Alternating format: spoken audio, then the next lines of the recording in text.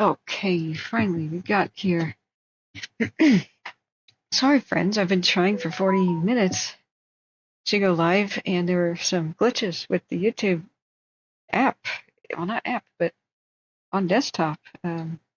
Setting up my thumbnails and such wasn't working, and some pop-ups that I need to edit the description and all that were not functioning. I don't know if it's Edge browser or what, but I hope you guys can join and find me now. Welcome, friends. Sorry I couldn't be here at 7 p.m. This was my goal to stream again today, even if there weren't too many fires going on.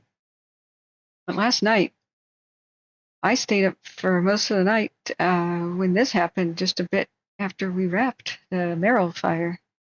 I tried to make that the thumbnail, and it was too large, so I just showed a different picture. I don't have time to resize it. Let me show you what worried me last night. It just seemed like it could be arson.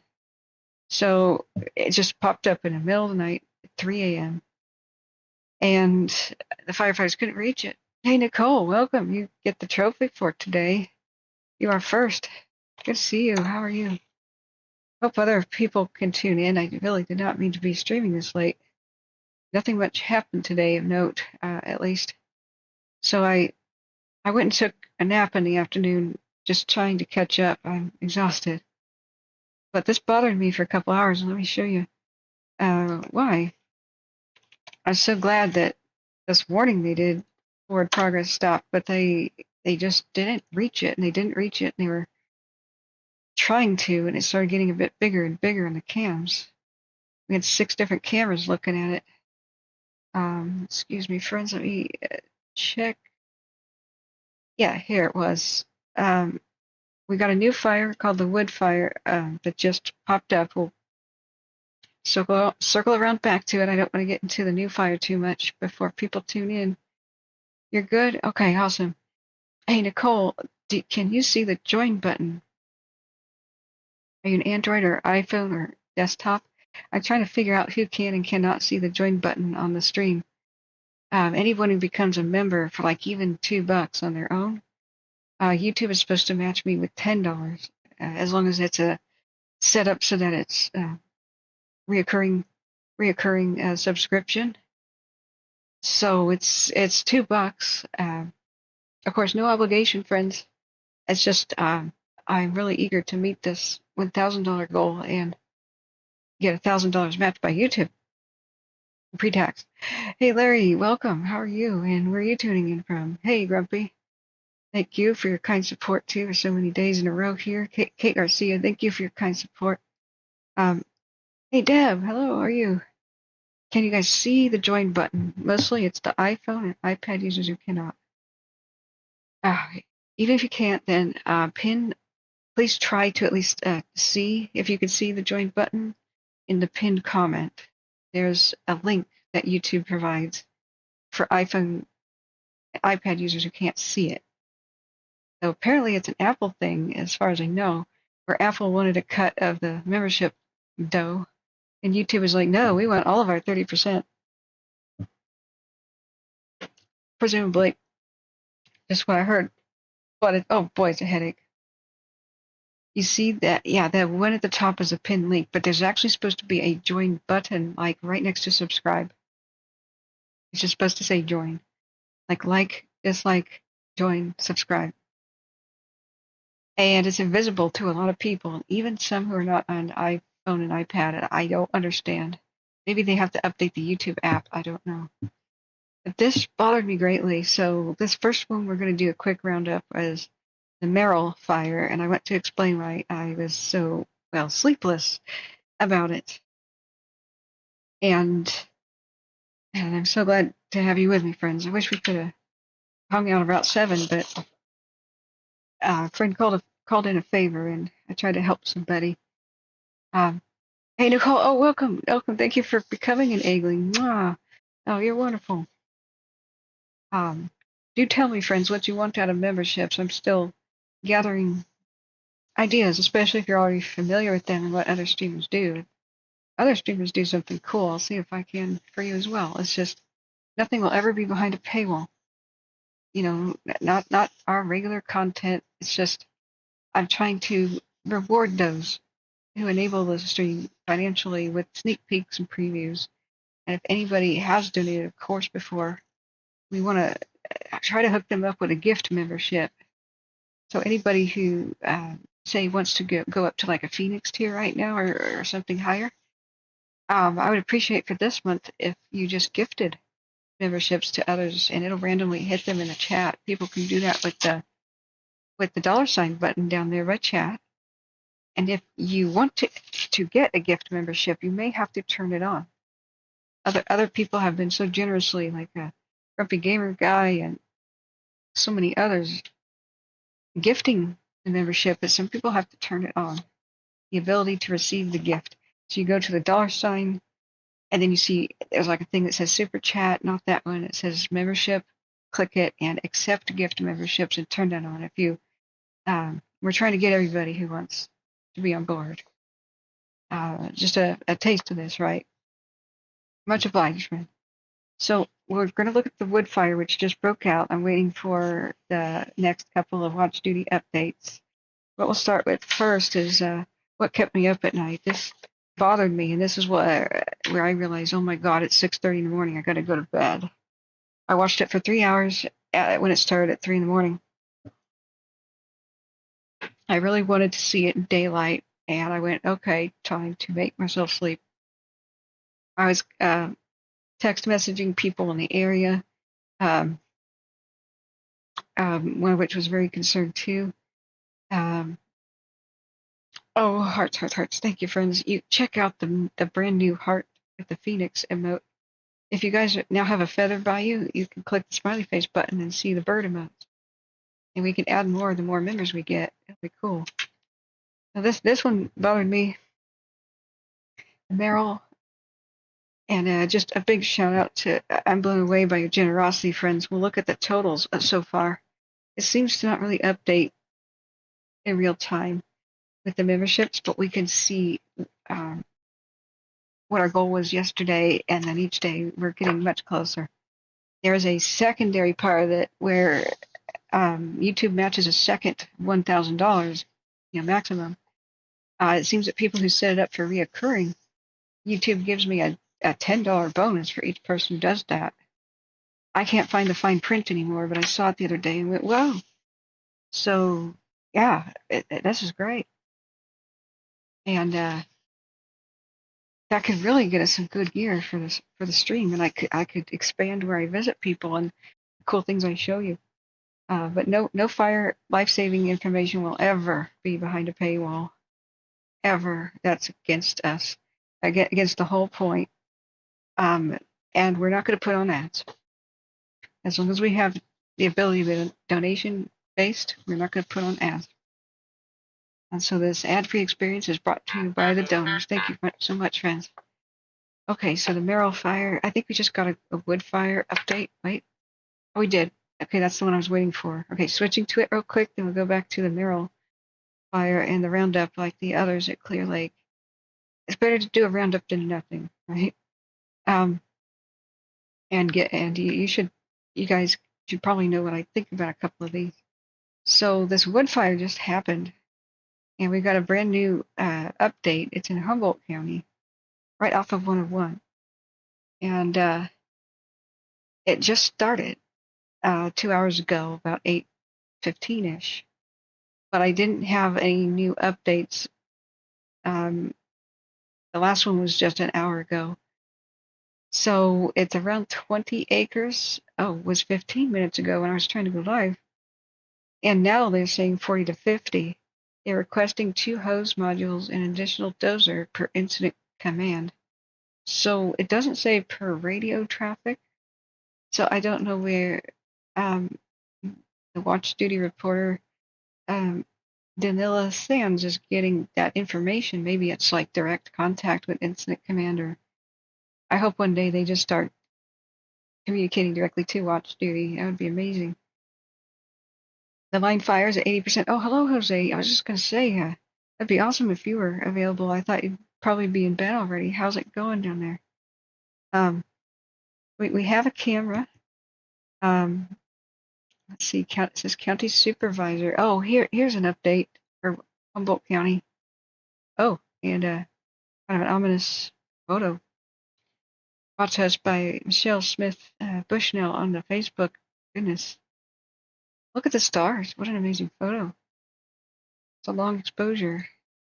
Man, cell phone photography is getting so good. Just as an update, new fire in the vicinity of 800 Wood Ranch Road, northwest of Redway on Highway 101, Humboldt County. It was 2 acres. Well, that was a post for an hour ago, and now it's 40 to 45, so we're going to keep an eye on this. We're definitely going to keep an eye on this. Let's get the right camera up, and we'll check the, yeah, let's do a quick 2-hour time lapse. Then we'll go to the line next, actually, then the Merrill, which is the thing that kept me up all night. I don't know how the Merrill could have started. It's the middle of nowhere, and that got me a bit anxious when that started at 3 in the morning. It's got the hallmarks of either unattended campfire or something, or straight up arson, because it's in such a remote type rugged area west of Verdi and north of Lake Tahoe a little bit. Kind of the person I was talking about has been up there recently with 4x4 equipment. It's not really someplace you could just drive a 2-wheel drive car. It's not high traffic. So why did a fire up there at 3 in the morning? When it started getting bigger in the camera, the Merrill fire last night, I was like, oh dear, are they going to catch this? Is this going to become a big threat? And it was very hard to monitor with no radio traffic, virtually none. And as soon as I was like, well, I'll go to bed, and they would say, okay, radio traffic. Oh, okay, I was going to go look at the line real quick, and let's check out our percentage update. I think we got an update today. Jose, thank you for being here, telling us about it. This good news, 80%, yeah, and 80% containment on the line fire. They are going to switch you to another fire, the Pack Trail. Does that mean OK or Oklahoma? The Pack Trail fire is very big. Oh dear, does Watch Duty have it? Do you get to rest in between these? Or is it like get on an airplane and go to work? Fremont and Teton counties?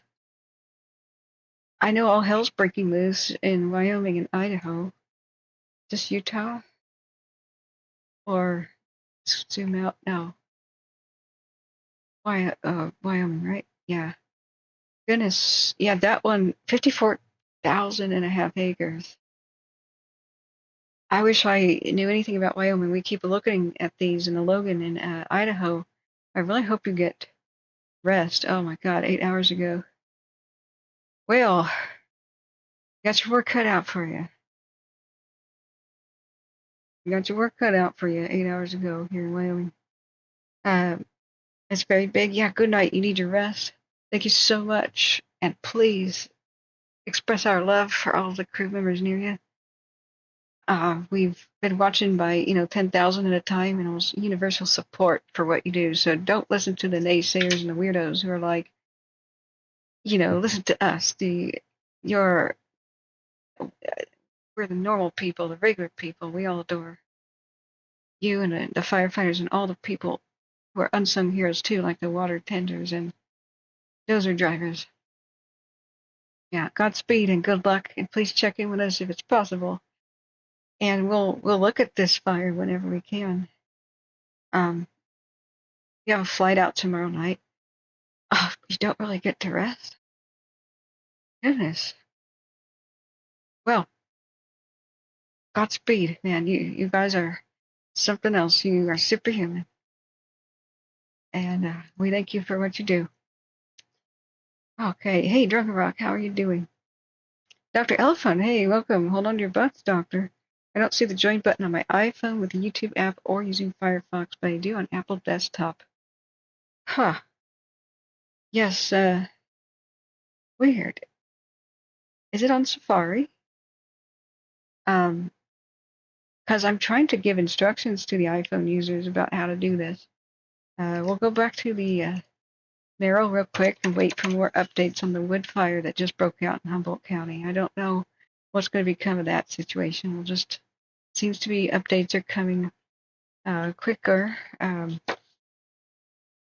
was I want to. Oh, I have to write down what fire that was so we can go find it. And I'm going to turn on incident updates and notifications for myself on my phone. So this is the um, Pack Trail fire in Wyoming.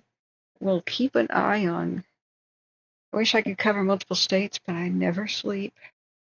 And I also don't feel confident um, giving information like when people would be asking, where do you think it's going to go? Like, I have never been to that state. I know nothing about it. I should stick to what I know until I made contact and researched a lot about how fire works in those other places.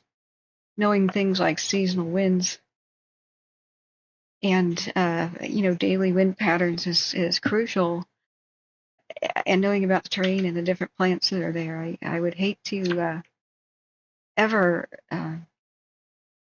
be talking to my ass, excuse my language, in a life and death type situation.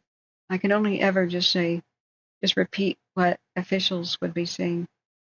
So California and Oregon is enough to handle. Or Nevada and Washington are special request, or when we can, whenever we can get to it. But I do require help from the locals to understand the terrain. Hey, Michael Jones, welcome, and thank you for your kind generosity the other day too. Drunk Rock says my instruction is to not buy an iPhone. Yeah, good night, Jose. We love you. And tell your crews that too. Okay, 9 minutes ago was our last woodfire update. Let's do the roundup real quick, and we're waiting for our updates on the woodfire. This wood just broke out about an hour or two ago, so let's do a quick time lapse of this wood fire. Oh God, sorry, strobing light. I'm sorry, friends, if you are seizure sensitive. I will just, yeah, this it's out of calibration. There's reflections. That might be direct headlights from headlights or from a big spotlight from a crew that just hit the camera dead on and flared like that. It's also a bit blurry. This is Humboldt County. I don't know that we have any other cameras that might look at it. It's off of 101 by Redway in Humboldt County. Now we have this one further away, but this caution flashing lights. Close your eyes until I say so. Okay, all right, it's safe. Let's look at Pratt Mountain is northwest. Pratt Mountain 1 and 2, they look northwest at it. And it looks like there must be a northeast wind because the smoke column appears to be going west-southwest. Yeah, west-southwest or west-northwest. We'll look at it in a minute. The wind is blowing up. Oh, we're at, yeah, 40, 45 acres. Grumpy Gamer Guy says, that's very smart of you. Just the facts, ma'am. I dig it. Yeah. I take this extremely seriously. I do not flippantly give any sort of advice. If I'm confident, I will project that confidence because I am.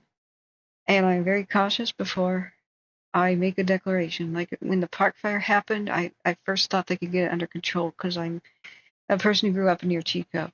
I've been there a bunch of times, Bidwell Park, and it never occurred to me that they would even allow vehicles up on the dry levees during red flag type conditions or heat waves.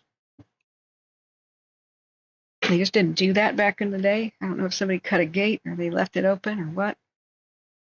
But when it was clear that they couldn't get it under control right away and it was being driven so fast, I knew that it could possibly reach Shingletown and all the way towards Merrill and Chester and to Paradise if the wind changed. Like it was very possible.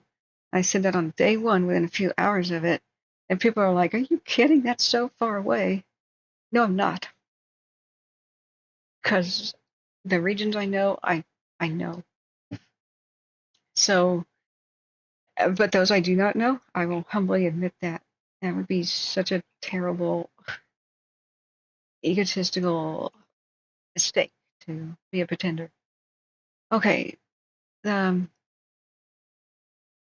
All right. Okay, the Merrill. Okay. So this is why I was up all night. Here I'm trying to get to bed early, and I had trouble winding down. So we played a little bit of wind down time.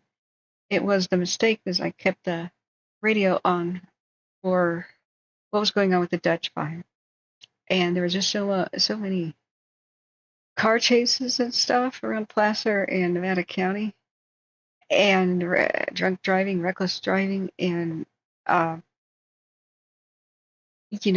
when I was just trying to listen to helicopters, it was something. And then there was a car fire. I went back live again. There was a vehicle fire right next to the Dutch fire on I-80 proper at Crystal Springs Road. So I went back live to cover that. That kept me up.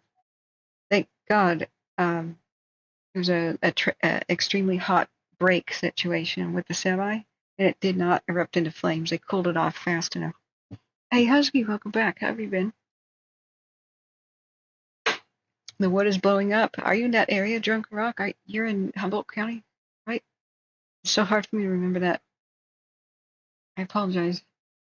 Um, this was looking at the Merrill, but it's not right now, I don't think. Well, yeah, keep an eye on those cams for me, like the the wood. Is there a radio too? Humboldt County's been very difficult to have radios. If you guys know, let me know. Yeah. Um, let's wait for our next update. I am quite concerned. So let me tell you about what bothered me quickly about last night in the Merrill. So the vehicle fire, we got very lucky that the truck cooled down before it exploded into flames. They did have threat to vegetation on the Dutch, which would have been basically they just tried so hard to keep it away from Dutch Flat and Highway 80. Just for a semi truck to cause a fire on Highway 80, that would have been nightmarish. It would have been just over their lines, right next to Dutch Flat again. Thank God they got it buttoned up. So I tried to relax, and then I did go offline, and I have about 2 hours of, trying to get ready for bed and, look at the things that YouTube makes me look at, like copyright type stuff to keep my videos on air. And just as I'm settling into bed and just nestling in there, right before I was going to mute the phone, 3 in the morning, and it said vegetation fire west of Verdi. So this is my big screenshot from last night.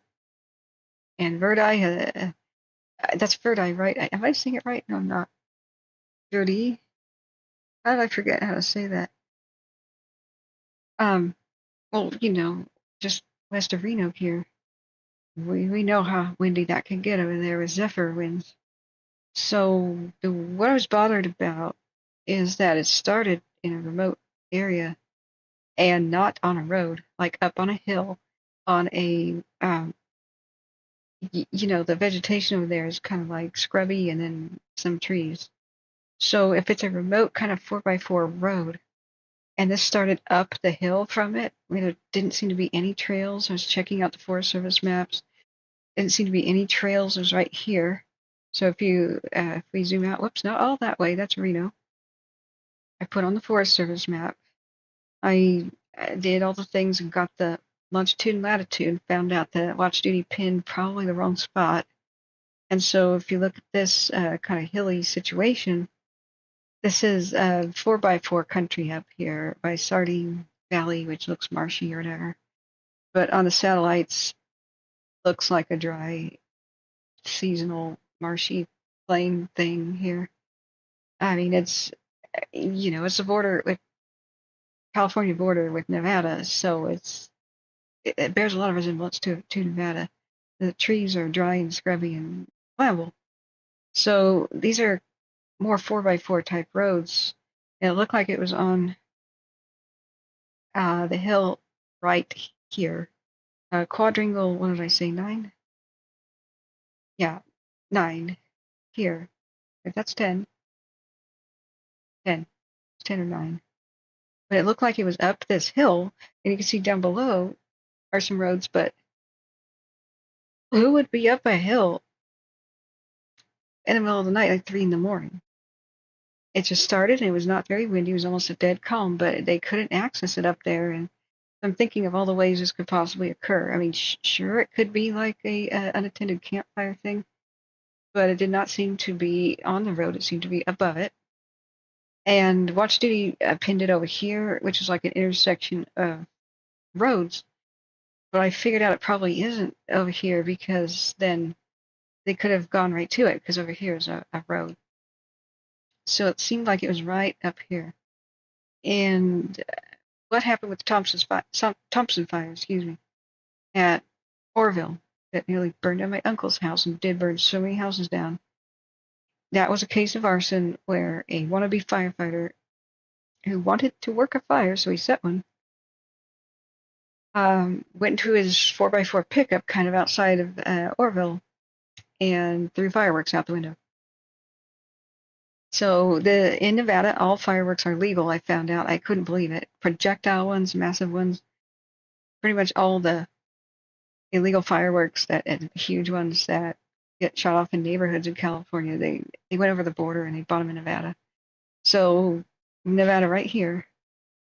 I'm just thinking the worst, like Roman candle out the window type of thing, or what? It just seemed quite suspicious. So they couldn't access it, and it got worse and worse and worse on the cams slowly, and I could hear almost nothing on the radio, so it became quite a concern.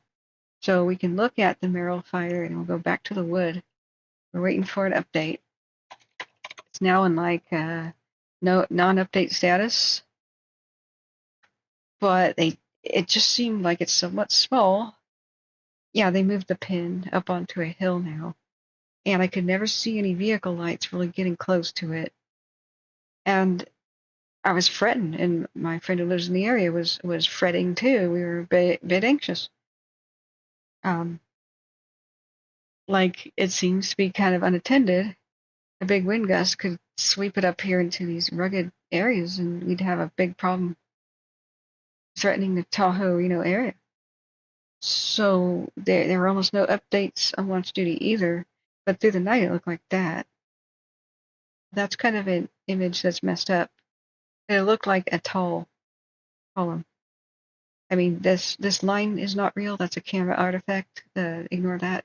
It cuts it in half, but it was like a very tall, very tall smoke column. So we had it on 3 cameras. I pinpointed it, and finally, I just had to go to sleep at dawn. We finally got this, daytime images. I'm like, and this is what it was like. You just didn't see any roads. You see how there's like a little bit of water or something down there, but it was fairly tall up the hill. So I'm so glad right now that they said the forward progress was stopped in the morning, but it's not contained. I don't know. They said dozer line got established around it, and the fire crews were working on putting hose around it. So they had Tahoe National Forest there. But I was really hoping they would do the nighttime helicopters, but those were off the line by 3 in the morning. They were off the Dutch and everything, including the Glenhaven. Dr. Elephant says Safari has a join button on the desktop, but not on the iPhone.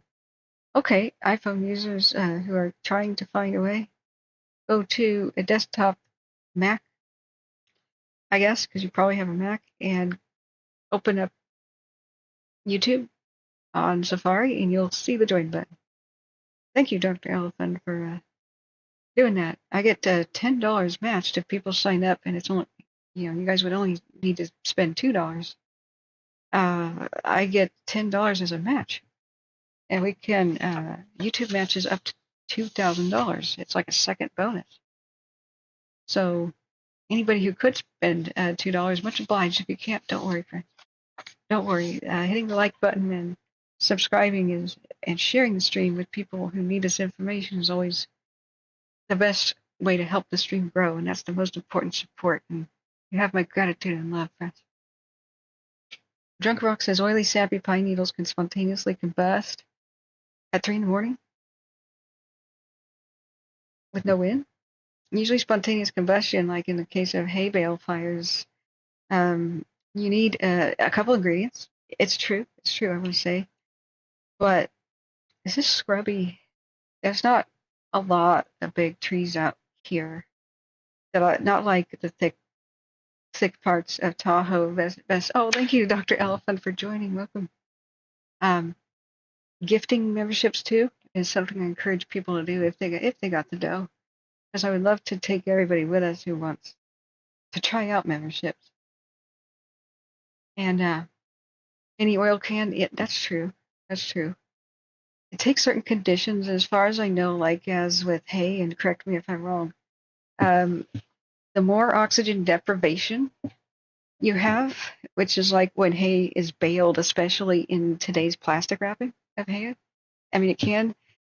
Traditional hay bales, like, sit at the pumpkin patch or sit in the back of a hay wagon that are square, they could spontaneously combust because they were compressed. And so oxygen deprivation at the center. What you need for the ingredients is a low oxygen environment, so not much wind or anything. Let's look at the wood fire. I'm so glad that situation was resolved, and I think we could check off the Merrill. Back at the wood, we looked at the line already. So our third fire looking at is wood. Then we'll go Glenhaven, Dutch, Verjeles. I have no idea how to spell that. That was at Loma Rica today and gave me a heart attack because that's where my friend died in a wildfire in 2017 when Bangor and Loma Rica burned down the same night as Santa Rosa. But thank God that situation was under control. So I was thinking of going live, but it was wrapping up by the time that I woke up from my nap. Now, the wood fire, we still don't have an update. Let's check our cams then. You guys know of a radio? We may have to tune in. The lens flare is crazy. It's just this weird angle that if the camera was a little bit left or right or tilted, that effect wouldn't happen. If it was focused better, it probably would do us better.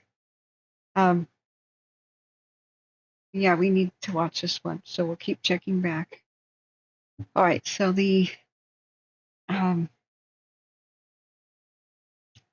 what we couldn't understand was last night is we couldn't see any vehicle headlights. It took like 3 hours for them to access the fire.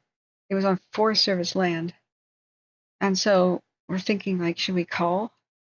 But then National Forest has hotlines that are usually not available on Sunday, and it's like 8 a.m. to 8 p.m. if there's a fire already going. And eventually I just said, okay, I've got to sleep. But phew, dodged a bullet. Thank God it was in a almost dead calm.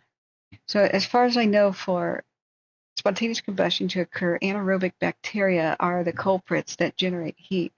Bacteria are the number one agents that cause rotting. Like, for example, everybody knows, bacteria going to work help cause, like, if a carcass is in water, it'll float because bacteria are producing gases. So the bacteria in, like, I don't know, say a dead whale or any creature's stomach, as soon as the creature dies, that bacteria bursts out of the stomach. It'll eat the intestines and then kind of go into the body cavity because there's no immune system anymore to check it. So then the bacteria will make its own gases and the carcass will float. But that's bacteria eating the carcass is the main cause of what we think of rot. And so with dead vegetation, bacteria and sometimes fungus are the number one causes of rot. So bacteria needs moisture. I mean, fungus kind of does too, but not as much. So bacteria will go wild if it has ideal warm temperatures plus moisture. It goes like a freight train with exponential cell division and growth, right? Blah, blah, blah. Anyway, inside of a hay bale, hay that is baled wet or a little damp, not completely dry in the center. That's your big risk. And we were talking about the Tuolumne blimp hangar last night. Burned down, a treasure of architecture in the world, one of the world's largest freestanding wooden structures. Burned down because they used it as a hay storage facility in the early 90s. And spontaneous combustion was the culprit. So you get this problem. It's a lot like a backdraft where you've got heat rising, the bacteria is producing gases, and it's anaerobic, so it doesn't want oxygen. Oxygen is its poison. So it thrives in a low oxygen environment. Like if you bale hay today in modern times, there's a white wrapping around it, and it's like a marshmallow. It looks like a marshmallow. So we had one of the weirdest fires, like at Shasta, that retired fire captain John Bruno was telling me about, and I saw a couple live on our stream years ago. The particularly windy spots of California, like one of them is crossing Shasta Lake on I-5. And so a hay truck went and crossed this bridge. It's very tall, scary. And the wind hit it, the side of the hay truck, and it was an open bed. And so the thick wind did something to pull the cover back on the hay, or maybe it was baled traditionally, but it penetrated into it and then spontaneously combusted, whoosh, and they quickly extinguished it. But at other times, it started roadside fires. It's happened more than once. So when you have all the right conditions where fire can exist, you have the fuel, you've got the heat, you've already got all of that. You just need to add oxygen, and if you add air to it, like a backdraft, open a door to a room that was sealed but had a smoldering fire in it, just add oxygen, boom, whoosh, and everything that could have been on fire suddenly is, because oxygen was a missing component. So I don't know it necessarily requires like a wind, but it's much more likely to occur. Unbeknownst to us, all the time, spontaneous combustion gets ready and gets ready, but then doesn't happen because it doesn't get the oxygen. Fire needs the oxygen, not the bacteria, but fire does. Okay, Garcia says I gotta go take care. Okay, thank you for dropping in. Okay, Michael Jones says for stuff like compost, it's the nitrogen and the green material that kicks off the decomp and heat, but it generally still needs a spark to go off. Yes, nitrogen is one of the fuels of the bacteria and algae. It just depends on the type. Yes, that's a good component. And boy, nitrogen, like nitrogen fertilizer, kind of puts the T in TNT or N in TNT, right? Uh, before the Beirut blast happened and it like leveled much of the city and killed every firefighter at the port. You know, the Beirut blast a couple of years ago in Lebanon. That was a big ship with nitrous fertilizer. It happened in the United States before it happened in Beirut. It's called the Texas City disaster, and it just vaporized much of the town's population who came down to watch the fire down at a port in Texas. And it threw airplanes out of the sky that were circling and covering it for media. And it vaporized another cargo ship next to it, vaporized most of itself, and was subatomic, but almost as powerful as an atomic bomb. And Texas City never recovered. It's a kind of a Class D ghost town compared to what it used to be. So that started a whole bunch of regulations, but in the Middle East, I guess they didn't learn from our disaster.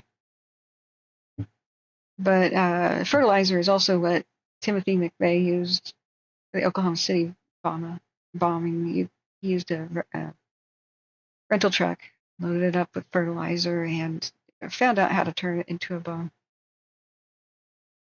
Okay, close your eyes if you are light seizure sensitive to strobing, and I'll tell you when you can open them again. I'm going to do a time lapse of half an hour, and it's probably going to strobe. So close your eyes. 3, 2, 1. Okay, this is 30 minutes. I think these direct flashes could be at the headlights of responding vehicles and or their spotlights. When they come around a corner or something, it's probably hitting the lens. Don't open your eyes yet. Let's do a 1 hour. This is the Wildfire at Humboldt County. And it's concerning. It's quite concerning. I was going to do a roundup. Oh man, I was hoping to log off in a few, but here we are. Is there any leftover pizza? You want it? I can mail it to you. I have two slices. I should probably do it. Spinny says for most people on mobile. Oh, this is how you can join, friends. Yeah, drunk rock. Yeah, it's possible that it could have been spontaneous combustion last night over by Reno, but uh, how often does that occur? And he was in the cool of the night with 46% humidity as well, without wind. It was almost a dead calm.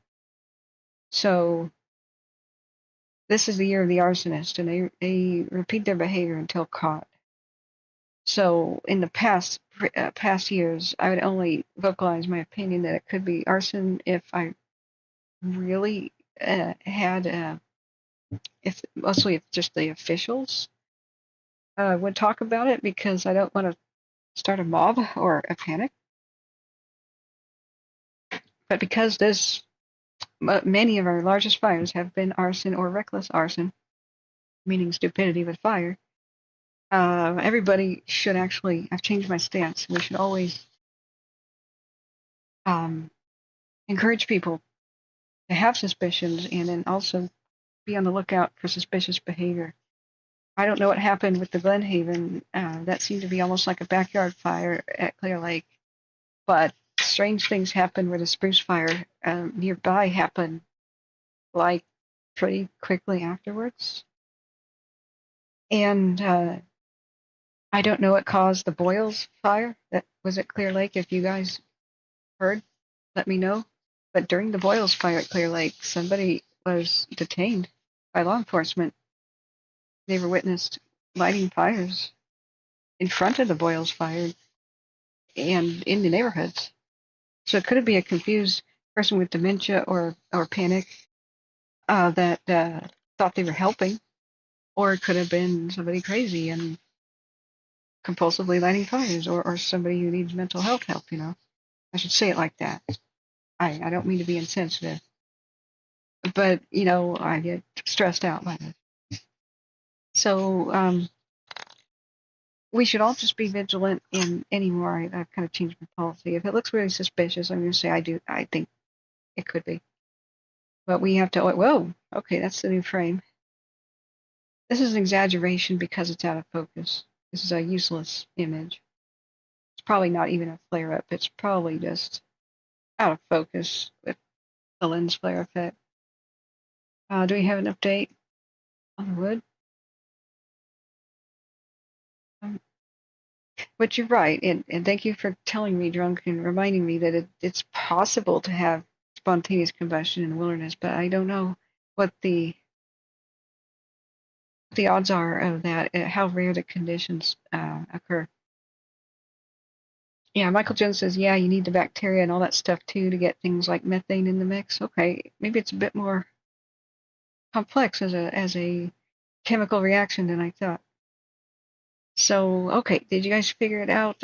Your suggestions was if you're on iPhone or iPad, you won't see the join button for memberships, but you can open YouTube and the stream in a browser, especially on desktop, like the Safari, if it allows you to without the app. And there's supposed to be a link that I have, a link in the in the chat. It's pinned to the top. Try to use the link, and it should open a tab where you can join.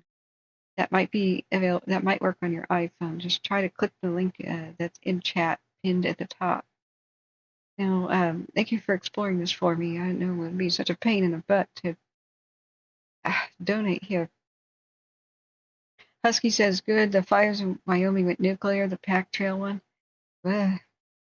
Well, Jose, who was telling us all about the line fire going well, is flying out tomorrow to Wyoming, and Godspeed. It looks horrendous. So yeah, let me look back at the chat. Spinny Dude, hey, welcome. I saw you, but I didn't greet you. I'm sorry. How are you? For people on mobile, on Safari that want to join membership, but you can't, try this. On the left side of the URL, you will see a square with 2 lines underneath it, then 3 dots. Oh, yeah. And then request the desktop website.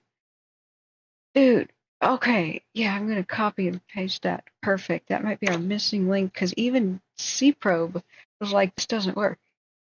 He was on his iPad, and we couldn't get the join button to show up. Thank you. And when he was on his iPad, he would click the link, but it would refuse to open in Safari. It would just reopen the YouTube app without the browser. So I'll tell him about that. Husky says Hurricane Milton's about to become Category 2. God, yeah. God. Airport's fully contained, thank God. That was so bad. I am so sad about.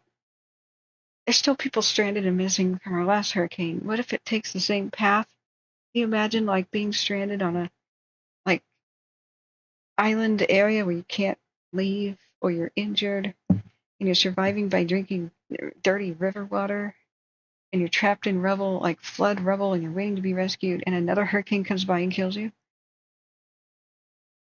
I just, it's like the people who survived the San Francisco earthquake of 1906 only to die in the big city fire, which was the biggest killer. Oh, we just, the heart is heavy today. Looking back at the chat real quick, Dr. Elephant, okay. Let's see. Thank you for exploring that, friends. And Husky, yeah, you mentioned the Halifax explosion. It has to do with nitrogen too. That was the world's largest non-nuclear explosion because of a World War I munitions ship blew up in Halifax, Nova Scotia, and pretty much just leveled the place. It was like an atomic bomb there.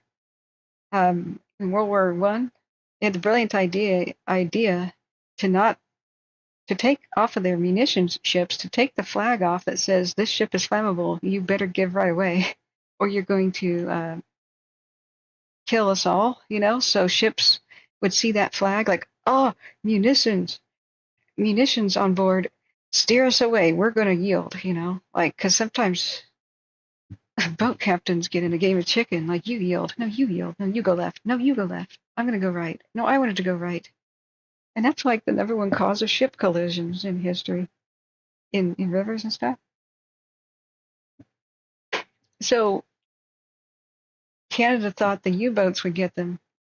The U-boats would target the ones with the flag with the munitions, because they had like metric tons of gunpowder and gun cotton and all kinds of good stuff, bombs and the like. And so it went to Halifax port, and it was one of those, I'm going right. No, I'm going right. And they scraped bows, and the sparks went into the hold, and it began to smoke. So the people on board just bailed out and went to lifeboats, and they didn't have a radio anymore to tell everybody, like, evacuate the entire city. So we had our own version of the Halifax explosion on miniature, or however you say that in French. On miniature, mini version. And if you guys know what it is, which port, I'll give you bonus points right now, and you will impress me very much. It's closer to home than you think. But do you know what happened with our own munitions explosion? Like, not World War I, but closer in time. We have a lid update yet. If you've never heard of this, you'll never believe it. It's one of the, it leveled a town, and it's still a ghost town today. Okay. Okay, there's a Calfire site for it now. 50 plus acres, I'd say.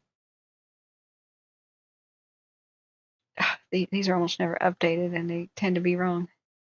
Like with the Dutch fire yesterday, on the radio they said, update 45 acres. They go, no, it's within our lines. The mapping plane on the Dutch fire said 23. They go, correction, not 45. Yes, it's 23. But then Calfire got updated with the wrong 45 acres and didn't update the whole rest of the night. That's just why I don't like the Calfire site. Cause under investigation, though. Do we know about the Glenhaven? Let's just see if cause is under investigation.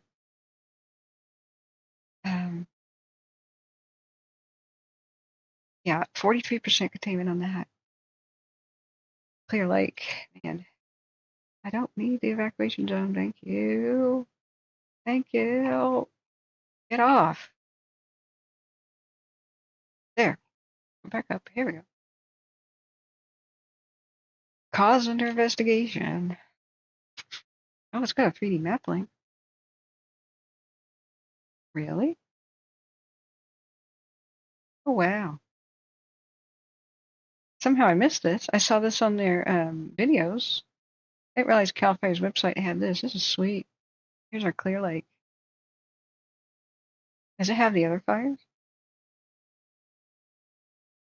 Or just this one? Oh, yeah, you click these buttons. That's a bee's knees. What's this picture? Oh, yeah, it's just the camera views, current camera views. All right, this is actually cool.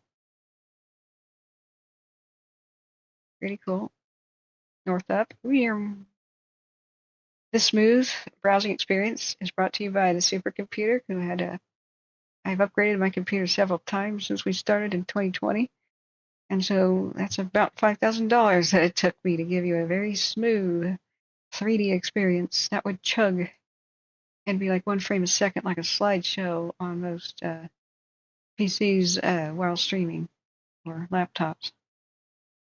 So we can do 3D stuff here. Okay. All right. So nothing on the wood yet. Hey, Steve. Hey, goody. Welcome back. I heard somebody was arrested from Clear Lake on arson for 2 recent fires. I'd put money on it. That was perhaps arson, if not at least reckless. I mean, what was that other fire, the spruce one, that the locals had to put out themselves that erupted right after the Glenhaven? You know. So, did you lose a bet, by the way, Steve Goody, to put Steve Wannabe as your new YouTube name? Or was it a joke? Or I'd love to hear that story.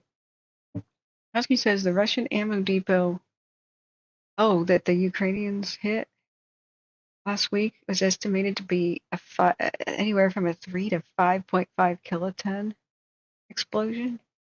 Oh, that was 3 weeks ago? Okay, is this non-copyrighted though? Holy crap.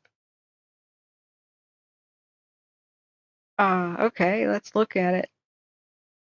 Close your eyes if you're fire traumatized, and I hope the sound won't be loud. I'm going to play this anyway. It's 1 minute. I hope they don't mind. This is the Telegraph.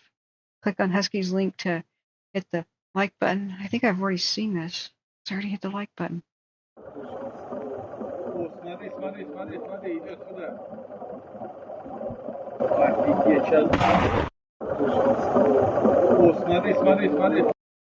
Okay, so I know a little bit of Russian. He's saying smatri, smatri, smatri, which means I can't roll my R's. Look. Suda, which means over there. Look over there. He goes something now. Sechas means right now. So when you see an explosion, duck, because the shockwave and sound comes later. If you see a mushroom cloud or any big explosion, you better duck down, grab people, yank them down with you, cover your ears, don't be by glass, and wait for the shockwave to hit you, because that'll blast your windows out. Get behind a retaining wall if you're far away. But, don't if you're close, because that'll probably collapse on you. You got moments. You've got moments before the shockwave hits. Смотри, идет сюда. Офигеть, сейчас.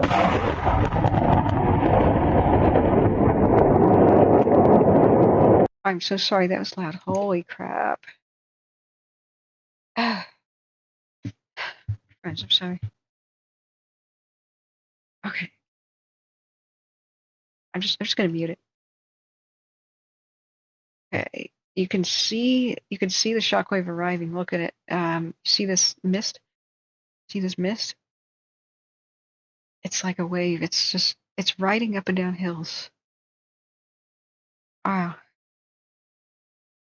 These guys might have been knocked over by it, but if it went up and down hills, maybe some of the hills absorb the blast, and it does look pretty distant. If that's as big, holy crap! As I think, that is the most insane amount of embers that's raining down too from it. Just stuff on fire. Dang. Well, this is why you don't put all your eggs in one basket. What are you going to do for munitions now? I wonder how big of a crater is left there. Dude. Okay, Steve Wannabe, who's also known as Goody, says, I heard somebody was arrested for the Clear Lake arson for 2 recent fires. Let's look that up. Just got back from visiting my aunt up there. Thank God everything is good. I'll look into it. Just joined. Oh, thank you for joining. Thank you. Yeah, it was a joke. Your new name change. I thought I could switch it back without a timeout. Uh-oh. How often can you switch your name on YouTube? This is what drives me nuts, is people start talking to me and they go, don't you remember who I am? Why don't you believe me? And I go, about some fire fact or something. And I go, who are you again? I know you. Of course you do. I've been a supporter and a member for so long, or a subscriber. And I'm like, really? I don't remember that. And pretty recently, it was funny. It was somebody I knew in real life, made a new YouTube account, forgot that I didn't know that, and just began chatting with me like over friendly, and seemed to know where I lived and all that. And I was like, what? Like, what? And freaked me out good and proper. I'm like, I've never seen you before, man. Yes, you have. Like, well, you playing games, Catherine. Like, seriously, I don't know who you are. Turned out to be somebody I've met before. Oh my God. A real life friend who found me through, I said, hey, check out my channel. Oh yeah, I got a new YouTube account. Sorry, man. Like, God. Okay. Did I miss any chat? The wood fire, let's see about it. Still no update. Okay. Our long distance look. All right, let's just look at Humboldt County weather. So we looked at explosions. Did you guys take a guess about which munitions ship blew up in the United States? That was our mini Halifax explosion. Just name the region, like name the bay or the port. You'll impress me greatly, and your mind will be blown if you've never heard of it before. But I've spoken about it a few times on streams. It's mostly been at night when fires were near it, and I'm like, you have no idea what went on here. So we're looking at the wood, and we just looked at the munitions depot, and I guess that was on the Russian border. I'm just time stamping here. Okay, we're at 1 hour into the stream. I was hoping to do just a quick roundup and go off by 11 at least. But let's babysit this. Now, thank you everybody. Remember hitting the like button if you haven't yet. It's a free way to help. Got 32 viewers, 287 total with 35 likes, but most of you probably already did it and you have my gratitude. It's something all of us tubers, we are dependent upon the like button to be seen by other people. It wasn't always like that, but now it is. So we did the wood Merrill. Well, it's ongoing is the wood. Glenhaven. Let's just continue looking at that one, and we'll get up the weather in a sec. Let me make sure my layers are on. Live cams, fire perimeters, old and new, weather. Oh, surface wind, and we have flight tracker. It always turns itself off. I have to log in every day, even though I have a cookie. Okay. Last update was 5 hours ago. They reduced all the evacuations to warnings, thank goodness. If there's any wind in the forecast of significant size, I would stay packed. I would stay ready to go. Just so we knew more about the forecast and until the containment percentage is higher, because we all know what can happen at Clear Lake. So they said today, at 9 in the morning, that there are 24 engines and 10 hand crews, 9 water tenders, and 2 dozers working to increase that containment percentage on the line and conduct heavy mop-up. Heavy mop-up is like, okay, that tree was half on fire. We put it out, but it's big. How do we get it out of here? Bring in the logging trucks and, whatever, with heavy machinery. That can be time-consuming. Disturbingly, I read a comment on Calfire's YouTube page about the Glenhaven, and this person was quite upset. Now, remember when we watched the video with Mike Wink, he's one of my favorites. I'm glad he's in charge. He's very competent. He was on the Dixie. And in his update, they said that what probably saved the neighborhoods over here to the east of the fire, which are called the Clear Lake Keys and the Oaks area. I don't remember what the general broader region is, but the east corner of the bay here on the north side, lake, excuse me, were time after time they did fuels reduction work, like as a community. And so it was critical, otherwise they would not have been able to stop it. And still, it took 2 homes, and it tried lighting these over by the red and white market on fire and almost lit that market on fire. They ran back and forth to it.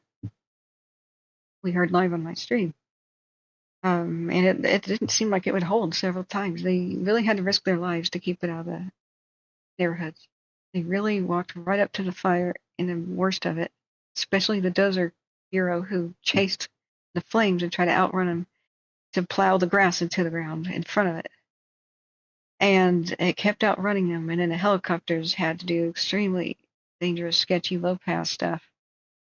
And, there's always crews get the hell out of the way so we don't kill you with the water drop. And it was really sketchy. So we know that that's probably why the neighborhood is still there. The pre-preparation, reducing the fuels, I can't tell you how important that is. I mean, it's not rocket science either. It's just you have a small kitchen fire and it spreads to the countertop. If the countertop has salt and pepper shakers, you're probably okay. Countertop has a big thing of olive oil in a plastic bottle, and that melts and the oil spills all over the countertop and onto your kitchen floor. You have a big problem. It's a fuel. Like, what kind of fuel here, right? So having oily bushes and thick pine trees, which have a resinous, sappy, flammable thing they drip all the time. The bushes, everything from poison oak to invasives like Scotch broom or whatever you have in the area.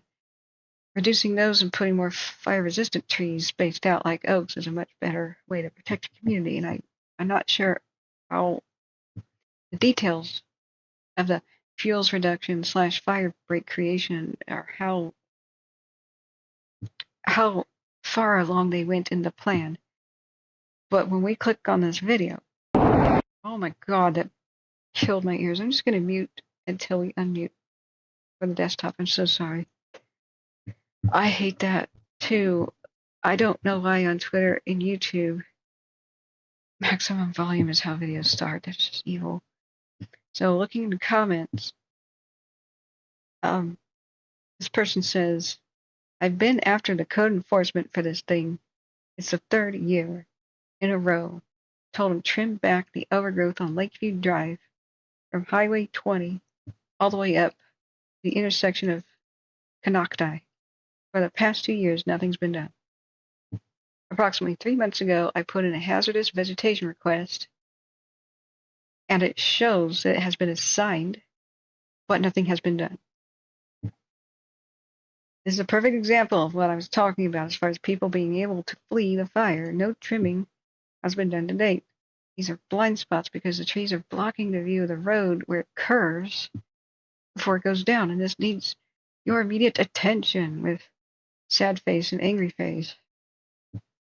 And that's where we kept hearing Canocti and Lakeview Drive was where they just about lost control. Whoa. This is just a comment I'm reading, but it sounds like this could be backed up if this request was put in, and I didn't know that there was such a thing, a hazardous vegetation request. Is it Clear Lake only, or is it a California thing? Is it new? Or has it always been around, and is it just a normal part of everyday, living in cities or towns? I don't know. Let me go back to, chat. Sorry, I had paused chat. But yeah, this is a disturbing comment. Hey, good evening, Devin. How are you? Goody says, Steve says, my aunt lives 4 miles southeast from the fire. Fortunately, saw zero smoke, and civilians seemed lively. Saw some resources at the exact site, Twin Pine evacuation site, the Twin Pines Casino. Traffic in the lot seemed normal aside from the heat. Was this today, Goody? I can't thank the response enough for all the firefighters. I'm so proud of them. They everything would have been lost if they didn't actually actively risk their lives and just gamble with their own lives. But they did it. Oh, Stephen, no, it's not contained. It's forward progress stopped. And the difference is, well, containment, you have this perimeter, right? The perimeter is where the fire has already been. And fire is almost always more active on the edges, and usually the leading edge of the fire. Like, so if it begins here in the west, and we had a west wind, the wind was blowing it to the east. So that was creating like what they call a flame front, like a little wall of fire, and it could be small. It could be even like a retaining wall thing, especially in grass like this. It was mostly grass and bushes. And then you saw trees torching, of course, but what is the main fire? It's the worst kind, grass and bushes for speed. Shrubbery, tumbling tumbleweeds, bush, like they call in Australia, bush fires and grass fires run the fastest. Grass burns up like that, and then it's done. Bushes keep going though, of course, and if bushes are under trees, then it'll light trees up on fire. But the flame front will be the actively moving head. Where it began, they'll call it the heel. Don't ask me why. Sides of the flames. So the narrower your, like holding my hands up to gesture, the narrower your fire is, the more it was driven by wind. Is generally the case. It looks like more like a spear, right? And so the flanks spread out more slowly, usually, because that's not the wind direction. In this case, though, we had it race to the north because it was up a hill.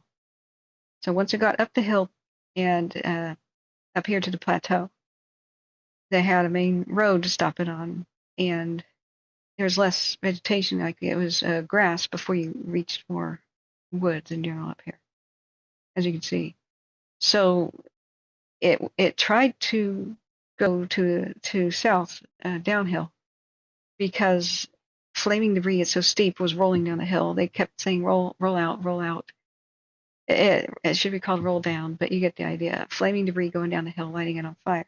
Just the steepness. So in this case, they had a triple challenge. If this had been on flatland, the flanks would not have been as difficult. Oftentimes in the flatland, when we saw like the Sacramento fires, let's check on the wood. Like the Sacramento fires were so bad, and the ones by, like the Arrow by Copperopolis, those ran with the wind, the grass fire, and it was like just a wall of flames going forward. And they were just, the ones who were assigned to the flanks were these like water truck kind of firefighters.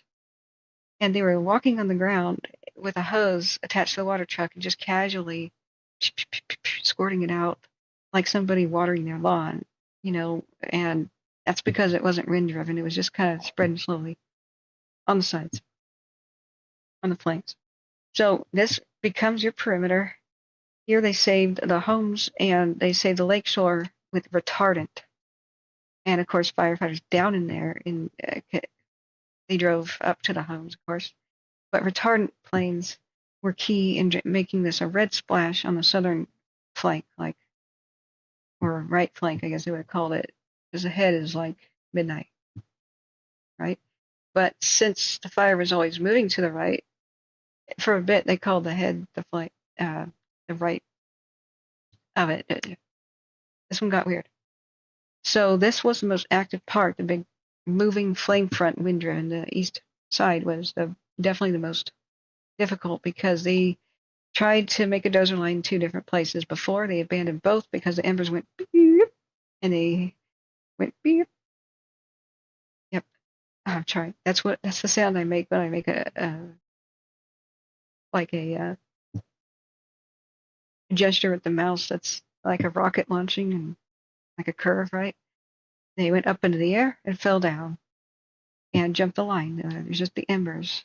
That's the danger of wind-driven fires. If we had 5 miles an hour greater wind speed hit Clear Lake, or with the peak fire, maybe 5 to 10, I don't think these neighborhoods would exist right now. Because it would have been too risky for them to risk their lives.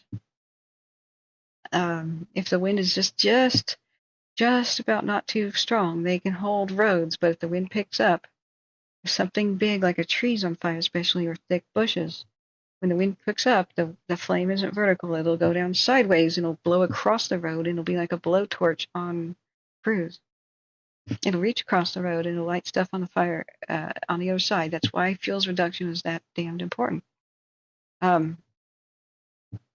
It looks like it was incomplete. Maybe the person angry in the comments just wasn't aware that it was on the to-do list, but they just didn't. They ran out of time. But I can understand why I would be angry if they didn't speed this up, like going all of this fire season, the summer fire season, without the fuels reduction. We must remember, though, that budgets and priorities also play a factor. I would just like an answer, like what would the officials say? Maybe they're 80% done and that was just the last bit. I don't know. But what they did already is probably why these neighborhoods exist, as well as the wind not being too bad. We got so lucky with the wind on the line fire since October 1st. They could just barely hold on and save Angeles Oaks. Very lucky here at Clear Lake. Very lucky with the peak in Tuolumne County. Very lucky last night. There was a dead calm by Reno with the Merrill. We got very lucky with what happened yesterday with the Dutch at Placer/Nevada County. Very, very lucky.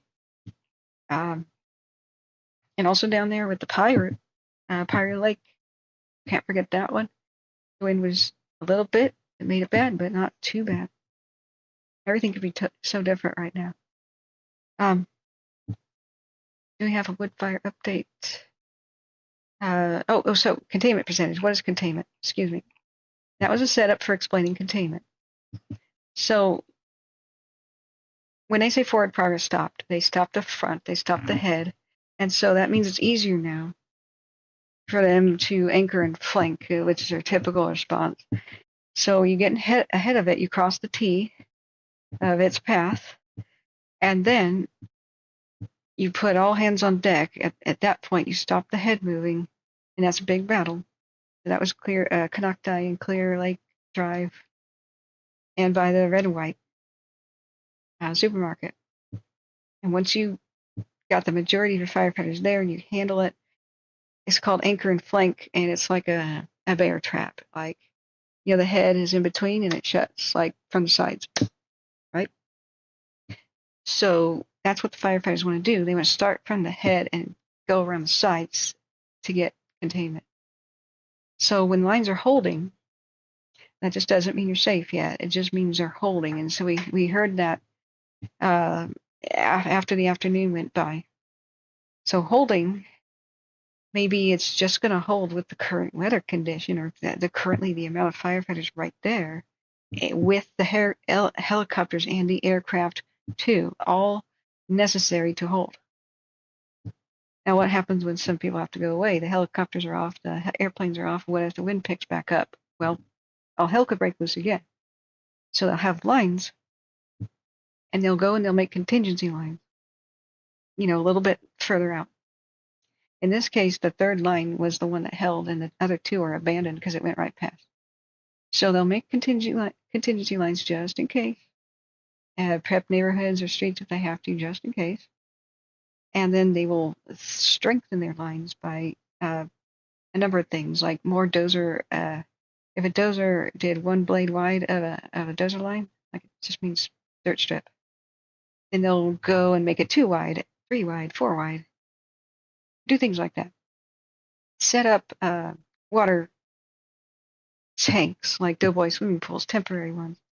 They may even put the hose out, have like a sprinkler thing, or be ready to go in case something happens. And once they're certain that they're prepared, that even if the wind really picked up, once they're certain that the fire couldn't go past that line, then they pencil the perimeter black on their maps. Washington doesn't do that. We'd have to look at their briefing map. So solid black around the edge is black line.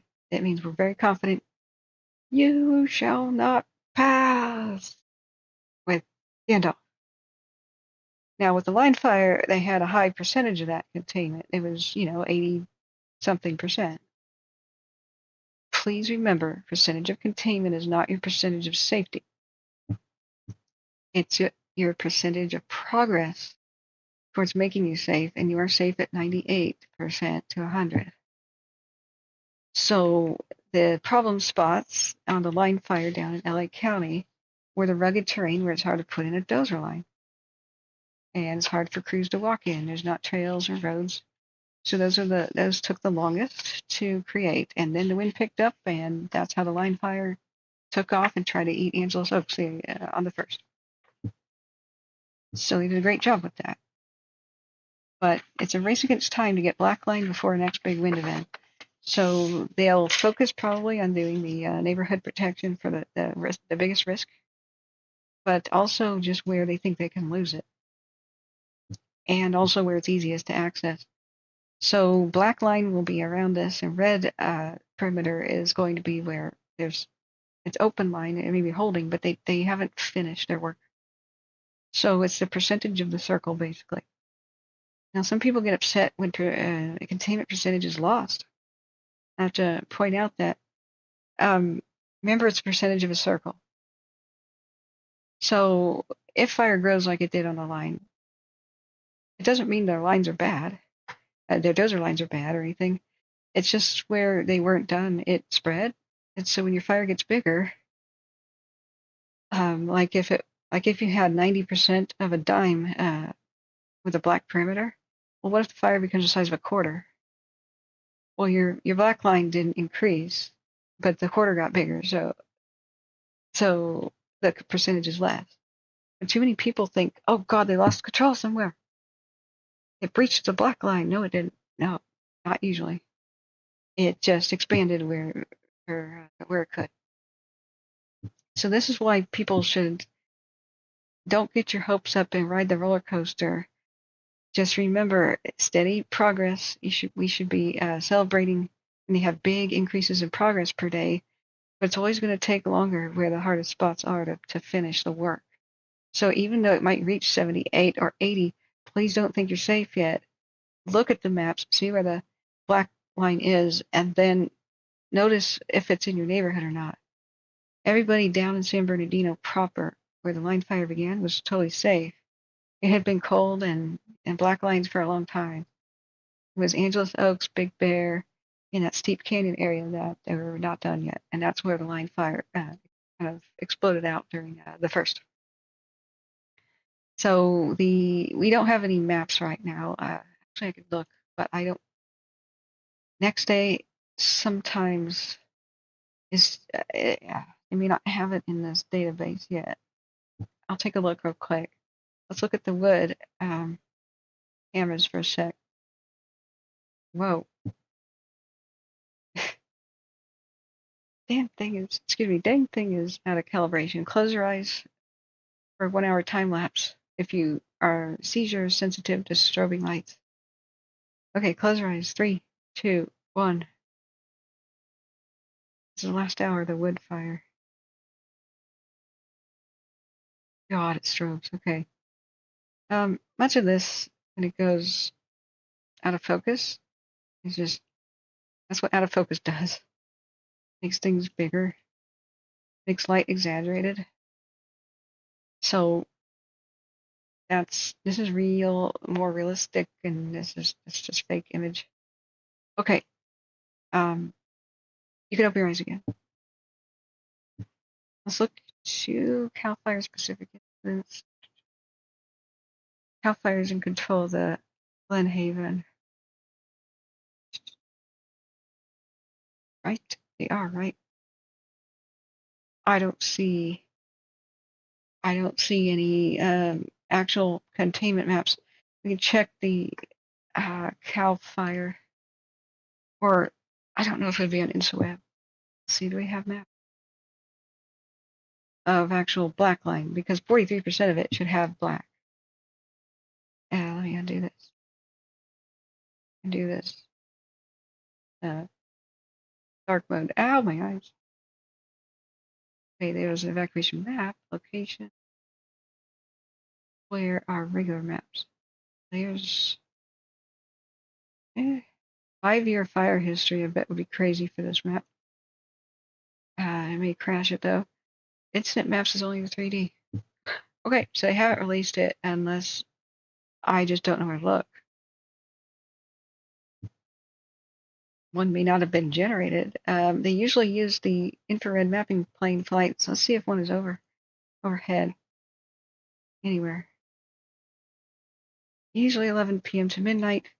Virus or Fire Eyes or the other one, Intel 24, will go over.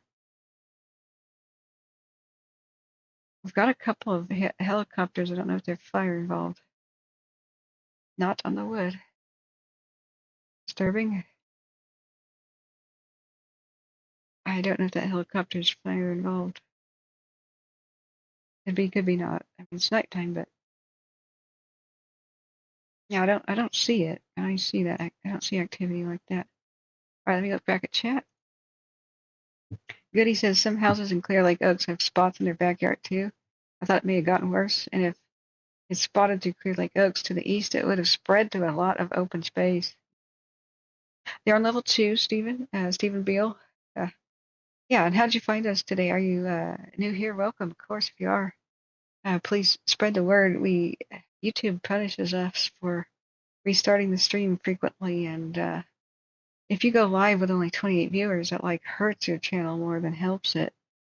So even though we're providing a good service for people, YouTube thinks that everybody's an entertainer. So the longer you speak with a small audience, the more YouTube thinks you have boring content when people don't join. And then when people even Google search or even in the YouTube app, they don't find us. So much obliged if you can help people find us with the share button. I think I've seen you around before though. Yeah, yeah. I'm sorry, with my long COVID, It takes me a while to place people a couple of memory prompts, and I do. Yeah, I remember because I was like Beale Air Force Base. They related to where they named after. That's where my dad was stationed on the SR-71 project. It's how he became born in the local area. um, do you see the membership button? I'm just taking a poll. Are you an iPhone or iPad device? Some people say they can't even see it on Android and whatnot, or the old YouTube app, and I'm wondering if people just need to update. Um, but no worries, no worries. The like button and sub and share is the best free way to help. Hopefully we'll get, oh, maybe Calfire LNU has an app. Well, they've got pictures. See, Clear Lake has got a lot of this piney, madrone looking stuff, manzanita stuff. I think they have to really assess what mixture of vegetation they want. Maybe it should be a bit more like the Lake Orville area. I don't know, but it's a steep slope and you need that soil together. That's for sure. But if the pine trees die, you lose it. Oaks grow slowly, but they're worth it. They have an umbrella spread and they shade better. Oaks are much better as shade trees than the piney stuff because in order to cast a lot of shade, they have to grow up right together, and that means one is on fire because it's weak and dried up, and the living ones, die. Goody, also known as Steve, says last I heard 2 homes in lost. I can confirm. I've seen the news crew choppers that flew over, and that's why I didn't show too much of KCRA. They zoomed in on extra close on some nice homes on fire, and they would have been recognizable. So I didn't want to traumatize anybody. Steve says, sorry, I have to scroll up. Steven, I should say, says, I love it up there. It's peaceful. Whoop, good sound effect. Thank you very much. Stephen Beale says, boy, they sure do get fires in that area. Used to have a home up there. Yeah, I'd be very, I'd twitch all the time if I had a home there. One of my best friends has a cabin. So she didn't know I did Firestream, and she's a best friend from childhood. And so I see her every once in a while when I go to California, but she had moved away from my hometown, and so it's harder to get to her. She found Firestream and was watching, and she was like, "What? What?" And then she goes, "You sound so much like my friend Catherine from childhood." And I go, "Jennifer?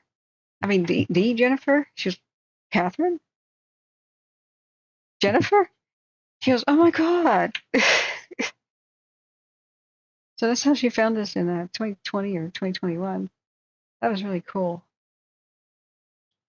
But yeah, I wonder what happened. It seemed to start like in a backyard type situation, but I know people wander around like off the lake, and just what happened with the boil? Is that under investigation still? Wildfire cause still under investigation. Regarding the reason it spread so rapidly, according to Lake County News, the wind. Well, yeah. Also, the cheatgrass, I'm willing to bet, was in play here. That's what is so crazy. Cheatgrass is like the sticker. Well, it's the knee to waist to shoulder high grass sometimes. That was imported into California in the 1860s, and it's from Turkey and Greece. And it's suicide bomber grass, basically. It wants to kill all other plants. So it creates very flammable, fluffy heads, like almost like a wheat stalk, but think of it as like a fluffy cotton ball at the end. And it makes very intense fires, much more intense than normal grass. And so it took over California, and every single time there is a fire, it kills more of the native plants because it incinerates their seed, and will incinerate plants with the intensity. And then it grows back from rhizomes and root. So it doesn't need seed to just like have a weed patch and then just grows and grows and grows. So it's really invasive, and it's California's native grass, which burns really mild, is endangered now. So every time there is a fire with cheatgrass, like Clear Lake, Butte County, anywhere, Sonoma, or the Foothills Valley, then the next one's going to be worse because there's more cheatgrass and less of the native carefree plants, right? So there's a lot to do, but people are wondering everything's getting worse because of climate change, and okay, that's a factor. It's hotter, drier, longer, whatever. But the cheatgrass, it doesn't require climate change for this to have been this bad. So if we think about we're in a new climate, and no debates, please, about whether or not it's permanent, temporary, man-made, or not. Just okay, it's hotter these last couple of years. That's all we got to know. We have to adapt to the situation, and it's more important to get rid of the invasive weeds that want to kill us and kill our native plants. We have to do something, otherwise we can expect something getting worse and worse and worse here. So the cheatgrass is a major factor, and of course wind, but that wasn't that windy. Most in the past, when we see fires going crazy, it usually took 25, 30 to 35 mile an hour wind gusts at a frequent basis. But when you have much more flammable plants, and this year we had such a wet winter that cheatgrass is thicker than it's been in 20 years, and most other vegetation too. This year, all the grass was like a giant critical threat to everyone. It was like gasoline poured around everybody's neighborhoods. And if city officials, just like over by Chico, just didn't see the threat, I don't know why not.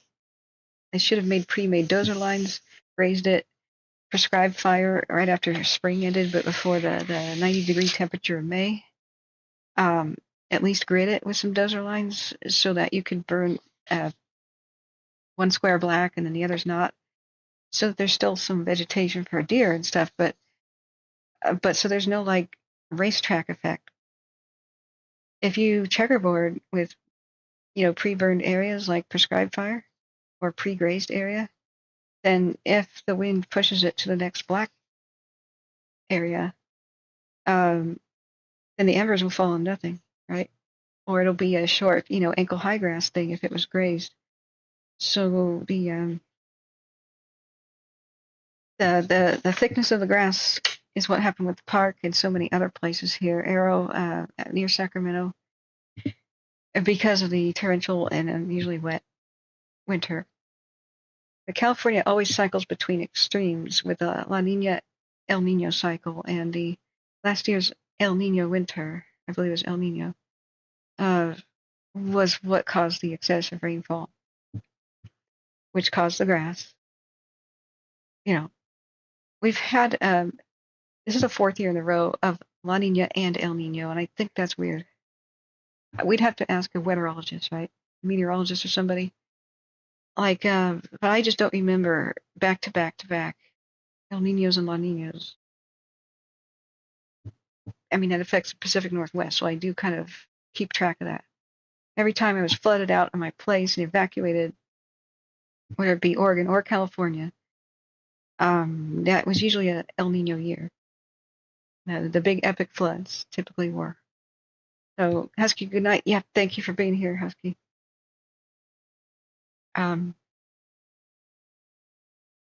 Yeah. Oh, they reduced the mandatory evacuations, as Goody, and I had to guess Blackline is. They had priority. Remember when they said what's priority? So priority was the east side of the fire where the head was. So they slammed that with their efforts, and if I had to guess, because they have some good blackline right there, they reduced to level 2. Interior pockets, though, they said, is still a thing. So even though the flame front moves mostly along the ground, that's how most fires spread, mostly along the ground, and sometimes a bush torching and getting a tree, and most trees shrug off fire that are mature. Bark is fireproofing. So unless they have a chink in their armor, like a hole at the base, like a root, or a knot, damage like storm damage, or lightning damage or anything like that. They mature trees generally don't. They're not affected by fire unless there's like a pyrocumulus mega fire going on. But usually that takes such heavy fuels that's a true forest fire. So this was a normal kind of fire that was a fast-moving grass and brush fire. So it's a race to get ahead of it. So once the flame front moves past, it lit stuff on fire behind it, and then the wind hits it, changes directions, or the fire just kind of spreads out a little bit through the bushes. There's a type of fire spread where bushes just touch each other and tree branches just touch each other. So even in dead calm, it will spread kind of slowly, branch to branch. And so this lights interior pockets, and a pocket is where it was unscathed, like the fire went past and didn't hit it yet, usually from quirks in the wind. But now enough time came by and it went back and did that. So sometimes if they have black line around an area, they'll go back and light that pocket on purpose. Because this is safety here. Because there's nothing to burn on the ground anymore. There's no more grass down there. So as long as the trees are put out and the stumps and underground root or whatever might be lingering, this is very safe unless there's lightning that hits one of these trees, but it's not lightning strike season. Thank God. July and August is lightning strike season, and that made that fire season hell, the summer part, but we're now out of that one. Now we're in the worst one called Santa Ana and Diablo winter season. So you have to think about, what if a fire starts during a Diablo wind or another type of wind, right? So they may say, well, this area of grass and thick brush back here that was not hit, we should burn that off to make this neighborhood a lot safer. And that's totally fine for them to do that. They'll usually do that at night. So that's why I tell people with cams, when they flare up at night, just don't, if it's an older fire especially, don't worry about it. It's probably them doing it. You can kind of tell, because usually you'll see a flare up and it dies down. So they light a small area on fire and they say, how did that go? And it dies down and they go, yeah, that went well. Do another one. And then they'll move a little bit, do another one. A true flare up and like true reactivation of fire would usually need a wind. So as another clue is the wind high. And it would probably need nighttime low humidity to jump at night or really truly flare up. And that's somewhat rare. In a pre-existing fire when there's a lot of crews there already. But if the wind is howling and there's a nighttime percentage of like 15% humidity and you see a flare up, they might be losing control. That's why I tell people don't watch the cams all night, especially if they already have pretty high containment percentage and it's a mild night. We'll look at the weather in a sec. This is worrisome, the wood fire in Humboldt County. Let's look at it again. That's about it that we have for the Glenhaven. We'll look at weather in a sec. It's past 11:20. I hope that answers your questions. I hope that's a good explainer. Stephen Beal says there's a lot of manufactured homes in that area and they go up like a matchstick. That's because plastic is oil. Everybody now from now on should think about plastic around them that they didn't notice before. The invisible kind of plastics, like vinyl is a plastic, like vinyl siding of your home, and it usually melts before ignition, but it melts off the side of your home and then exposes the wood, and then that's much more likely to take off. But think about mobile homes, especially. They're plastic walls, kind of with wooden studs, and that's why they're kind of death traps. The same thing with an RV or a trailer is they're mostly made out of plastic, and they have a little wooden floor. But have you ever seen an RV hit by a train or like even a minor fender bender or like a T-bone accident? Holy God. how they just explode at a minor tap, and the walls fall down, and there's seeds and stuff, and it's just. But once they get going as a fire, plastic. Some plastics have a lower ignition point, and they make the toxic black smoke. As when plastic burns, it won't combust completely, so it has unburned bits, making that black smoke.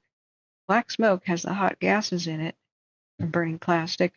It's an oil, so it's like lighting crude oil on fire in a way.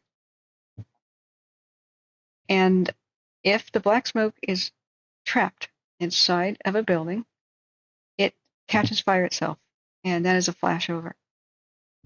All it needs to do is go and be confined a little bit, especially on the ceiling. That heat rises, more and more heat hits until it's its own ignition point. It has to just condense, boom. And then when you see a structure fire like September 11th or anything else that's bad, high rises that have wind, God, the flashover will have occurred, and you'll see solid orange flames going out of a window, like the entire room everything has ignited.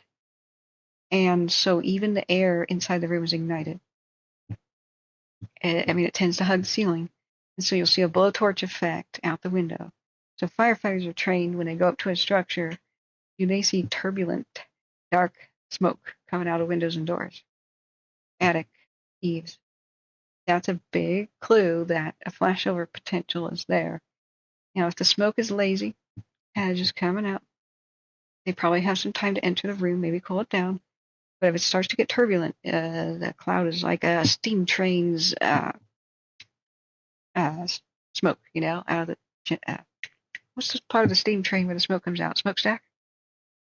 If it's like that, like, then it's getting ready for flashover because the air is just wildly unstable in there. And it's the final clues to flashover that they teach, because I've watched training videos where they take firefighters into like containers, the buildings where you could train, and sometimes cargo ship containers. What fire was just on my wrist? I accidentally closed it. Watch duty just had a beep. Tuolumne, Oregon. Tuolumne, Oregon has a fire by Klamath Lake. Roadside fire, probably vehicle or something. All right, I'll keep an eye on that. So the idea is, when you're actually in the room, they look at the ceiling, and if you see snakes of fire on the ceiling twisting around, they're like little flashes of red, in a twisting snake pattern, like the size of a python or something, or like a rattlesnake, literally. Then you're supposed to tap the firefighter on the shoulder, grab him, drop hose, and jump. Even get out of the room immediately. You have like 5 seconds to live. Because flashover means the temperature is so hot that everything that can't ignite will, and that means everything except metal, basically. That means includes the firefighters' face mask and clothing, and even their own clothing will start to steam. It's really disturbing when you see the pictures of it. The steam will start coming off of the carpets, even though the carpet and the floor is the lowest to the ground and it's the coolest area of the room. It's off-gassing right before the ignition. So everything will explode in a flame. So if they're by a window, they go head first and dive out of a window. It doesn't even matter if it's 3 stories, because you're about to die. Head first down the ladder bailouts. If they're over by the door, then they are supposed to jump out, just run for their lives that way. But at least now we know that there's warning signs. Now, mostly they figured this out for new camera technology and doing helmet cams plus having cameras and setting up, what do you call that, test conditions. Yeah. Stephen Beale says, thanks for your coverage. Much appreciated. Have to bug out later. Have a good night, dear Stephen. I create songs. That's what I do. I'm on a computer and I have my own channel. Cool. Let's promote you real quick. If you already left, sorry. When I get into story mode, I'm actually seeing pictures in my head to describe it, and then I can't see anything else in front of me. So, friends, if you want to check out Stephen Beale, I'm going to subscribe. There you go. Wait, what? Oh no! You have Made for Kids on. You have Made for Kids? That means I can't get notified. Oh, Stephen, if you're still here, turn that off. Made for Kids is not what you think. It doesn't mean family friendly. It means it's for the YouTube Children app, the children's YouTube app that's exclusive use for children. And so they can't get notifications and things, and they can't use chat. They can't make comments, and nobody can I think tag not tag your videos, but oh, let's see if it's Made for Kids is on. Okay, comments are on, but yeah, I think you have a setting. Check it out if you can still hear us. But here, guys, this is the it won't allow for audio notifications, and that's what I'm seeing here. I don't know, it could be a different setting, but guys, go to Stephen Beale's page and subscribe if you like. That's cool. Okay, let's go back to our other fire, the wood. Look at chat. Look at the wood. Humboldt County, yikes. And please thank my mods, friends. I can't do it without my mods. And the patrons. I can't do it without you guys. But just, I'm absolutely serious about that. Okay, let's see. Did I miss some chat? Okay. William says, oh, sorry, I didn't see you there. My recollection of an explosion event was a World War II ammo ship, vaporizing scores of people happening in the San Pablo Bay near Crockett. Oh, I haven't even heard of that one. So, San Pablo Bay. Munitions explosion. Well, the one that I was going to show you was Port Chicago in the San Francisco Bay. So, Port Chicago was a town, and in the 40s, before the atomic bomb was unleashed upon Hiroshima, there's a whole bunch of sad racial injustice stuff. And I don't mean woke, going crazy. I mean true racially injustice, crime here. They used mostly black people to load the munitions, do the dangerous jobs, and they weren't allowed to. They didn't allow too many black people to be militarily trained because fear that they do uprisings, and it was still a segregated military. So they used them as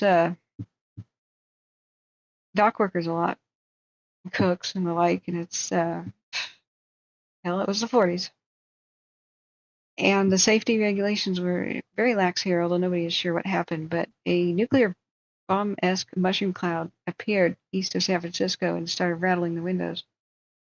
And people were just absolutely scared that the Japanese had just done some sort of an attack, like a like submarine attack on a ship in the port, or a bombing of some sort, of sabotage. A lot of people thought it was sabotage at first because a munition ship is your number one target. One match, and you can blow up a town, and a lot of, unfortunately, collateral damage in people, but mainly blow up the explosives, and the enemy can't use those explosives on you. And it turned out to be accidental. They never really found the bodies of the black workers here, mostly black. They're not sure 100% what happened, but they had pretty bad safety, even for the time. Some people were smoking on the job. That's a bad idea.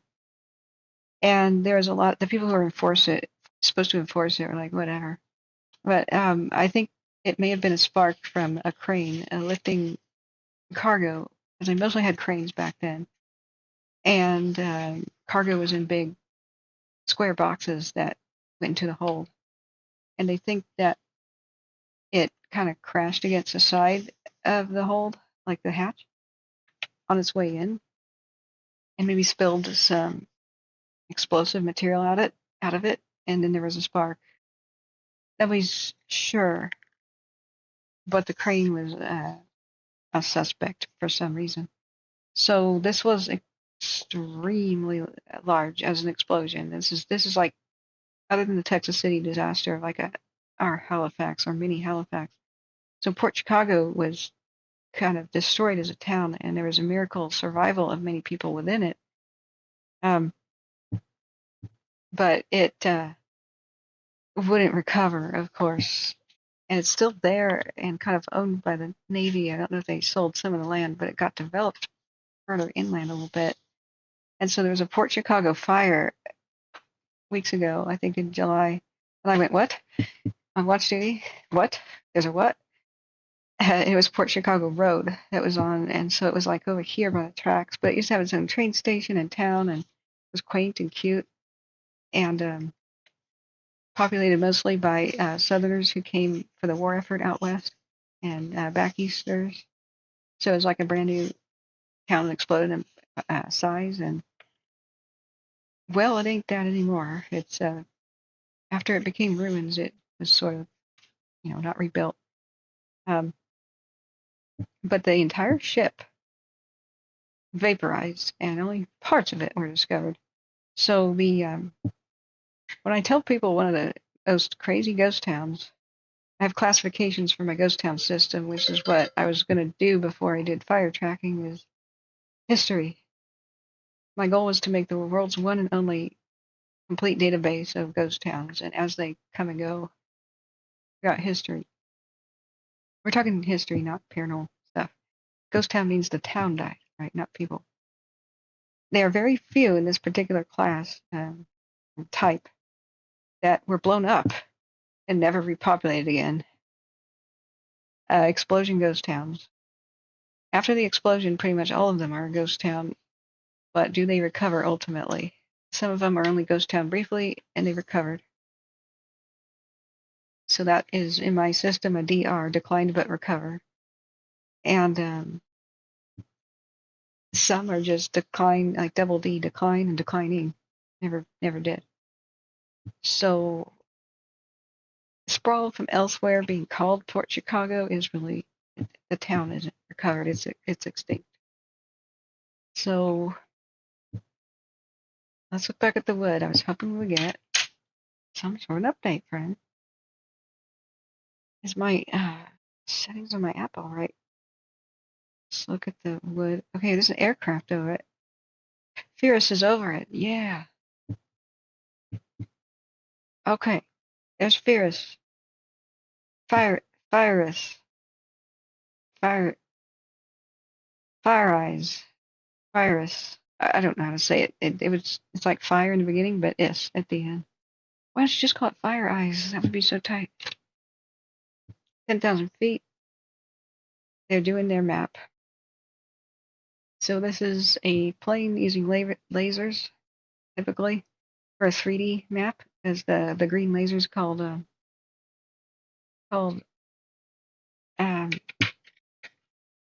LiDAR. Excuse me, I got tired, friends. I want to go soon.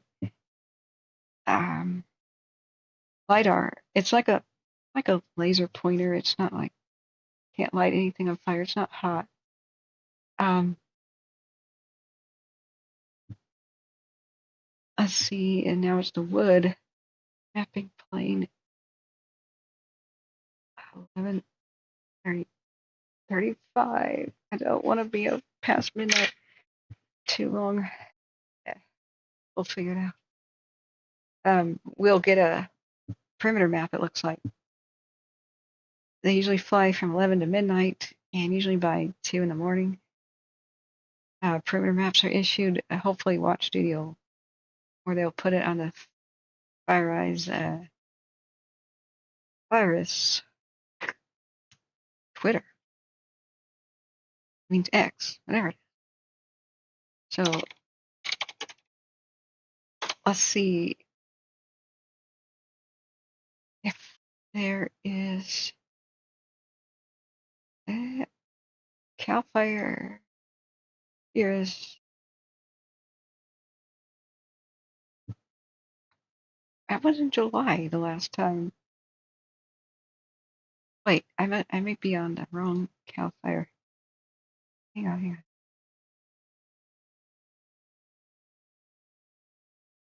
Yeah, just Fierce X. Cal OES. Fierce. 1 year ago. Until 24.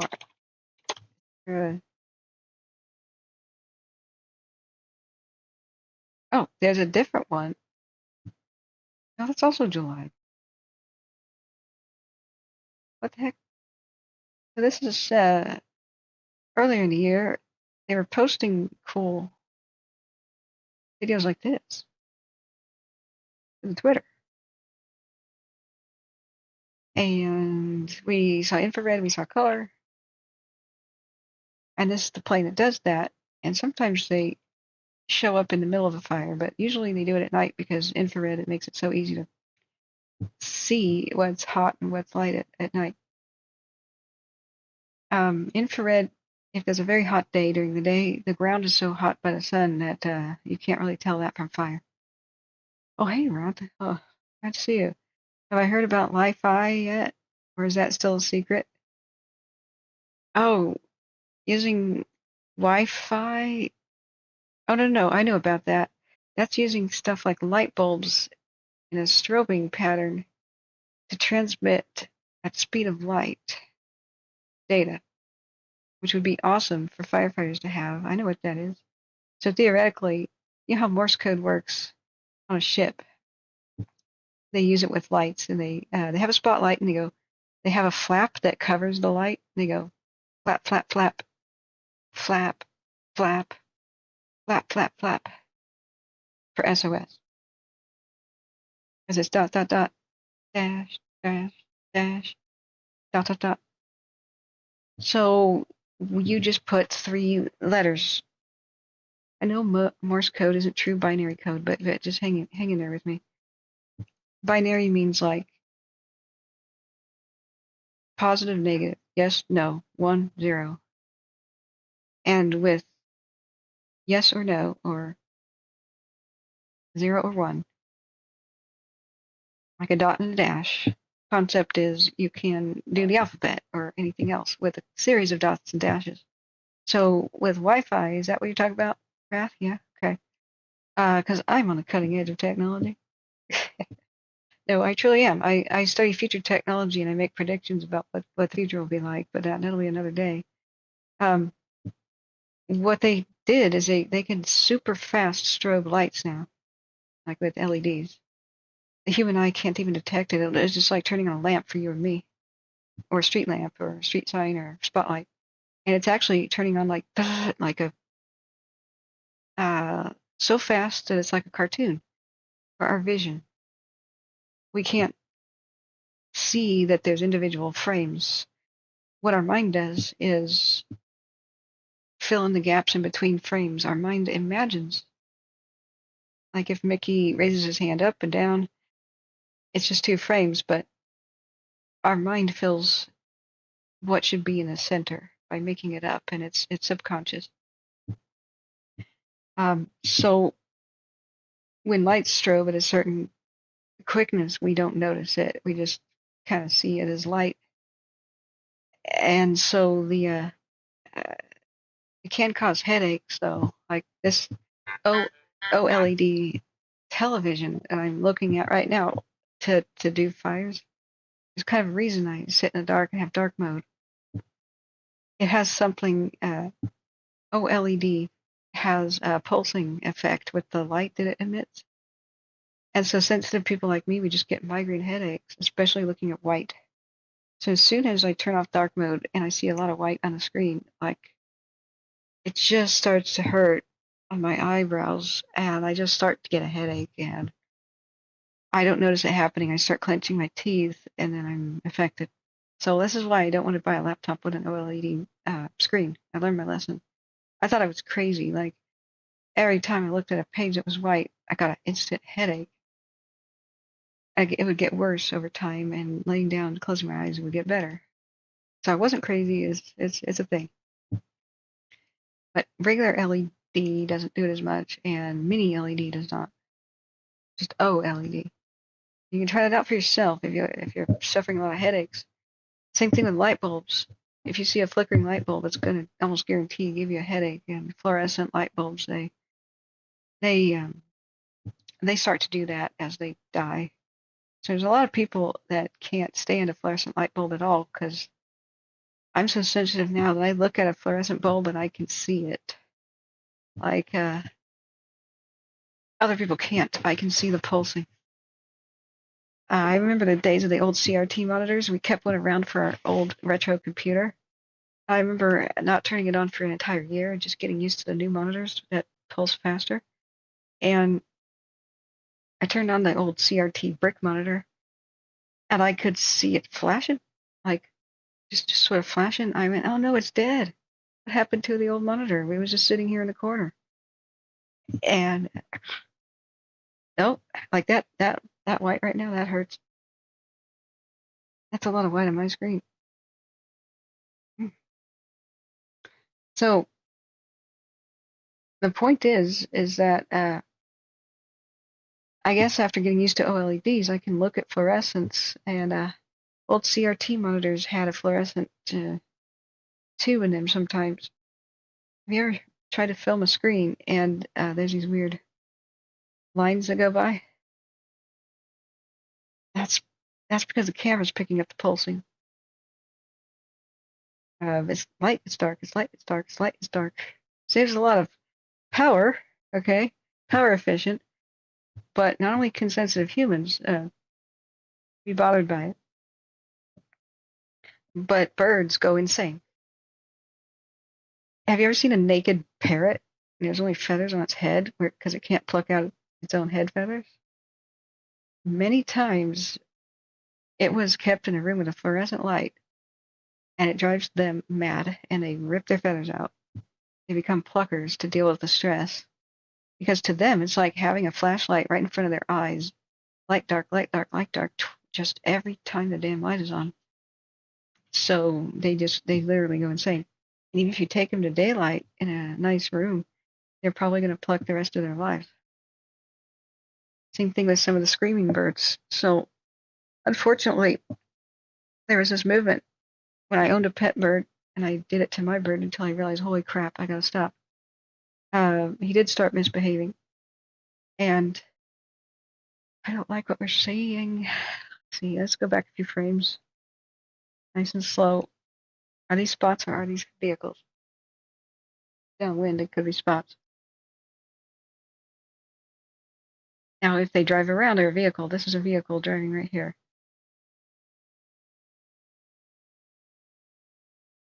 Yeah, this is like a road or vehicle, but these could be spots. I mean, it could be, if we rewind enough, I'm sorry, you might want to close your eyes if you have seizure sensitivity to strobes. I don't even know how they deal with it.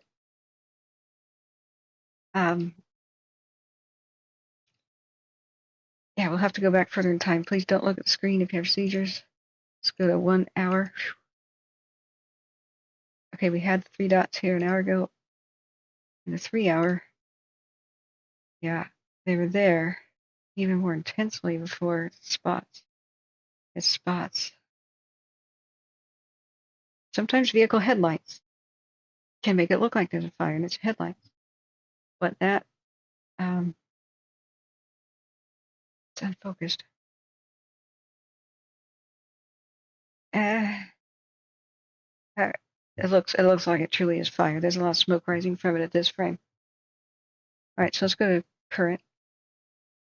Maybe they're picking up spots first as they go towards it. Or maybe the spots are petering out. It's so hard to tell what's going on. The mapping plane will tell us, like, see, here's vehicle headlights with big, this is like something with big they've got big headlights on their trucks to light the way at night, almost like poachers, on uh, a big pickup. Okay, that's our current. All right, you may look at the screen again if you have seizure sensitivity. So yeah, fluorescent, as soon as it's phased out, mankind will be better. But a lot of the LEDs do imperceptible flicker. It means we can't notice it with our naked eye, but it's affecting us. So any headache sufferers, just God, they make special bulbs called flicker free. It's harder to find a monitor that way, but that's probably what I need to invest in because I'm looking at monitors most of the day, and then it's hurt me so much to do this. I didn't know, and eye care monitors are kind of spendy. So the Intel plane is still going around mapping. Let's look at our weather. Let's go and look at the weather.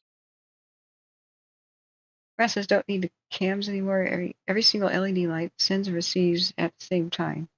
Add programs like Street View and yes, Captain Kirk, we have a visual on you. Beam me up, Scotty. Wait, what? Every single LED light it sends and receives at the same time. I'm not sure how that works. Are you trying to say that people could spy on us via lights? Weird. Hey, don't crash. Why are we in Alaska? Okay. There's Milton. I hope it does just go back out to sea. The Carolinas, holy crap. I just can't understand why the response was this bad. I just can't. What is our country coming to where we can't even rescue our own people? There are so many, especially military planes and helicopters just sitting on the tarmac. If the National Guard can't do it, summon the freaking Air Force and get the Army. What else are they doing right now? I don't know why the National Guard is out of the country. Aren't they supposed to guard the nation? I don't get it. I guess North Carolina sent their National Guard to Kuwait or something right before this, and it was forecast. I just, but more and more we can take care of ourselves. I'm so proud of the citizen response for the rescues, especially the pilots and the like. It's got a wind speed. It's almost midnight, so I want to get off here. If we can't find any more info on the Wildfire, we just have to wait for morning. Okay, that's wind speed. Humboldt County is pretty chill right now. Ukiah, Clear Lake, almost dead Combs, maybe 5 miles an hour. And a 101 corridor is usually wind tunnel-esque, but not particularly right now. 6, 5 wind gusts though. 9, 7, 3 miles an hour. Only 14 or so on peaks that we know of. Okay. But what will it be like at 11 a.m. tomorrow with wind gusts? Oh, north winds. Oh God. North winds coming out of the Shasta Redding area. Eh. Well, you know what? They may not be occurring when they come out of the desert of Oregon. The north winds are most dangerous, and it may not be doing that. It may just be stuff coming in from the ocean, hitting Redding and running down the valley. And going to Nevada over the Sierras. 11 a.m. Okay. These are gusts, so this is not that bad. 15, 17. Assuming you're right. Assuming it's correct. Temperature at 11. Already 90 in the valley. God. What about 3? 103. Guys, turn on the heater. I just turned on the heater underneath my desk. I'm sorry. It's chilly, and it's like 74 here every day, and overcast and damp. Come visit Portland if you're sick of this crap, guys. Amtrak is an awesome ride north. You see Crater Lake and all kinds of cool stuff. Yeah. We have red flag. Or just heat advisory. My eyes. It's a red flag. Hazard and overview map. This one has to be in night mode. This is a gigantic 43-inch white ball of pain in my eyes right now. Jeez. A long time ago, I started wearing my sunglasses watching whenever I had white on the screen. I knew that would just make my vision problem worse. I actually developed, after staying indoors pretty much every single day, covering the fires, especially in 2021. I didn't go outside sometimes for an entire week. Just wake up, cover the fire, go to sleep, wake up, cover the fire, go to sleep. I drew the curtains so there wasn't any glare. And it was hot too. Curtains help make you cool. And I developed phytophobia, also known as coal miner's eyes. You work in the dark, and your eyes adjust, and now you can practically see in the dark. But my God, you can't tolerate a lot of bright sunlight. I knew wearing sunglasses would make that worse while looking at screens. Ross says, look into it. I'm sure you'll find it interesting. My phone keeps going dim while watching reports. I started getting the what? Okay, I can't say that word out loud. And then Anna getting diarrhea. Is that what you mean? Or is that a different slang? Because getting the beeps here means diarrhea. Do you mean that it glitched? Because that doesn't mean what it. If that's what it means in Australia, that's not what it means here. Getting the beeps, it means diarrhea. Then Anna, my artificial intelligence I have neural hacked with, said it was her, said my eyes were bad enough already. Are you a cyborg, Raph? Is that it? You have a confession? Are you RoboCop? I didn't realize how good a movie RoboCop was. I thought it was dumb. You know, like it just looks stupid. But it's this heartbreaking tale of a cop who's brought back to life by a miracle of replacing a lot of his organs and body with technology, computers, and robotics. And nobody treats him like a human being anymore, though. He's an expendable, let's send in the RoboCop so we're not in danger guy. And he wakes up off of surgery, and like all the scientists and surgeons are having a party and throwing confetti on him. They're like, our project succeeded. And it's his point of view. He's on a gurney like, I'm alive? But nobody treats him like he's alive. They treat him like a robot. And it's actually a damn good movie. It's sad. You'll try to edit. Oh, that's okay. It's all right. You can just retype what you needed. But is that what it means? Does it mean diarrhea getting the beeps in Australia? Or, okay. Wait, William says message retracted. Oh, okay. San Pablo Bay near Crockett had a disaster. I'm curious now. San Pablo Bay.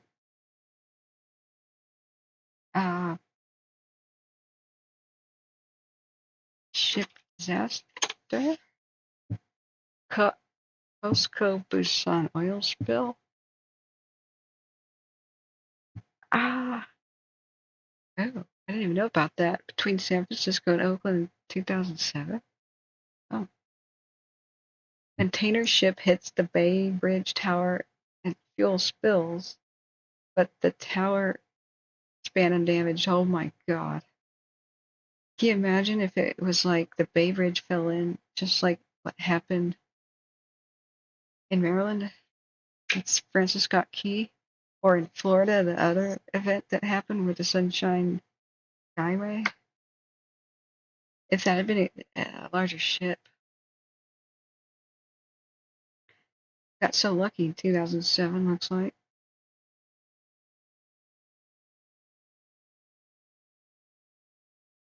So when is the Bay Area supposed to cool down amidst a 7-day heat wave? Hot time, October in the city.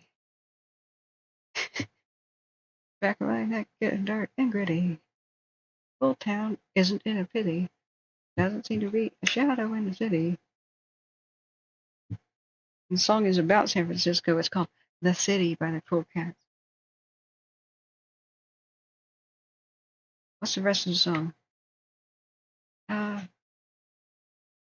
town, summer in the city. Back of my neck getting dark and gritty. Old town isn't in a pity. Doesn't seem to be a shadow in the city. All around there, people looking half dead. Walking on the sidewalk, hotter than a match head. I can't sing, sorry.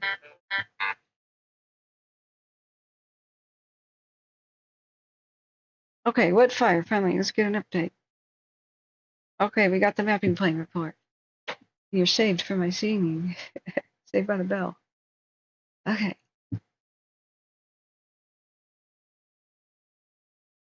Alright, the fire's been mapped to 25 acres. The wood fire. Hot off the press. Perimeter now visible on the map.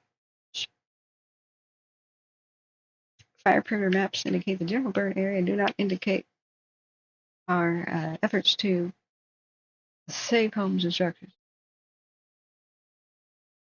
Fire is 40 to 50. Well, it's not. It's now 25. Maybe they put out some spots, or maybe they just have difficulty estimating it without the aircraft. That's funny how the aircraft says it's half as big as what they thought. And there is like a yard, and there's a greenhouse, and there's some residential things right off the main Highway 101. I think it's Highway 101. Or, no, the main one is right over there. So it's a neighborhood to the west of Highway 101. Well, rural.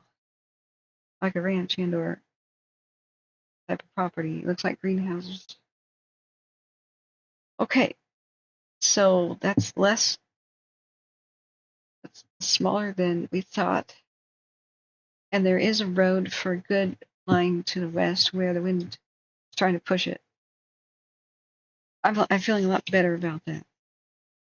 I got good road access. Only a couple structures to babysit and then tackle the main fire. And it's not as windy as it could be. Okay. Let's watch them. Do North Hops have their fire hazards outlook for the rest of the day and week? I wanted to just be festive and fundraise and quickly pack and go to California. I can't be on too much. If I'm going to make my California trip, this is what's terrible. Like, I still have things to do for the next 2 hours, like try to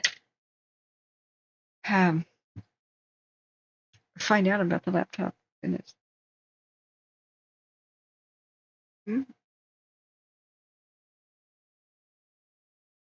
Oh, Raph says the bloody phone thinks that I am, and I have to prove I'm not a robot. I have to put a credit by voucher on my phone and it takes forever. Upset, sulking, whinging. Hang in there, Raph. It'll be okay. I'll send you a heart, okay? It'll be okay. It'll be okay. Okay, 24 viewers. Last call for fire updates. Let's look at our hazards for the next couple days. What's the week like? Okay, green is good. Little to no risk of extra fire danger. Low risk is yellow. Those brown stuff is moderate risk. And if it's got a special H, W, or L, then it's like hot and dry or wind or lightning. So we've got moderate risk. Diablo, Santa Cruz Mountains all the way through Friday. Valley and foothills by Sacramento all the way through Sunday. barring Wednesday for some reason.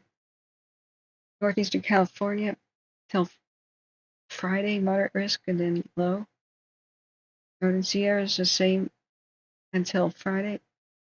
At least in the Sierras, we have like 45% humidity at night, and it gets starting to get pretty cold some nights.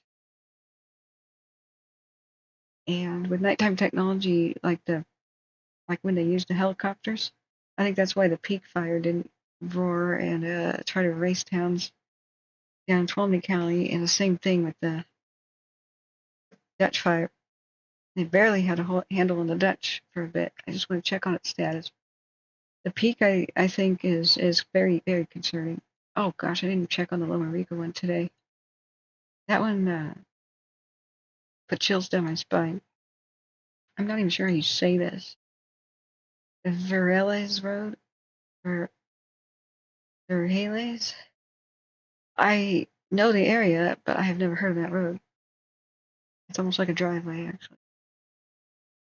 No, it's significant. Los Verjeles Road. I just don't have a memory of it. When I drove around here, I knew it so well that I didn't even pay attention of street names. It was just the commute, or visiting friends, or just going to Collins Lake. Forward progress was stopped. Now, out here in Yuba County, there is a lot of arson, and we saw some live on the stream last year, where they were just putting out two different fires that had started near the same road, and then the cameras pivoted, and 911 callers said they saw people get out of a car and light it on fire, and locals tried to stop these people, and they tried to do a roadblock. They never caught them, as far as I know. So let me check one last thing about the Clear Lake fire. Um, Clear Lake arson arrest. Let's just see what comes up. 8 hours ago. Yeah. Prince Democrat and CRON4. Really? Calfire arrested a Clear Lake man for arson in connection to two fires that happened in Lake County this fall. The suspect, 41-year-old Donald Anderson, had previously been sentenced in January 2004 to 212 months in prison for arson, according to Calfire. Don't let them out. Almost all arson cases are repeat offenses by the same people. Anybody willing to commit arson is willing to commit it again until they're caught or dead. But California has special rights for arsonists. Did you know that your landlord has no right to know about your criminal arson activity? That's right. You do your time and you're all good on your parole, and eventually your arson charge drops off of background checks, especially if you committed the crime before the age of 21. So even if they have roadblocks and the police get a call about somebody's suspicious activity, as long as this person went with the program and did their time, police cannot see the conviction for arson either. So they let arsonists go sometimes with roadblocks because they can't see it. You know, a sex offender moves into your neighborhood and your children are in danger, so you get notified, but you're not notified of an arsonist. In fact, you can't tell. But your children are still in danger in a very different kind of way. Your entire town is. These days, your state is. This makes my blood boil. California needs to stop that immediately and put some mandatory minimums, like they go to a mental hospital if they're mental, and if they're just cold-hearted psychopaths, don't let a psychopath out of prison, please, who's done evil. It should not be, oh, the size of the crime versus, so this is our punishment. No, it's not about punishment. It's about protecting the public. It's so hard to catch them, and they cause so much damage that they need to be only let out if they're proven to be not a danger to society anymore. That's that. Just renew whatever you have to do. But if people are repeat arson offenders, I think it should be 2 strikes and you're out. That's it. Goodbye. Society will miss you. Not. See ya. States that have tougher laws have fewer crimes, but in these dry western states, we have to have the tougher laws. Being weak on arson is really bad. Every judge and every prosecutor needs to understand that arsonists repeat their behavior. It's strange for it to happen only once. It means he probably died right afterwards, and that's all they had the chance to do. And so sociopaths and psychopaths and firebugs, they start out when they're kids and teens. If they're caught that way, thank God. Never let them see the light of day. They were just born that way. They were just born that way. And we're not sure, science is not sure 100% what's wrong with them. I don't care for now, just they can't be out in society. If the thought of burning down a city and people getting hurt is exciting to them, they should not be out amongst us. Just, ugh. So this man, 41-year-old Donald Anderson, is now accused of starting fires on September 22nd off of Sigler Canyon Road west of Lower Lake, and October 2nd off New Long Valley Road in Clear Lake Oaks. The first one burned 0.98 acres. The second burned 0.01. That's probably because people ran out there and self-extinguished it, vigilant property owners or locals. But that was the question, ding, ding, ding, ding, as C-Probe had the other day and others had, is why does Clear Lake have so many fires? If you have an arsonist who's a resident or likes that area or wants that area to burn down, this keeps happening. And he was arrested on Friday. He was charged with 2 felony counts of arson at a structure or forest lands and 2 more felony counts of arson during a state emergency. I like that. Arson during a state emergency is they do tougher time. But I was so angry. The Dixie Fire arsonist, after the Dixie was going, and that was PG&E, the power company, a guy who was a college professor or ex-college professor, not the kind of person who you would normally think of as being an arsonist. He went behind the fire crews with the Dixie Fire, and according to the prosecuting attorneys, he lit fires behind them trying to trap and kill them.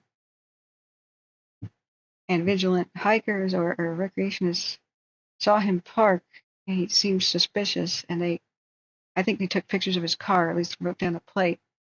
And sure enough, he comes back later, and there was a fire in the area. And so the law enforcement put a tracking device on that man's car, and they followed him carefully, and he went place to place, lit a fire, moved on, lit a fire, moved on, and they extinguished it behind him once he left. But that allowed them to catch him in multiple acts. And so this is why I say let law enforcement handle it unless it's an emergency. If somebody's about to put a torch on the ground and you can tackle them and you feel you can take them, or like you're with a group, yeah, do that. But please don't try to interfere. Let law enforcement handle it if you can. Be discreet and snap as many pictures, tire tread, tire marks, footprints, license plates, vehicles. Note the time. Send us all to law enforcement immediately. Call 911. Whatever you need to do. And this is how people catch them. Some in the Bay Area were caught. The firebugs. Those who have a compulsion and they get excited in an adult way, okay, by fire. They're dumb as a post usually. So they do stupid things. They commit the crime on impulse and they only think later, how could I have gotten away with that? They'll hang around the crime scene, watch their handiwork, smile at it, just be weird. So if you're ever see a crowd watching a fire, then you should film the crowd like a 360, be casual, don't make anybody upset. And the way they caught somebody was the same guy appeared in photographs of the same fires again and again. And do film fires, guys. If a house is on fire, film it and upload it to YouTube. As long as it's not gory. Firefighters train that way now. They like it when they respond to a fire and then later they look at themselves being filmed by either themselves or others, and they look at it and see what could we have done better. So it's totally different now. As long as you have good intentions like that, they like that. So if somebody tries to say you shouldn't be filming a fire, how dare you? Just, dude, the world's different. So if he was arrested Friday, who did this? Was it a pure accident? Now, criminal gangs and sometimes partners can do insurance fraud, arson, and they're just cold as ice. They don't have the impulses. They're not nuts. They're just cold as ice, maybe psychopathic, or maybe just, well, kind of evil. And those who are willing to do insurance fraud are for hire.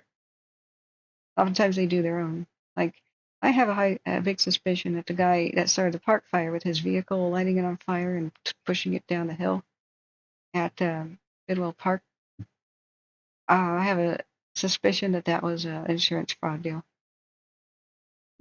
Um, Probably had no intention of causing a gigantic fire. He calmly walked away from it when everybody was running for their lives, and so that suspicious behavior is, he was caught because somebody filmed him and took notes and reported it right away. And she's a hero in my book. She put it on the Twitter and then also forwarded it to like sheriff's offices on their Twitters, and they caught him quickly. Um, the criminals oftentimes are dumb. Part of their problem is they can't anticipate the consequences of their behavior, and those that cannot. They also can't think ahead about how to get away with the crime, so they do stupid stuff like that, broad daylight and whatnot. But the ones that are smart that do it, God, those are terrifying. And stuff like psychopaths for hire. I'll take care of your insurance needs. Got a building that you don't want around anymore.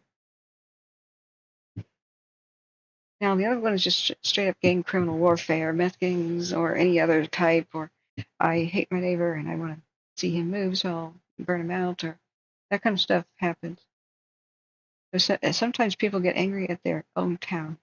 They're angry at the world, and revenge is their motivation. So if cops mistreated them in a town, or their neighbors did, or whatever justification, they'll want that revenge.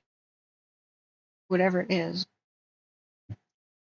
an arsonist's motivation outside of money is number one is a sense of power over others.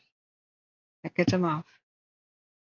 And if somebody's angry at the entire world, or the state, or humanity in general, or wants attention, lighting a huge fire makes them feel powerful because, wow, I did this. I have the power to do this. And it makes them feel better. It's so sick and wrong, but that's their motivation. Let's go back and see the Glenhaven real quick, and I'm going to log off here. Last call for fire information from really, when did this one start? When was the boil? I wonder if that person arrested was involved with the boil, the one that ripped through the neighborhoods from the south. This one started October 4th. Glenhaven. The 4th was Friday. Whoa. The 4th was Friday. He was arrested Friday. Whoa. And they said they suspect him on the 22nd. Okay, when did the boil fire break out?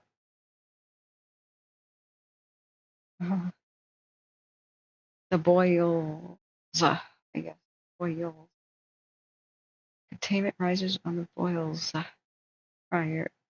That was August 18th. What happened on September 22nd?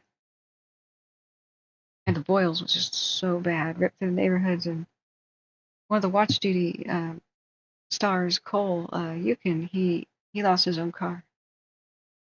But they raised $25,000 with a GoFundMe for it.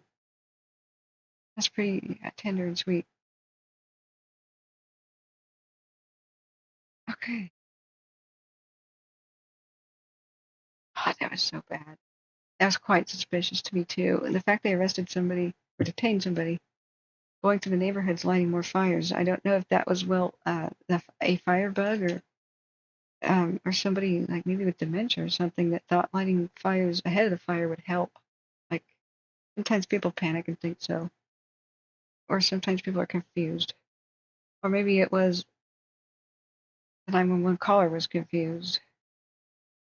I don't know. Um, Interesting. Now that we know about that, I've had a sneaking suspicion for a long time that there's one or two or something else going on, like in Yuba County over here. Uh, Frightening. I'll make a chart about timeline of Clear Lake area fires. I wonder how hampered law enforcement is by arsonists not, having their record clean. California arson convictions off record after parole. I'm going to be able to explain this. A lot of people don't. Yep, hair expunging. A lot of people don't believe me. I found this out because somebody pointed it out. Arson convictions are eligible for expulsion from your criminal record in certain situations. If you meet one of the following, you could petition for an arson conviction to be expunged from your record. You just have to complete a jail term or successfully complete probation. Also, be under the age of 21 during the time you've committed your horrible crimes. If you have been charged with arson or have questions about felony arson conviction against you, the law office of Nabil C. Ahmed can help you. We are deeply familiar with California's arson laws, and we recognize our state's laws are particularly sensitive to arson-related crimes. Well, particularly weak. Excuse me. Even the smallest offense related to burning or fire may trigger an arson accusation. Our firm is prepared to build a defense to fight the harsh penalties you may face. Don't let an arson conviction impact your future or take away your constitutional rights. Contact the law office for a consultation to discuss your defense today.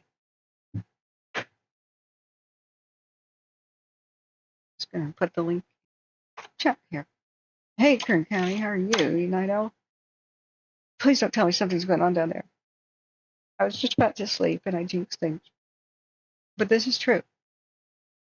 Now, I do understand that sometimes somebody can get an arson a charge. It is not that. It is a true backfire. I needed to save my cattle. Ranchers sometimes are charged with arson and it's ridiculous. Like if you're out in a rural ranch and there's a prairie type fire like grass and it's headed towards your cattle or something, then you can go near the cattle pen and just start lighting small strips of fire like next to the pen. Like burn the grass off just right next to it, then go further away, burn it off, and further away, and then you can make the fire go around the cattle pen because you can make like a triangle shape or whatever you need to do, like a pizza shape. I'm going to heat up a pizza, and in a fast-moving grass fire, what are you supposed to do? Just let your cattle die? In Oregon, that happened, and it started off the thing that people don't know the rest of the story. But in Oregon, there were some cattle ranchers that got into a feud with BLM and other feds. They wanted to turn their land, which they had, for more than 100 years, and as pioneer settlers, they wanted to turn their land into some sort of a state park or something, and a bird refuge. The family goes, but look, cattle ranching is hard enough, but we want to keep our family tradition, thank you. And we're not interested, but they said, well, why don't you just, when y'all die, donate the land to the state for the park or whatever? And they're like, no, this is a lovely little place. Our family, the only reason that birds have a sanctuary here is our family over time dug many wells And there was a small wetland here and creeks, but we turned it into a big bird refuge ourselves. That's our doing. It's from our wells and our irrigation systems, and we turned it to a lush little area. And he goes, no, no, no, it was always like that. It was always natural like that. And I'm like, no, dude, it wasn't. It's our family's doing. So we already give birds a sanctuary. Like, you want your state park? Sorry, not interested. And there was only one son, I believe, that was like an able-bodied male. Let's get real. Sometimes a ranch needs the strength of a man in many situations. We can be really good cowpokes and we can rope and stuff, but seriously, we have limits to what we can lift as women. It's just very hard without a lot of able-bodied men around. So a feud developed between that family. Feds started. I don't know. I don't want to say the feds. It's like the whole agency was against them, but they made enemies of powerful people in the Fed, and it was an extremely bitter, hostile relationship. It became worse and worse as they tried to put more pressure on them and squeeze them out. I came to find out after researching this on my own that a lot of the state and state parks and even national ones, they're made by just absolutely twisting the arms backwards of people and destroying their livelihoods and forcing them to sell out at a very low price. Even Lassen Volcano Park, which I thought was a lovely place, used to have like hot springs resort and cabins to stay in, and healthy mud baths and sanitarium, and it was healing mud, and it was like a lovely place to go. And so the feds not only twisted the arm of this guy at the turn of the century to make the volcanic national park, but they bulldozed all those historical buildings from the 1800s at the turn of the century for no really reason. That could have been cool as a visit the state parks and actually stay there. That would have been a tourist draw for Plumas County, and it just kind of wrecked the guy's life. And I had no idea that stuff was there. Same thing with a small ski resort off of Mount Lassen. And they confiscated it, and the ski chalet became the gift shop. And what did they just do? They just bulldozed that, even though it was a 1960s or 50s building, which is now historical too. Seriously? But the feds, they have a philosophy of like, we'll bulldoze anything there. We'll build something ourselves if we want to later. They kind of hate history. It drains their budget. If historical buildings are on there and they have to maintain them, oh man. Well, guess what, feds? It's our land, not yours. So you don't get to choose which fire lookout towers and cabins and historical sites get destroyed or not, you jerks. But that is why I and others are pretty angry with them. As a historical preservationist, I just wake up and I go to the computer, read the news over the coffee, and they go, oh, there's a historical lookout tower on this cliff's edge.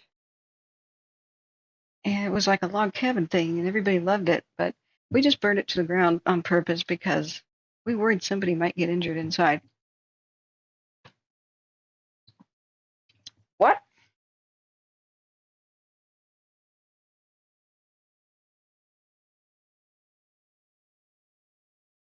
All these lookout towers that keep burning in the fires. There seems to be a very half-assed, lazy attempt to, quote, save them, because they're mostly in need of repair and dilapidated, the very few that survived. Most fire lookout towers were bulldozed for no reason. When the aircraft age occurred, because they thought, oh, we'll just fly aircraft to look for fires. Everything's solved. No, you idiots. Aircraft can't fly in the high winds events. And they didn't have nighttime technology back then, so you needed people to stay in the towers. So there's a lot of state versus local versus feds triangle of animosity and hate. So it really came to a head with this family in Oregon that did not want to give up their ancestral land, and they had a good relationship with the local Indians, allowed them access, and the Indians appreciated how they improved the land too, and they're all just fine and dandy, thank you very much. And that's when a fire happened in Oregon, and they lit backfires, the father and son, to save their cattle that way, and they did, and they helped stop the fire. And guess what? They got arrested for arson because guess who? The guy who wanted to start this bird sanctuary thing. I don't know what the motivation is for such kind of hatred and screwing over a family. Um, oh, thank you, Kern County. God, gave me a heart attack. I have Josh and you know, like you show up when there's a fire in Kern County, and I'm like, oh no. Well, people say I'm bad luck too. Like I show up and they're like, oh no, a fire somewhere. I'm,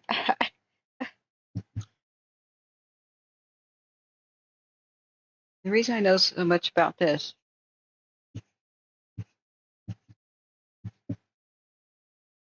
is I went to a party.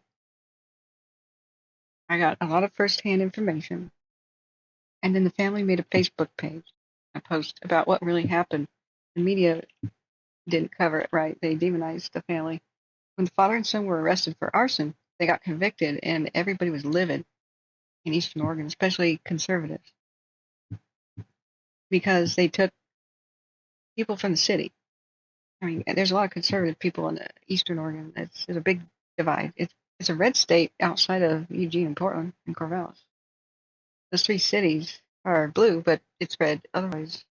Mostly agricultural, mining, and lumberjack and fishing kind of economy outside of town. And the colleges. So this spread like wildfire throughout their media channels. Stupid pun. I didn't mean that. The story.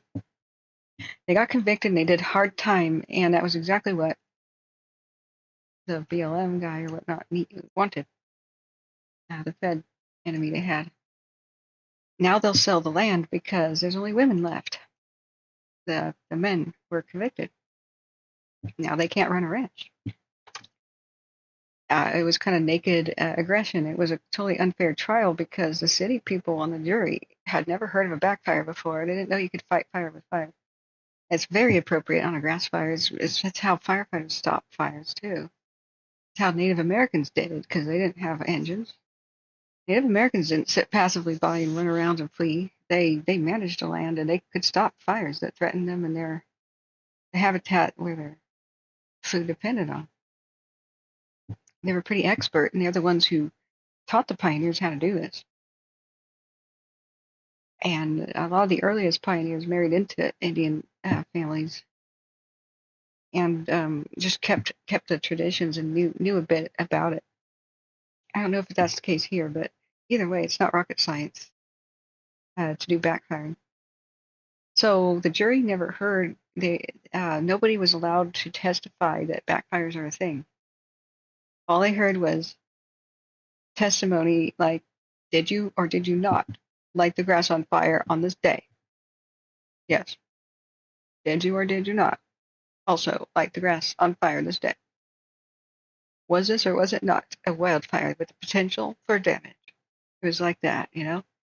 So the jury just convicted, thinking these people were awful. So now the family was in a bad way. Huh?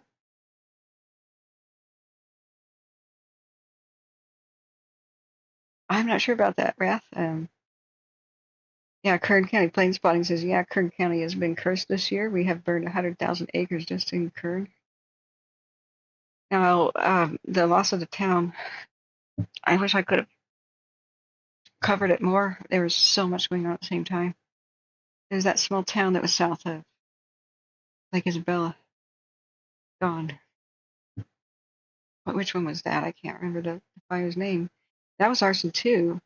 Reckless arson because it was a drunk driver trying to get himself killed and did, wasn't it? I heard it was a suicidal drunk driver. Um, one of those down there. And don't shoot the messenger. I wasn't there, and I'm not saying which side is right or wrong. I'm saying this is what I've heard, and I verified this because at the party I met one of the people involved, and I had insider info, and I was very skeptical. This guy was a bit intoxicated. I don't drink. I'm always wanting to know about history in Eastern Oregon, and he said he was a rancher out in Eastern Oregon, son of a rancher too, and he was living in Portland just briefly and visiting friends. And so the conversation just came to this, news event. And I said, I just mentioned Eastern Oregon. He goes, the feds are trying to burn us out, man. And I went, what? What are you talking about, dude? He goes, I said, that's a conspiracy theory. Like, the federal government does not want you to burn up, man. He goes, I know that. I'm not stupid. You're not listening to what I'm saying. He goes, I'm talking about couple of individual federal types in our area. We pissed them off. Like, the people I know pissed them off. And my family pissed them off too because we sided with the others. And so when a fire was in our area and they had to like backfires by the road, they went to one of our trailers that was unoccupied and they lit the fire next to the trailer and burned it up on purpose. They didn't need to do that. It was not a big windy day and it wasn't right next to the road, but they did it upwind of the trailer so it would burn. I said, dude, are you sure that isn't just and it wasn't an accident? And he goes, look, and he had his cell phone video, and I wish I had gotten the evidence. He put it on YouTube later, and sure enough, somebody with a drip torch, I don't know what uniform it was, walks along the road, lighting the fires. He sees the trailer and lights it right in front of it, and it was real. I went, holy crap! What kind of enemy did you make, dude? And he explained they want to confiscate our land in certain places to build parks and things. So if you unfortunately occupy it, no thanks, I'll keep my land is not an answer that they like. And I started to understand that while the bigger federal agency doesn't have an evil agenda, that those employed and with a goal of starting a park or any kind of acquisition like that, they may have a financial incentive. I don't know if they get bonuses or something for acquiring more land or whatever, but he implied that. Or they wanted to do that for retirement or something, to put his name on the plaque, like, this park is, the Merrill. God, yeah, that was awful. So remember, don't shoot the messenger. This is a hot button issue, but this is the rest of the story from the side you did not hear.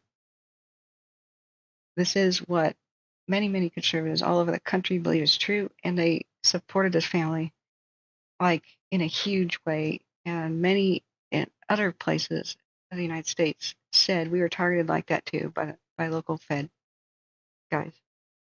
And the Native Americans are not too happy with the federal government because, well, they were like shipped to reservations, They're always like, see, we told you not to trust the feds. So when the trial had the conviction, they decided to do a protest.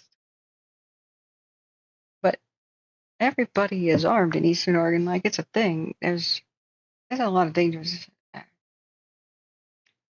creatures like cougars and now there's wolves again.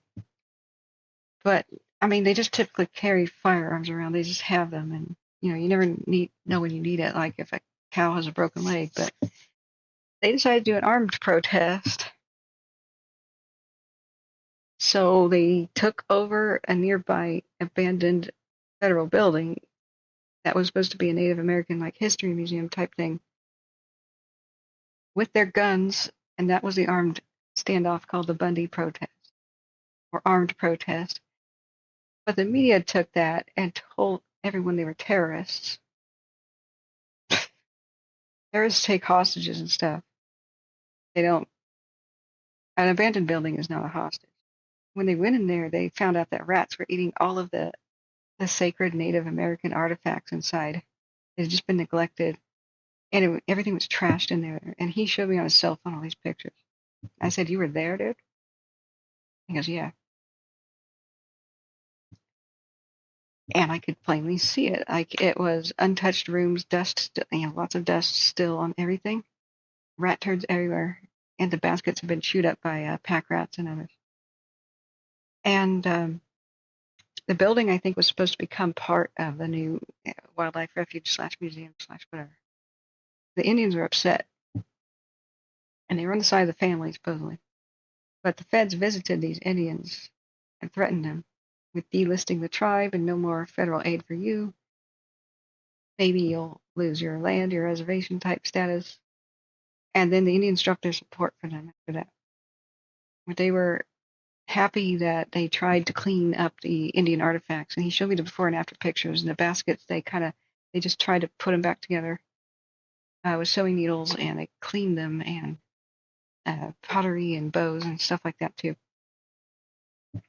So there was a standoff with federal agents and FBI and whatnot trying to coax them out. And they said, "We ain't leaving. This is our protest." And he said that he was part of the escape. He wasn't part of the protest, but he knew about it, and he helped them escape. He took his own pickup, and he did circles and donuts until a lot of dust was kicked up one day. And so the armed protesters, right, left and slipped the feds and slipped away from the FBI into the wilderness because of a dust cloud sunscreen. And he's showing me these pictures too, and I'm just going, holy crap. Yeah, this is a lot of stuff I didn't hear before. And the media, what was the media told? Terrorists who are arsonists, their families wanted to jailbreak them and twist the arm of the poor government to release their terrorist parents or relatives who were evil, convicted felony arsonists. And so they were threatening to kill or shoot people or whatever the hell they said on the media. And they had an armed standoff. It was like Waco ready to happen, and that's what they feared. They thought the feds would put tear gas in, and they might burn up inside, like at Waco. Tear gas is extremely flammable. That Waco tragedy was 100% the feds' fault, the FBI's fault. You do not put tear gas in a building and then make sparks like bullets. It's like as dumb as coat and children were inside in Waco. So it was a criminal decision to put tear gas in there and then storm it with flashbangs, which are little explosives and the like, and then start shooting. So sparks ignited the tear gas, and that's why the compound burned down with nobody really having a chance to escape. Because tear gas spreads into different rooms underneath door cracks and whatnot. So that was like a lot of people consider that a murder kind of event, botched in the extreme. So they didn't want to get burned up. So he facilitated their escape, he claimed. Later, the feds caught up with him. Most of them pulled over and surrendered, and one guy pulled a gun and he was instantly gunned down. He just like wanted to die. Stupidity. Whatever, dude. He didn't aim it at anybody. He just wanted to die by cop, in front of the suicide by cop in front of the cameras. He was gunned down in the snow. So this is the other side of the story. I think Trump was on the side of the Bundys. I think a mistrial was declared anyway because all they wanted was a retrial for the release of this fake arson conviction. And I think feds eventually got around to it. But the way the media portrayed it was just dog crap. After they had left, the feds messed up the area and put trash everywhere and said they had trashed the Indian artifacts. But I can verify that wasn't real. Then later the feds said that the Indians didn't want them around, and the Indians they had their mouths zipped because if they said otherwise, they'd be threatened with delisting. I never knew that government was quite like that still. At least bad apples, you know. I don't support armed protests. That's not a protest to me. That's one hell of an escalation. And so my opinion was like, guys, you shouldn't have done that. You should have just done something to get attention, you know. What do I know? But that's the other side of the story. I want to kind of look up real quick how it ended. How the Bundy standoff ended. It was the Bundy family. Associated Press news article. Let's see, April 13th of this year. Okay. Let's see. I mean, it got weird. It went beyond protest, and like anti-government yahoos started supporting them, and that was not the intention. It got associated with paranoid militia types. That was not what they wanted to do. They said we went armed because we didn't want to get thrown out. We wanted to stay there for a long time and keep drawing attention to this. Bunkerville, Nevada. No, it's not Sunday. It wasn't Southern Nevada. This is Oregon.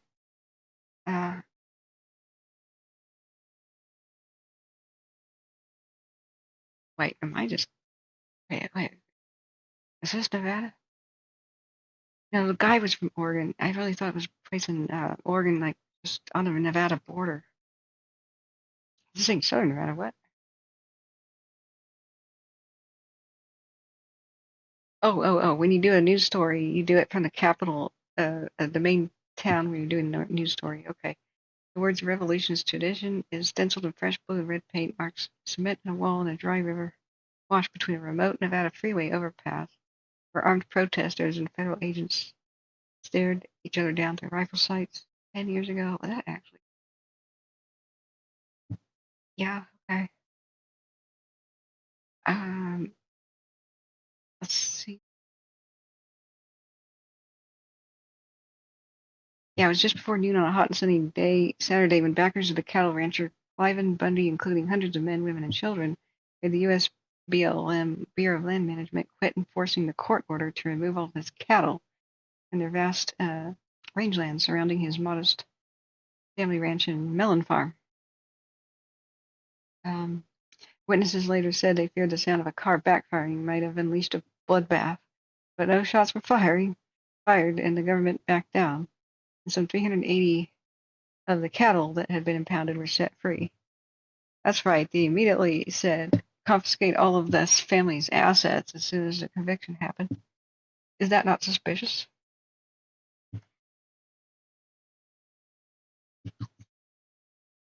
Since then,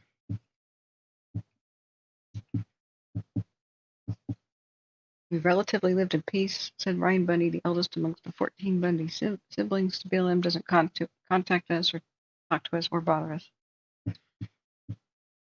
Oh, yeah, because he's free now. He's out. I think it was overturned. The BLM has no comment on this subject, says an agency spokesman. Said in response to email inquiries about standoff, Bundy cattle grazing today in the Gold Butte National Monument and more than $1 million in unpaid grazing fees and penalties, the BLM said that Bundy owed in 2014. Oh, yeah, I remember that was part of it, part of the animosity. At the ranch, Cliven Bundy greeted his guests this week while cradling one of his 74 grandchildren. My God. and 21 great-grandchildren. How old is he?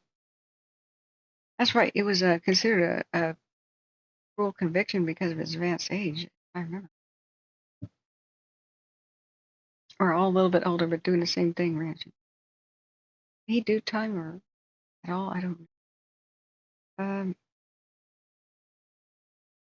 Uh, we've had dots. Me and my family have had dots on our foreheads, meaning like rifle scope dots. The 77-year-old family patriarch said of the feeling of being in crosshairs. Courtroom evidence later revealed the federal agents with rifles encamped for days in the hills around his house before and during the showdown on April 12th, 2014. Yeah, snipers were around his house before the standoff thing. Snipers were putting crosshairs on his family like they could kill him before the armed protest. Truth like this comes out later. But the media crucified the family at the time as being terrorists. But his family and followers were unfairly targeted by heavy-handed government agents, he said, but rescued by the backers, including militia members, which is unfortunate, and supporters he calls "we the people." Now, some of them were crazy and some of them were not as malicious, but they all came around. So they were announcing on their bullhorn, "You're defying a federal court order. We demand you to disperse or we will fire upon you," says another dude who recalled kneeling in a prayer ring in front of the corral beneath the overpass. And that's exactly what they said. The outcome of the tense confrontation reverberated. So in January 2016, Bundy's eldest sons, Raymond and Ryan Bundy, and several other men who were at the Bundy Ranch in 2014, led a weeks-long standoff. Yes, at the Mulhern National Wildlife Refuge in Oregon, the abandoned building. It ended with their arrests after, they tried to slip the feds, but eventually got caught. Said, with their arrests after a protest spokesperson, Lavoy Finicum, was shot dead by the state police at an FBI roadblock. He pulled a gun, so he deserved it. That's what everybody says. Like, he made his own bed. And he seemed to be more of a paranoid type person, anti-government person, than anybody involved with the family, that particular individual. So, that was totally justified that they took him out. Some heard echoes of Bunkerville and Mulher when rioters clashed with police on January 6, 2021 outside of Congress and temporarily blocked certification of the 2020 election. Bunkerville was an early warning sign of the MAGA and Trump movement, said Ian Barton, University of Nevada law professor who studied and wrote about standoff and about federal land policy. He cited a growing militia movement looking for somebody to fight. Well, that's because the feds are twisting people's arms and acting like this. Ruby Ridge, Waco, kids being killed. Ruby Ridge, the sniper shot an innocent woman on her doorstep, threw her baby in her arms. This kind of stuff keeps happening. It's not that was Waco, that was the 90s. Then Ruby Ridge, then this sort of thing, and which could have been a massacre. And the only reason it wasn't probably is because cameras were rolling the whole time everywhere. The press saved everybody. Same thing with the feds barging in with no-knock warrants, and like people think that there's for firearms charges. And recently, a guy who had a legal in one state, he had a legal firearm thing that just became illegal, like an accessory. Was supposed to turn it in and hadn't done so yet. And instead of just knocking on the door and asking him politely, he was like he was a government employee at an airport or something. They kicked his door down in the middle of the night.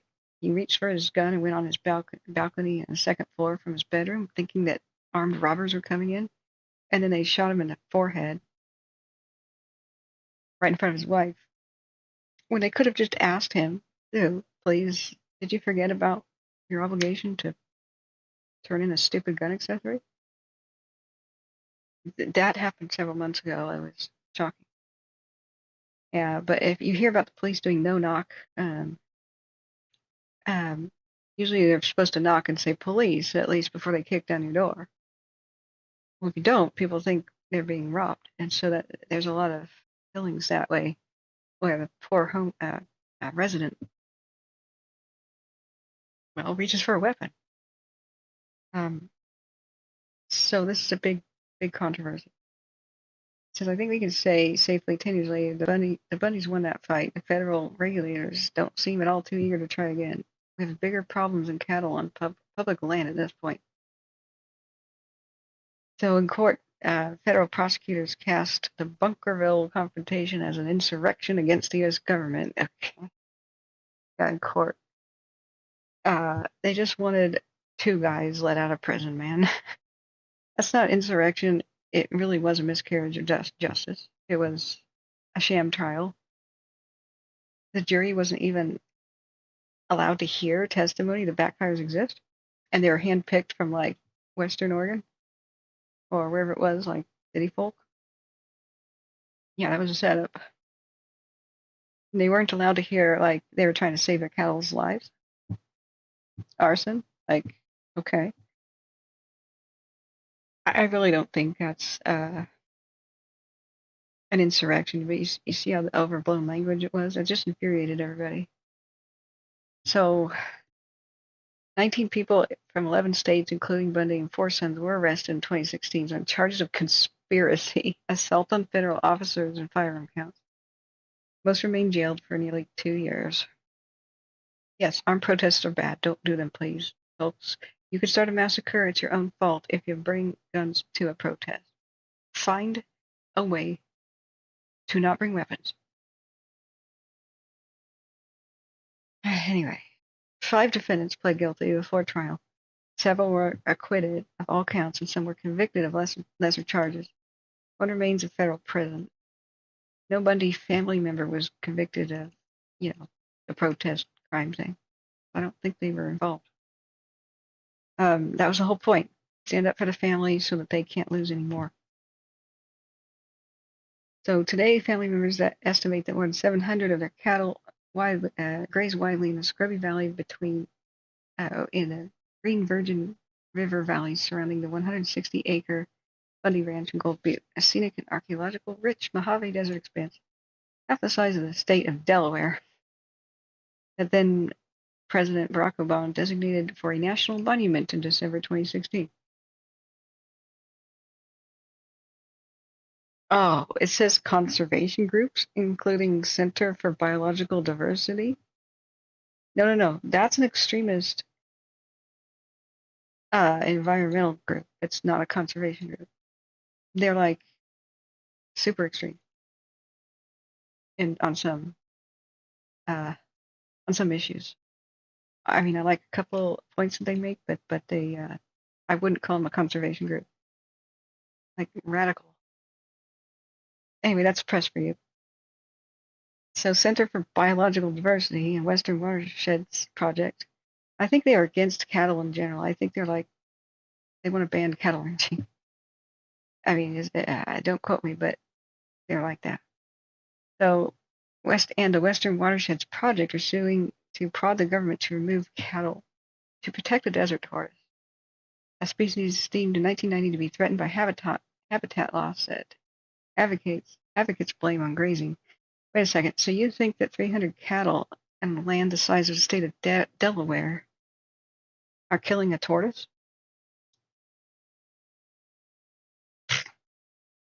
No, some grazing is good because the wildfires kill the tortoise because they can't run. Tortoises can't run from a fire. So if all those very flammable bushes, if they're grazed down, the tortoise can turtle up, and a fast-moving grass fire that's short grass or short vegetation will survive that, but burrow if it can, but not. I mean, tumbleweeds, like for example, are an invasive species, So they have to be grazed down. The wildfires now are what threaten the tortoise. I don't know why they don't get that. Because of all of the invasive weeds and species. If you take cattle and wild horses out of the mix, I mean, yes, too many is too many. But if you take them out of the mix, oh my God, the holocaust of fires we'll see in the deserty type areas will be insane. You know, look what happened near Reno where they don't do the grazing. Holy God. The last two fires. So this is misguided. If they wanted to remove the weeds first, I'd listen to them, like eradicate them. But some say it's impossible. So what do?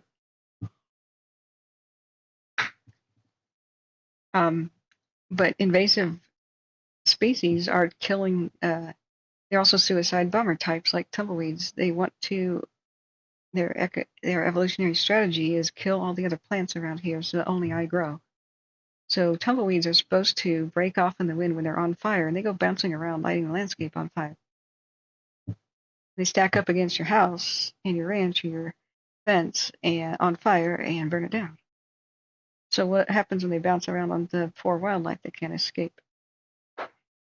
The tortoise needs things to eat, of course.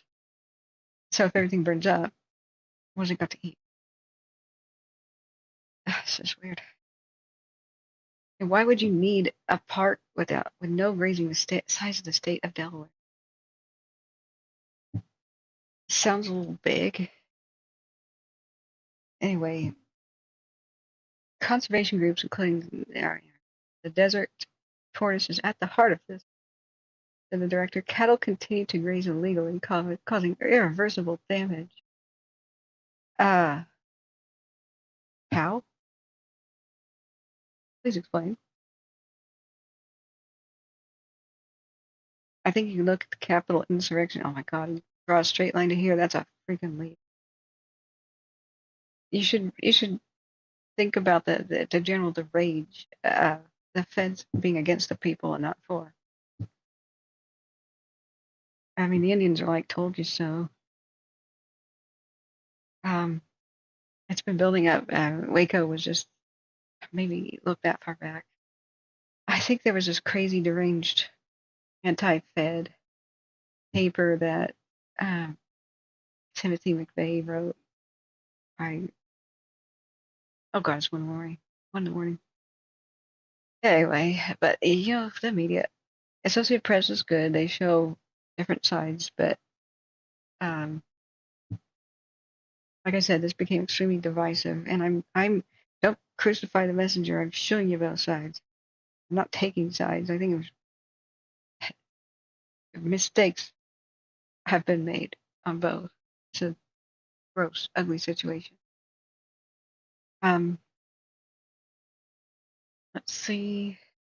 Anything else? I thought they were going to explain why the whole standoff happened, um, and what happened with the arson conviction. So, uh, um, Clive Bundy arson conviction overturned? Was it overturned, or did I think they maybe settled for like doing 1 year or something? Um, Federal Appeals Court upholds dismissal of the case. Uh, yeah. Is it the standoff case or is it the arson case? Um, 2 years comes after 2 years. Walked out of the. Oh, yeah, they walked out of the courthouses. Las Vegas courthouses free men. Yeah, so it was about that. Um, so the federals, this is dated August 6, 2020. A federal appeals court in San Francisco has denied the Justice Department motion for a retrial in the case against the Nevada rancher Clive Bundy, who led an armed standoff. No, he didn't. What? Okay, so other people supporting the family. There's that. Yeah. What? Yeah, federal appeals court has confirmed a dismissal of criminal case. Where's it? Was it for the arson or for the standoff? This is a stupid article. The government's case collapsed after a mistrial in which prosecutors were admonished for failing to turn over evidence and not disclosing the existence of surveillance cam footage and of the federal snipers that put crosshairs on his family. Yeah, funny how that wasn't mentioned in the trial. Oh man, this is why people went to the family's defense. Oh my God. And they had surveillance camera footage of things like that and hid it in the trial. Anyway, in May, federal prosecutors argued that any missteps they made in the original trial were inadvertent, but in the latest ruling, the Ninth Circuit judges ruled that the lower court acted within its authority to dismiss the indictments against Bundy and his co-defendants, also barring the criminal complaints from being refiled. Like, it's over. Stop your persecution of this poor family. I don't care if they're red, blue, center, green, purple, whatever their beliefs are. I just care about justice. You don't do this to Americans who are just minding their own freaking business because you want a stupid park. So after 2 years of illegal incarceration, my client had to endure a sham and fraudulent trial where exculpatory evidence was hidden, says the lawyer. The latest ruling is not seen as much of a surprise, according to legal observers who have long accused the feds of bungling the case against the ranchers, his supporter. Well, like, there was never a case. Despite a litany of federal court decisions and widely held legal opinions, Bundy has refused to recognize federal control of public lands in Nevada, where his cattle have grazed, they say, illegally in and around Lake Mead National Recreation Area since the 1990s. That's because he's probably correct. I believe their side was a confiscation issue. The FBI, or the Federal Bureau of Land Management, has long maintained that they owe more than $1 million in unpaid grazing lease fees. The latest case against them began during the Obama administration in the Trump era. His trial had initially been overseen by acting U.S. Attorney in Nevada. President Trump later pardoned 2 Oregon ranchers whose fight with federal land managers had inspired a separate armed standoff, involving the Bundy family in 2016. Wait, there were 2? Were they simultaneous? Okay, I don't even know. Pardon by Trump was widely seen as a signal that prosecuting them was no longer a top priority. Well, no kidding. It could have started a civil war if this went on. It's part of why Eastern Oregon wants to leave Eastern Oregon and become part of Idaho. Because Eastern Oregon is like a different climate and like a different country. It has a different culture. Oh God, okay, thank you. I'm sorry. Yeah, I just looked at chat. Thank you. Zell Cubic, welcome. Looks to be spreading rapidly. There's something. Wait, what is? Let me look back. Shall I email you a photo of what it looks like? Yeah, sure. So there's a new start in Fresno County, 70 acres. Why didn't I not get a buzz on that? I was just waiting for one more update on our Wildfire. Is it not on watch duty? The Manning fire. What the heck, watch duty? What happened? I don't know what happened. Ever since the phone updated to the next Galaxy UI, my notifications are shot. I do have those counties on notification. Anyway, this is what an arson charge can domino to. This is my story. It has a point. One little, we're talking about why would this legal, I'll recap real quick. Why does an attorney office, legal firm, in California say we're here to defend you against unfair arson charges, This is a good case in point. Sometimes people are not arsonists. They're just trying to defend their own land and their own animals, but they get a charge like that. And they never wanted to harm anybody. And so sometimes it is inappropriate. So why would lawyers like say, yeah, we want to defend your charge? Because sometimes it's wrong. But California has a stupid easy way that arsonists can get the conviction expunged off their record to get out get out of prison and repeat their behavior, just like the person they arrested who may have started this Glenhaven fire here at Clear Lake. His arson conviction may have been invisible to police because it may have been expunged, and all you got to do is complete parole. That's it, and like not have a violation. That needs to stop because arsonists repeat their behavior. The true ones do until they are caught or until they're dead. I really don't buy the whole they can be reformed thing, unless they were like, I mean, even if they were schizophrenic or something, they're still schizophrenic. What if they're off their meds again? Where is this thing? It's not on watch duty?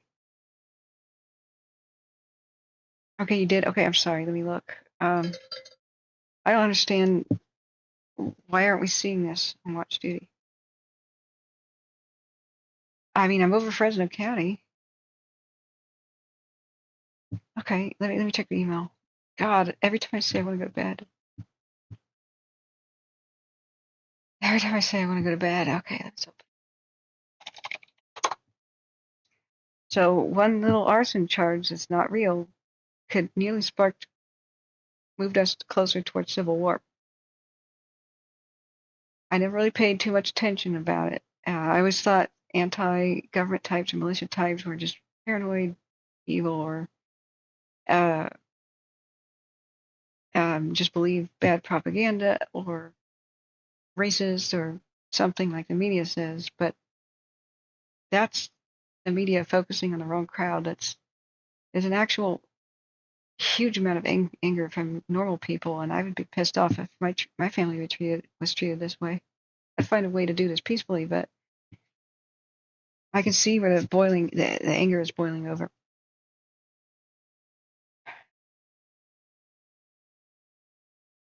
And why Trump looked like a savior to them for those two little pardons.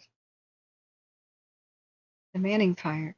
Why is that not on watch duty? Watch duty the last couple of days has not had some pretty significant fires up here on watch duty. I know they're not perfect, but Fresno County is not exactly the wilderness. Somebody should be monitoring this. Yes, thank you so much. Let me save this to, and I'll show this. I could show it. Permission to show. I assume I have to ask. Permission to show on stream.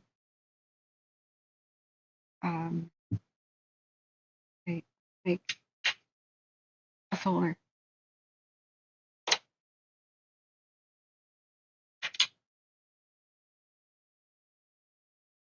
Okay. Wow. Yeah, that's fire. Sweet Lord, that's fire. That's fire, all right, is what I was about to say.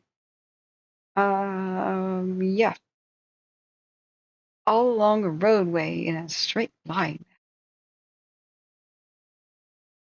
That's 10 minutes. And when did you take this? I know you sent it 10 minutes ago. Uh,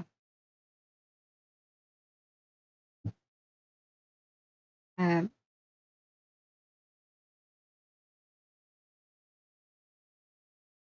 okay, I was looking at another email, but that's not relative to tonight. Okay, yeah, look at that. Yeah, thank you, Zell Cubic. You're here alerting us to this. What in the hell? Let's look at there's got to be a heat detection. All right, stop the presses. Let me write down our time. Yes, so we can go back to this. Okay, that's a brief overview of the Bundy standoff. As I know it, there may be errors. I'm remembering something from 10 years ago, but it's burned into my memory. Like, I was absolutely shocked. Here's this guy getting drunk at a party, making these claims. I'm like, oh, yeah, one of the militia guys. And No, I witnessed what was on his phone, and he had so much evidence on it. I said, "Could you please send me this? The world doesn't know about this." And he was like, "Yeah, yeah, sure." I never saw him again. And I went back to see the host of the party and see if he had um, a contact information, and unfortunately, no. Um, okay, heat. Now, when did it start? Do you know? Sorry if you already said that. Fresno County. These are all satellites. 8:10 Universal Time. Um, um, okay, new fire out on watch duty. It has a name though. Is it on Calfire? Okay, do we have radio? How are you tracking it? How did you know about it? No cubic. Yeah, looks big. Started a while ago, like an hour ago. What the hell's going on? Okay, are you guys on scanner radio, or do you have a radio for me? I've got Fresno on speed dial. I don't see I don't see a heat detection. Is it a control bird by any way? I mean, they should put RX here. Sometimes they burn off like rice stubble. I thought it was illegal now in California, but could it be something of that nature? Is it confined to irrigated ditch areas and or is it like wildly spreading out of control and there's fire crews racing towards it? So what time is what time is 1 a.m. Pacific daylight daylight time in UTC? 8 a.m. Okay, so at 8:10 UTC, that's 10 minutes ago, and we had our satellite pass. So it'll come around again. What's the location? So Cubic says it's sought from my house. I do not think it's on Broadcastify. I have my own scanner. Wow, okay. Did you have a different name on YouTube before? I'm trying to place you. I know, yes. I must know you. Uh, um, um,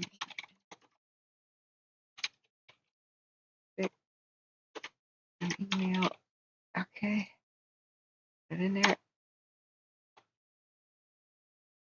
Holy mackerel, like, it's not on a scanner. Okay, we're going to go listen to Fresno scanners. Let's go to Broadcastify, see which ones have got activity.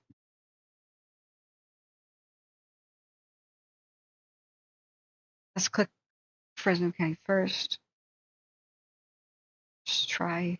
Any of them have high viewer count listeners. Fresno City Police, Fire, and EMS has 237 listeners. Okay, probably it. Have you tried it? I think I have it on speed dial over here.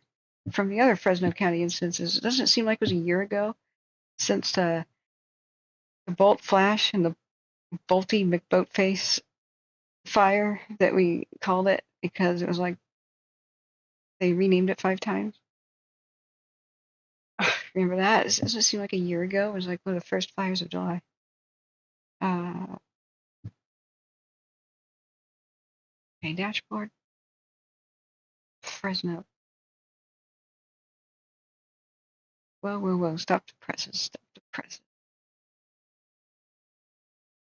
Do I log in? Yeah, why am I not logged in? I do have premium thanks to your kind support, friends. Where are my dashboards? Hello? Log in? Okay. Stupid bugs. Broadcastify. Listen. Dashboard. There we are. California, Fresno.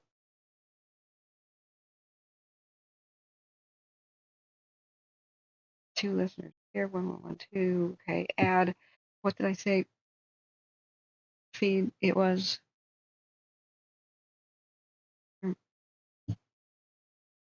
Fresno City Police, Fire, and EMS. Is it down closer to the town, closer to Fresno proper? It looks like flatland. Okay, actions. Add a feed. States. California. Fresno. Fresno City Fire, whatnot. Oh shoot, it's cut off at the end. What's the exact name? Fresno City Police, Fire, and EMS. Now, am I just kind of not understanding? I almost said, am I just an idiot, or is there a way to like see the end of these? See how it's cut off? I can't read the end and see how many listeners are at the end when they keep going. I can't expand the window, so it's like, how do I keep reading to the end? When you add a Broadcastify dashboard, it bothers me. It's like, how do I make this pop-up window bigger? Yeah. Oh well, let's add that one. Fresno could possibly just have that many people listening every day, but let's see. All right, it's muted for you. I'll adjust the volume first. If there's activity.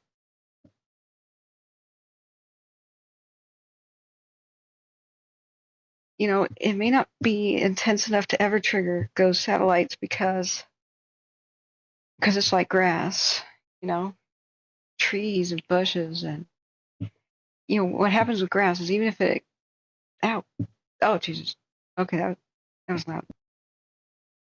The mailhouse should be driving the port. Give me a second, I'll give you a plate.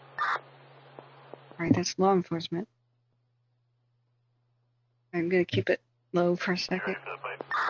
The thing about grass. 6 Edie, Tom, George, 1. All right, I'm gonna mute it until there's something.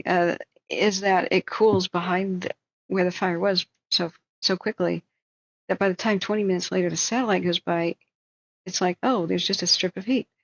It's pretty narrow.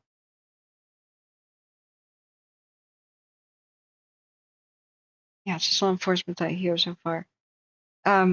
So it's there to pick up like acres of heat. You've been listening, you haven't heard anything? Yeah, it's like, Del Cubic, what the hell's going on? I already tried all the Broadcastify channel first.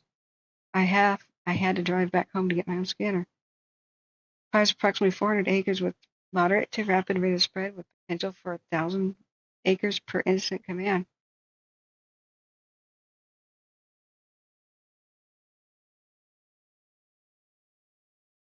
Okay, they're just talking about a disturbance and suspects. Where'd you get that information, Del?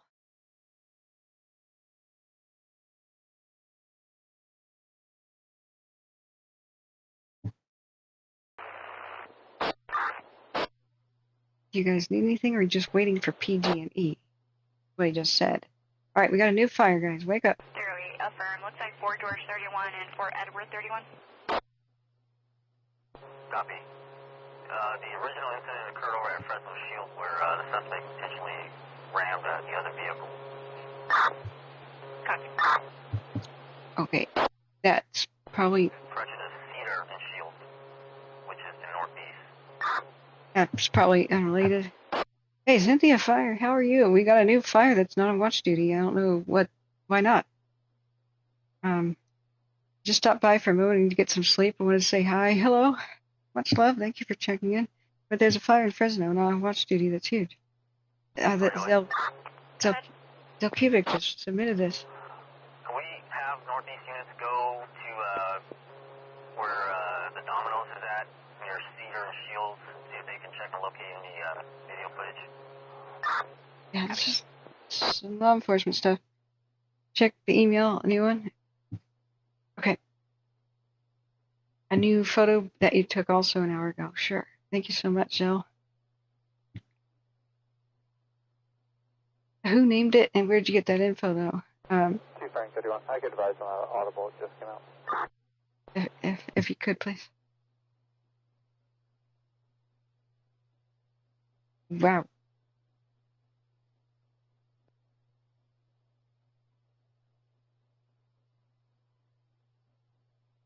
Holy crap. Okay, you weren't kidding. Oh my God. Yeah, that's a fire. Whoa, whoa, whoa. Whoa, whoa. Okay. Yeah, if you could let me know where you're getting the info so I can go right to it. I'm very, very tired. I've barely slept.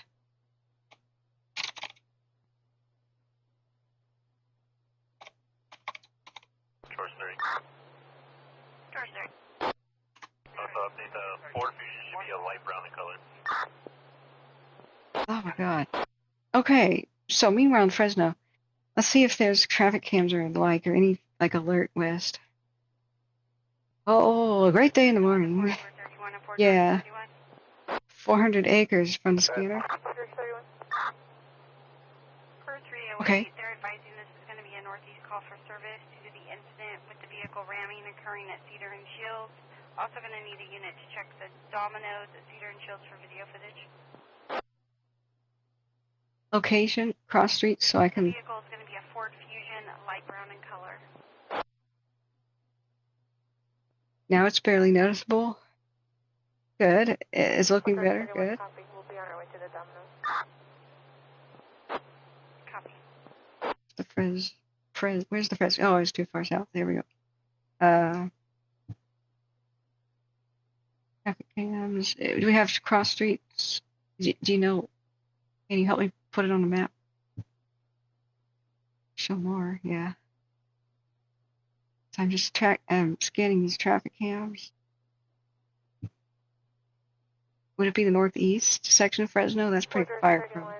Did the southeast unit say if the vehicle had any damage? Ow, my eyes. Okay. If you can, what scanner you're on and location. I know it may not be on broadcast 5, but dude. Wow, I can't believe it wasn't tripped on satellite. But like I said, the grass fire nature, the ground cools off too much behind it. But watch, do you wake up? How do you submit an incident? I've always wanted to do it, as it doesn't let me. I even took aerial photos of wildfires, landed, and then submitted it to them, and they didn't bother to put them on there. And I'm like, how do I tell you about a new incident? I sometimes hear about it, and I just want to go and put it on there.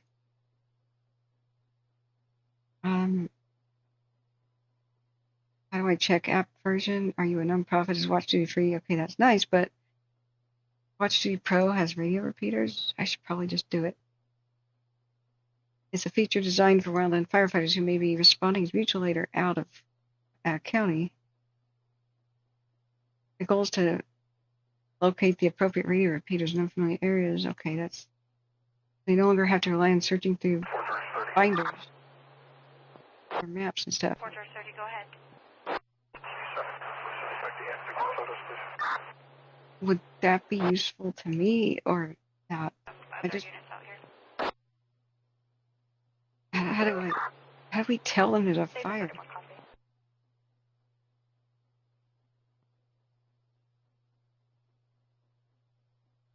Why isn't there a new update?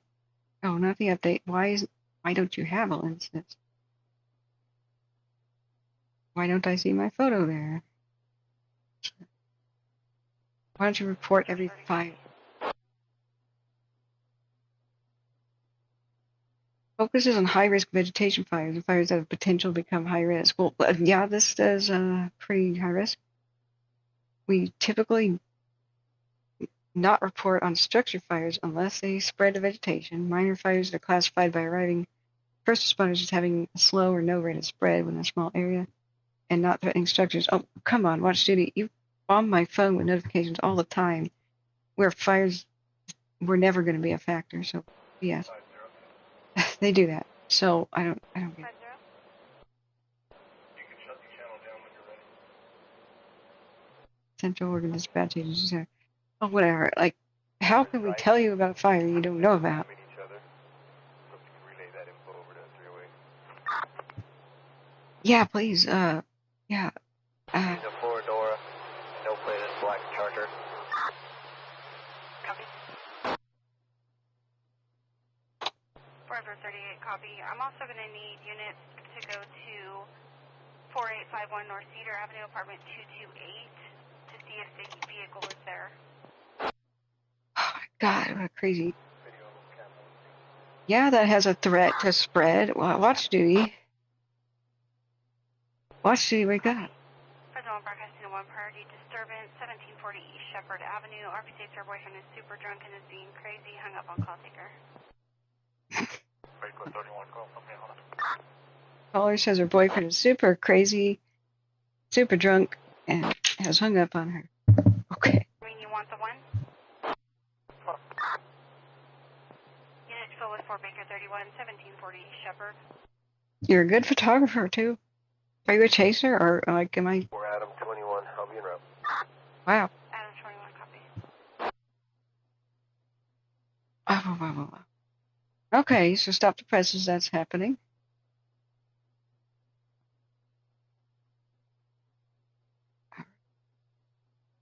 Break 31, I can take the one in my seat. Yeah, you're here. 31, copy. You're here on July 24th. I've taken a look. A good reporter on X is Kern County Wildlife Tracker, is what you said in July. Okay. Welcome back. George 30 came out at midnight 51. X. Adam 31, clear for event. Kern Adam 31, County. go ahead. Was it Spotter, you said? 2 Charles, 3 Charles, David, X-ray George, John. That's who you are. 6 Wait. John, Henry, 13978. So 6 is my B Bakers, by the way. Kern County Wildlife. Wildfire. This one? 1 Adam 31, that's coming back as clear and expired for 310 and 23 to a 18 Dodge out of Fresno. No pending. This is just law enforcement. 8 hours ago, retweeting. Yeah, the damn Happy Fire is still going. Whatever happened to CA Fire Spotter? To Brown. It was so good. I used to get all the updates. Hey, is there any kind of damage on the rear end of that vehicle? Not the rear end, but the driver's side yet. Copy. I'll send you a picture.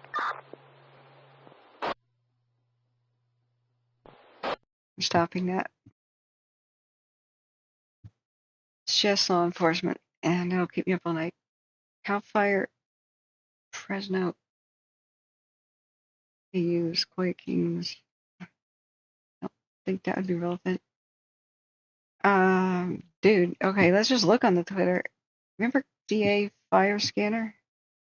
California Fire Scanner? He was an Australian or a Tasmanian that was up during his nights and watching our fires during the day. What happened to it?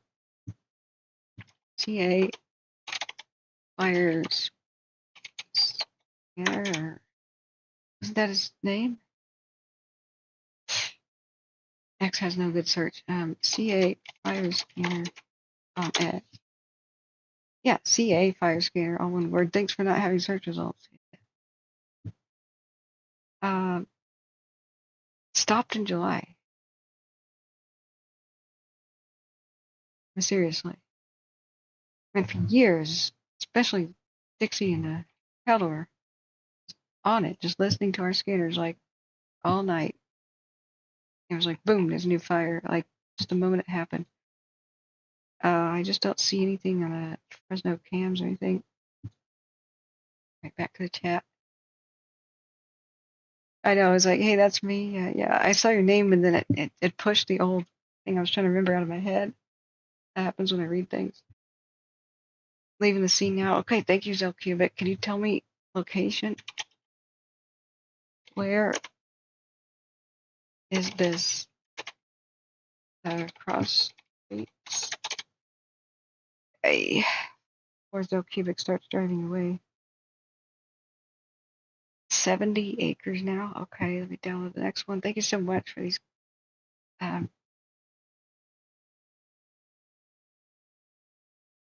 If they can confine a grass fire or rice field stubble or whatever it is, it'll just burn itself out real quick. You just gotta man the road. But why wouldn't? Oh, Larry Green, love you. You get hearts. Good to see you again. Thank you for your kind donation and support. Thank you for the tip. Tip my hat. Okay, where did I put that? There it is. It says, now this is all that's burning, and now it's done. Okay, so we got a progress of earlier, later, latest now. Holy crap. Wow. Doesn't look done, but okay. Thank you for these pics.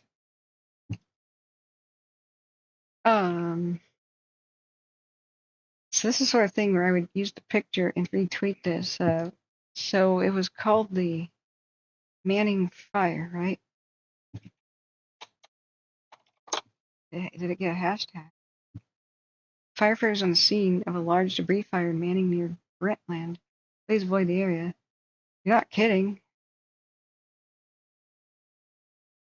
Fresno County Fire. Did I follow him?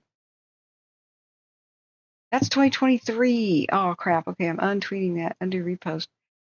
June 14th of 2023. Oh god, I hate it when they recycle fire names.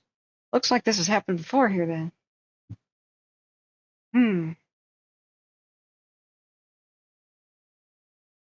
Dang. Okay, that's 2023. Let's just go to Fresno Calfire, whatever.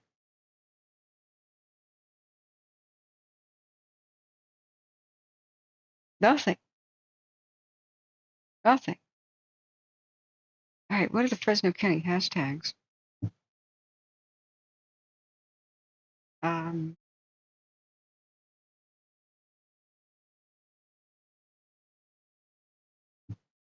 How do I put this on the Twitter?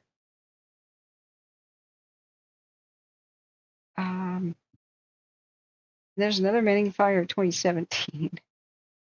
Yeah, they name them after roads. That looks like it's a main road, I guess. May 3rd of this year, there was a Manning Fire. Oh my god. East Manning Avenue, Fowler, and Fresno County. Watch Duty link. Is there a Watch Duty hashtag? Or a Watch Duty channel? Or like a Twitter? They have their own Twitter? I mean, it's their own page? I mean, people share Watch Duty, but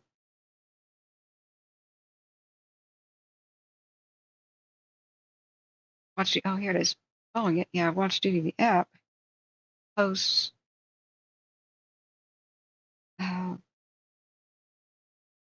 hearts go out to somebody. Should I put it on there and say, why don't you have this, please?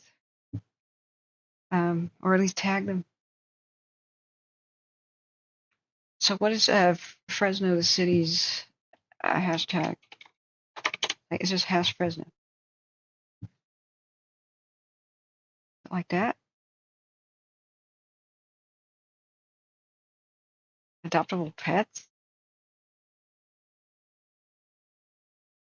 You've been listening all night? Oh, well, thanks for being here, Larry. Oh, boy. They said forward progress stopped on the east flank. Like latest, maybe? Yeah. Should have done that. Let's go back. Calfire, Fresno, Calfire. Firefighters. Do this. Just posts. Highlights. Oh, with the Manning hashtag. Okay. Gotcha. I understand. Yeah, Kirk County Wildlife Tracker just did this 1 minute ago, so I must have just missed it. Awesome. Okay. Permission Zelcubic to share, right? So I'll just drop that in there.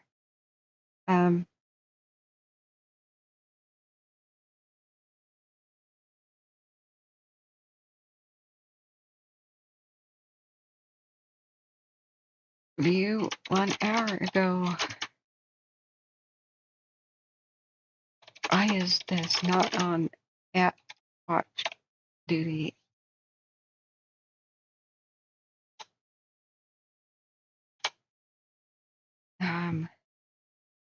Zelcubic, did I say courtesy of Zelcubic, or like, do you have your own Twitter? Okay, courtesy of my dear Zelcubic.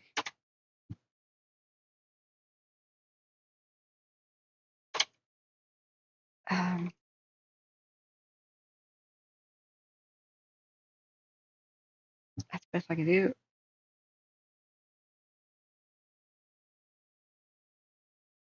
Add a description, yeah, out of it. Okay, for the blind.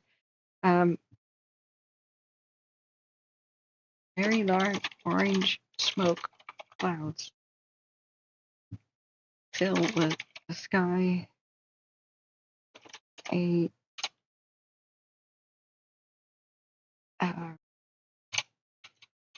flames by the side of Manning Road in Fresno County, California. Reach up for telephone calls in a long, wide shot of a landscape, flatland, nighttime. Appears to be farmland or farmland, grassland, or the light fire on one side of it. I guess that's good for the blind. Okay. Reply.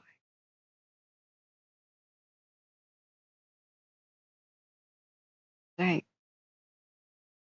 You can put the pictures anywhere you like. Okay, thanks. How do I credit you? Do you have like your own Twitter or like I can link you to?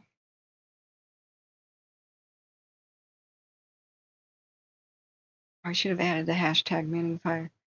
It's so stupid. You have to pay Twitter to be able to edit. Ugh. The other day, I said, "Oh, this is so God," instead of good.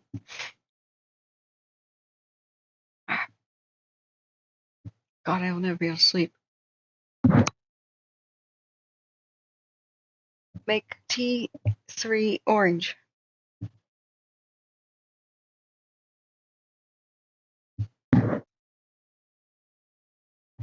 Make T2 orange.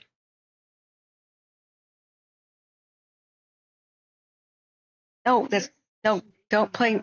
Look, Alexa, don't play me. Alexa, stop. Sorry, I don't mean to be controlling your Alexa. Hang on.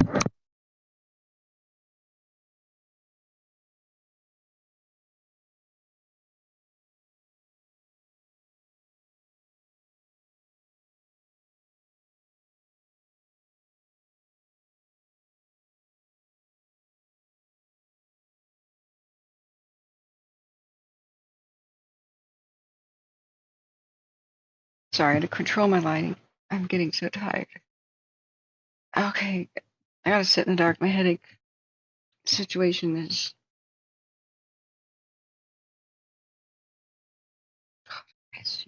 malfunctioning right now. Okay, I gotta turn down the brightness.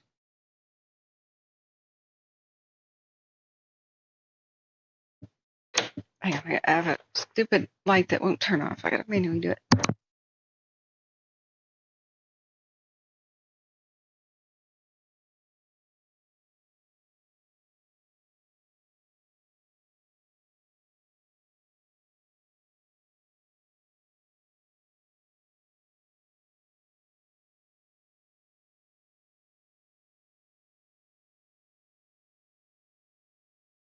Oh, for the love of cars. I know, stop. Okay. What, it's 1,000 acres? It's almost 1,500 acres? What? What? Why don't we have a heat detection from satellite? What is going on here?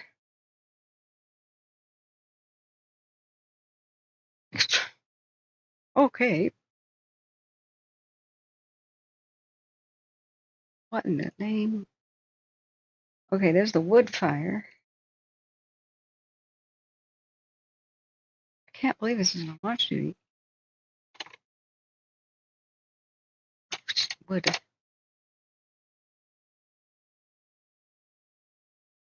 Oh, they just did a mapping thing. All right, so looking better. The wood fire of Humboldt County is looking better. Oh, I got a reply. Okay, great. I have most things muted because it'll make the stream go. But it should have shown up on my phone. Forward progress stopped on the eastern flank now at 550 acres.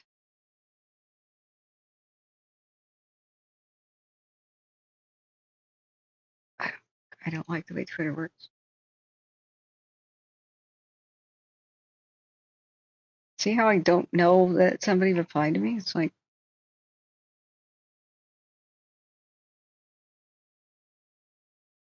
do they now have it on watch duty? I don't see it.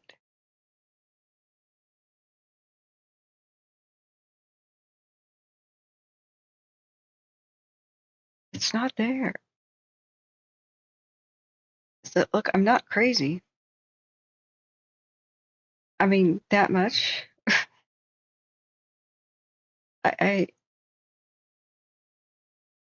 It's not on watch duty for desktop. So, look.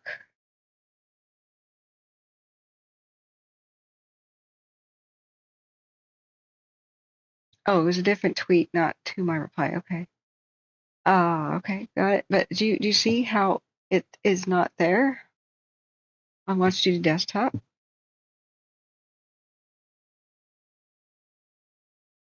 I've taken a screenshot. Maybe there's a bug at play. Maybe I can help him with a bug. Okay, so problem. Manning Fire Fresno visible on watch duty desktop. This is what time exactly? 10:07, 2024. Watch duty. No. And no fire bug. I never got a notification on my wristwatch. It's not on mobile either. Not for Android. It's just not there. All my notifications they're not filled up. 97 fire, the wood fire, the elk fire, the forest fire, the Hickman fire, Verjeles fire, flood fire. That's it.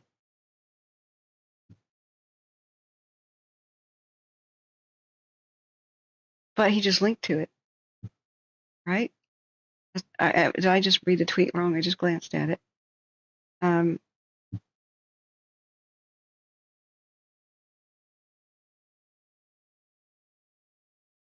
Yeah, I thought that was a link to it. Oh, is it a link just to the app?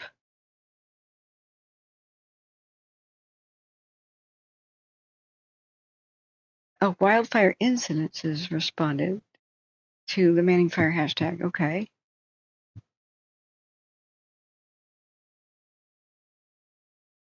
It is on watch duty. When I click this, from 11:53 a.m., it's on invisible status already.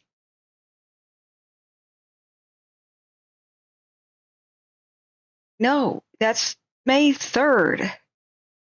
No, that was May 3rd. Oh, yeah, God. No, it's not on watch duty. This is May 3rd. Tiny, tiny print up there. May 3rd, 2024. I hate it when they rename fires this crap. Okay, I didn't look at Twitter's date. Yeah, May 3rd. I'm an idiot. Okay. Okay, let me go back to Kern County's tracker thing. Forward progress stopped at 1,433 acres.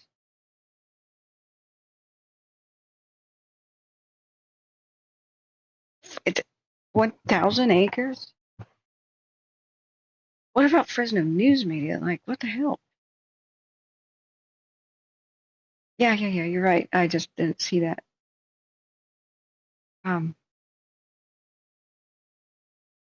Now, on some social media, really old posts, especially like news articles, they're starting to put the date really highlighted and say the past, and I condone that.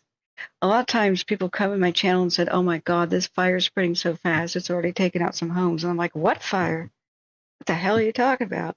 And I desperately start searching, like, yeah, oh, it even killed. And I'm like, what? And I'm like, what are you talking about? There's no heat here, there's no whatever. And then somebody's reading an article from like last year or even 10 years ago, and it's the same damn fire name. Twitter needs to do that too. Wow, okay. What? Name of God. I know they're not perfect, but they need a system where we can tell them about stuff like this. I mean, if they only have one person on duty, like on duty, watch duty, what if they ate a bad burrito and they're incapacitated for a bit, The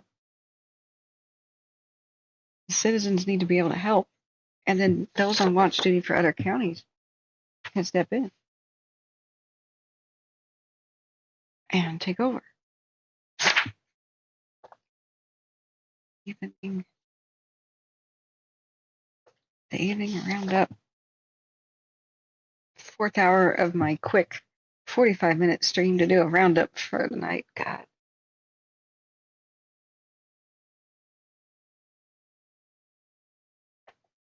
WTF watch duty missed a 4K acre fire.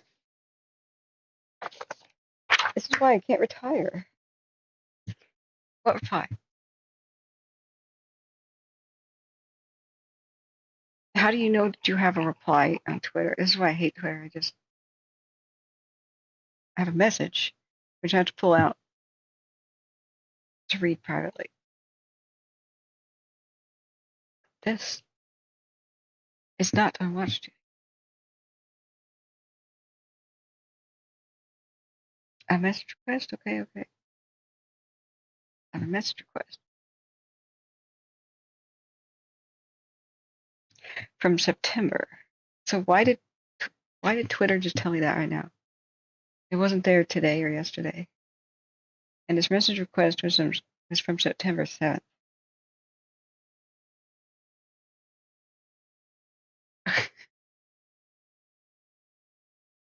Oh.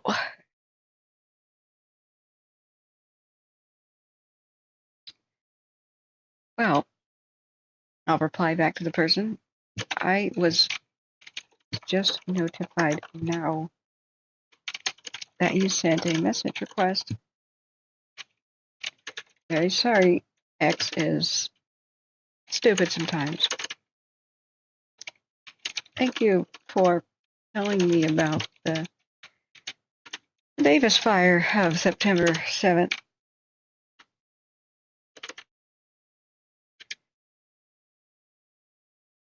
Okay. Messages. Kern County Wildlife Fire sent me one message that says Manning Fire. That's it. That's it. It says Manning Fire. Okay. It's contained.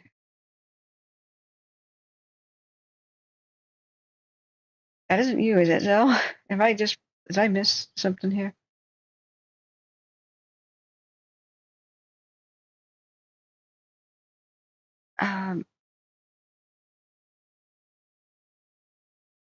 Okay. Kern County.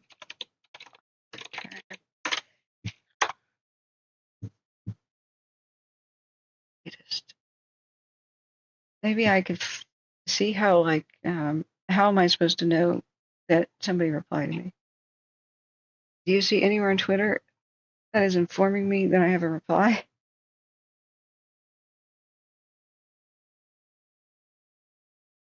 I would just redesign the entire interface. It's primitive. I went to school for web design, so that's why I have this frustration. Is I know how easy it could be if they changed the design a little bit. This is why older generations are like, I don't want to learn this crap. It's too hard, and it is. When I was first on the X, when people told me to get on real quick, it was during a fire, and I asked somebody, "Can I use your photo?" And they said, "Sure." So I never had an idea that they said that. Later, I got a notification. I got mentioned for a different fire. So I see that I got mentioned, and I click on it, and it was just the reply, and I didn't know what the original fire even was. I didn't know that you have to click above the title of the thing to see the original post. So I didn't think on Twitter for my first 3 months of using it, you could ever see the original post. I was like Googling it. There should just be a stupid up arrow, like, for God's sake. Anyway, sorry, I'm ranting. All right, back to the chat. Click on the Google Maps. I'm curious. Oh, you mean on Google Maps itself to see if they declared a fire? Sure. All right, Fresno. I still don't know where this is. I don't know the cross streets or what's happening, so I don't know where to go.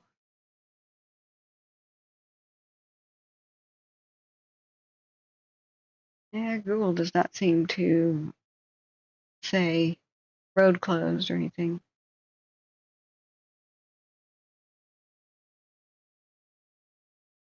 What the hell? I didn't realize there's such a lot of irrigation around Fresno. I've never really spent much time south of San Francisco. Go back to Kern County Wildfire Tracker. Okay. Fresh. He has a pin map, and I want to know what it is. Oh, okay. Oh, his. It's a custom Google map. Let me share the link here for your convenience. Active wildfires and possible lightning events in California. 317 views and published 2 minutes ago. Cool.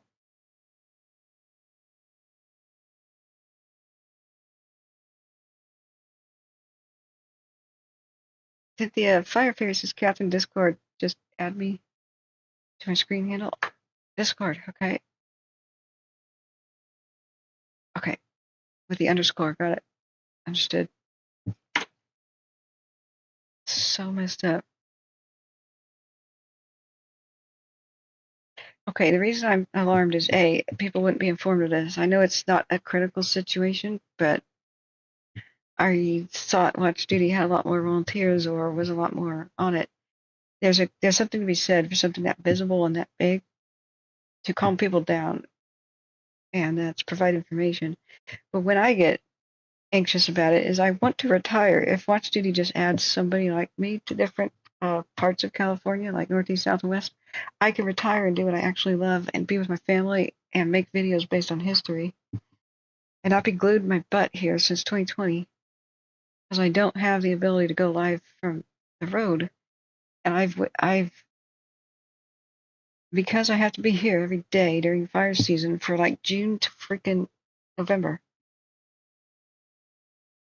I've lost friendships. People have died on me before I could see them. I want to retire doing this, except I'll join the fight again when there's a major crisis, of course, but I want to not live on the computer looking at fires every day for like 100 days, 200 days out of the year. And I'm not really breaking even on it. I will do this because I'm necessary. I'm just looking for hope. I would like to be like a watch duty volunteer and be on a team that does this because this is killing me. But if they don't,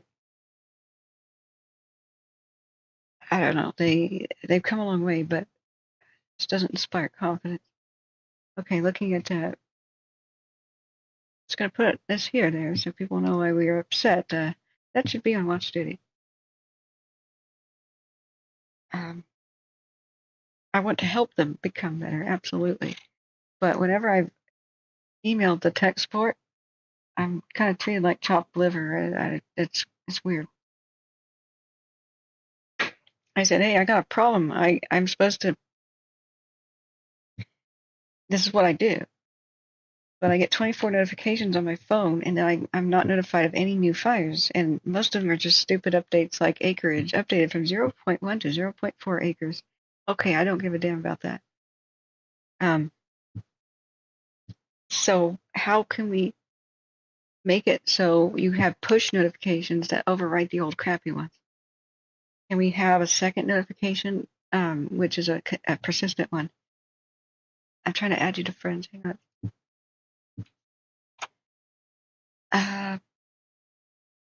Do I add it at the end? I would imagine.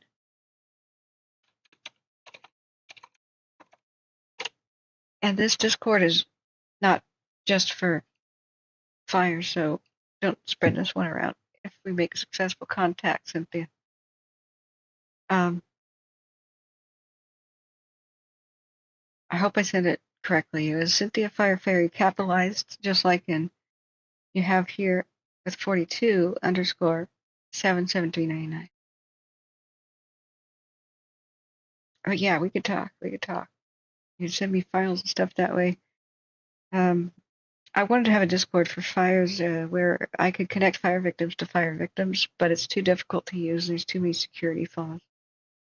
I can't teach people over the age of 65 because every time I've tried, even some of my own mods just can't memorize how to use it. And for every device, basic tasks are different. And even I struggle trying to change windows and find chat again after a video call. I just need something else.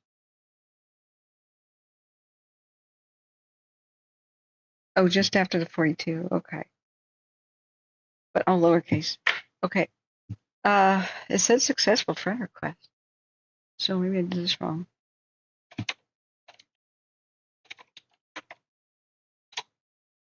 Score and friend request. Okay, did you get it now? Got it. Sweet. Cool. Shall we talk? But you'll be on the air. Unless you don't want to be, but then I'll sound crazy talking to myself. Hi. Man, it's time to tweet this. Cool.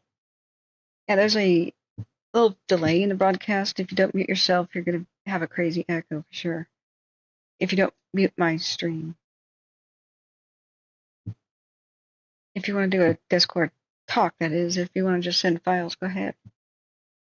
It flared up. Great. Oh dear. What's going on? Okay, here's the map.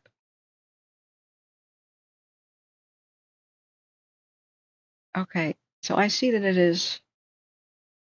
is Manning Avenue west of the Yosemite Freeway.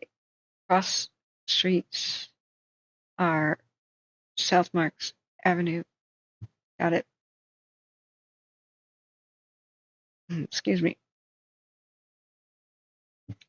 Manning Avenue And South says no. Wait.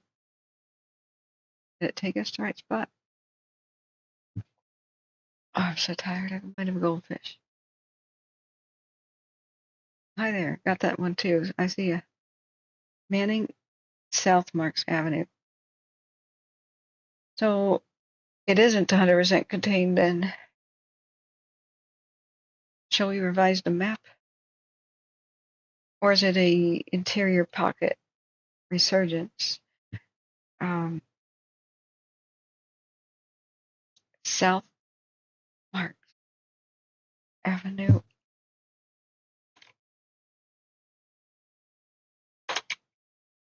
Fresno. Okay. Got it. So there is our fire right there. No heat detections. Bizarre. It's right there. Looks like to be inside the perimeter, it may be a firing operation. It's on the Google map. Oh, Cynthia says, no, I'm going to be turning in here shortly. I've been up for over 12 hours. Okay, well, cool. We made the connection. Discord is actually the best way to reach me now that my phone's on the fritz with notifications. I have this feeling, and I anticipated, I said, you watch, for older phones, Galaxy S22s, this new Galaxy update, the one they're bragging about, is going to slow the phone down, make it not work, so people will just want to buy a new one. And this is not paranoia. Apple was already caught doing that. They did, quote, security updates you can't opt out of. And they had a policy for a while of slowing down people's old devices so that they had to buy a new one to have the same experience. Because the update did that. And so in court they argued, oh, we do that because we're trying to protect the battery that's older in older phones. So we just slow the whole phone down and that's somehow going to protect the battery longer. No, bull crap. It's how often is it on and how often do you cycle charge it? The judge said, whatever, and you can't do that anymore. Big fine. Nobody ever did that for Google, and you bet they do the same thing. And Samsung and whatnot. I have some phones there that I never allowed back on the internet again, so they couldn't download the update. They are so buttery fast. I have an S22 and an S22 Plus. The S22 that did not get the most recent updates is lightning fast. And my S22 Plus, when it got the updates, is now a wreck as of 3 days ago. Yeah, so Kern County says, wait, go back to the Google map. Is that fire in Mojave National Preserve? Wait, do you mean the custom Google map? Because this is custom, this is what somebody makes, and somebody put a pin on the map, chose the fire icon, and just described what it was. This is not like a, see, it says this map is created by a user, learn how to make your own. I know it's small, fine print. So this isn't proper Google Maps. Proper Google Maps does not have it. When a fire does threaten an area, they're getting better at it by saying, don't drive here. Fire in the area, and sometimes perimeters are even shown. Like sometimes things like bridge and line. Especially if there's road closures. Don't really see it for the bridge or line anymore. But it happens sometimes. Yeah, see, this is proper regular Google Maps. The custom is over here. And it's hurting my eyes. I need to change layers. There. Yeah, so I don't know where Mojave National Park is, but it's got all these older ones and color-coded cool by how active they are. Black is out or not a factor. Okay. Cynthia Fire Fairy says Android manufacturers are forcing Verizon to stop messaging in November. Is that what happened? It said Verizon was going to stop its own popular text messaging app. I never liked it myself, but I haven't seen it lately. Mojave National Park, where the hell is that? Sorry, don't know. Is it by Mojave, California?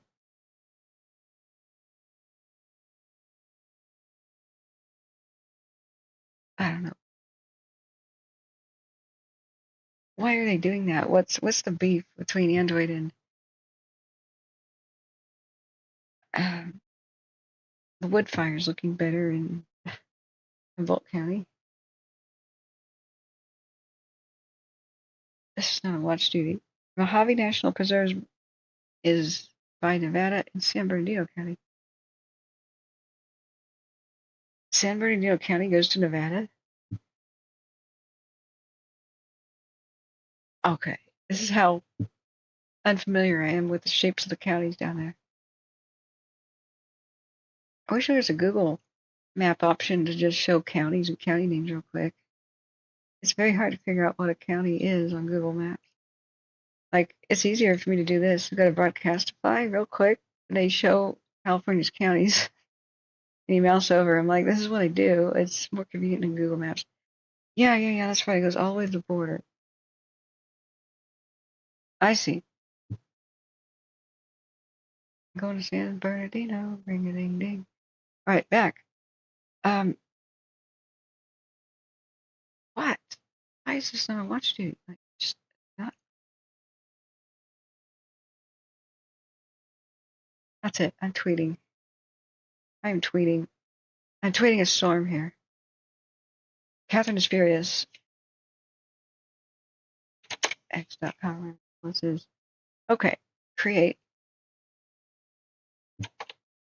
Manning fire at Fresno. Why on earth is a very large fire which broke out a few hours ago not on at watch duty?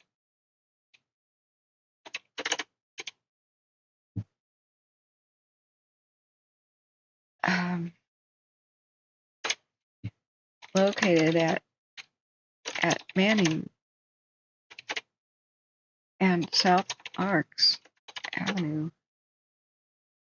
And let's drag that photo in. Thank you so much for providing it, because that woke me up. That woke me up.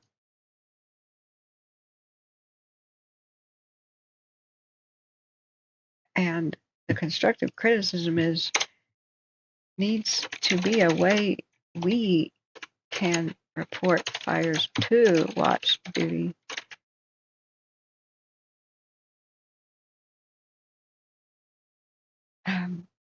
Yeah, Cynthia says we will chat on Discord and I'll fill you in about Android. Okay, thank you. Hearts. Kern County Plain Spotting says, Catherine, no need to tweet. Should I not for some reason?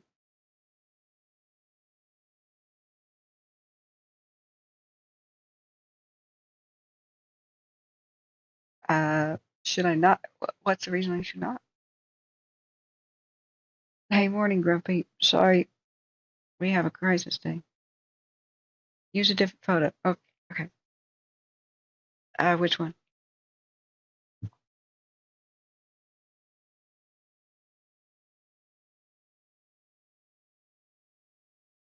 Yeah, it's your photo. I'll did you want me to delete the other one or delete the post?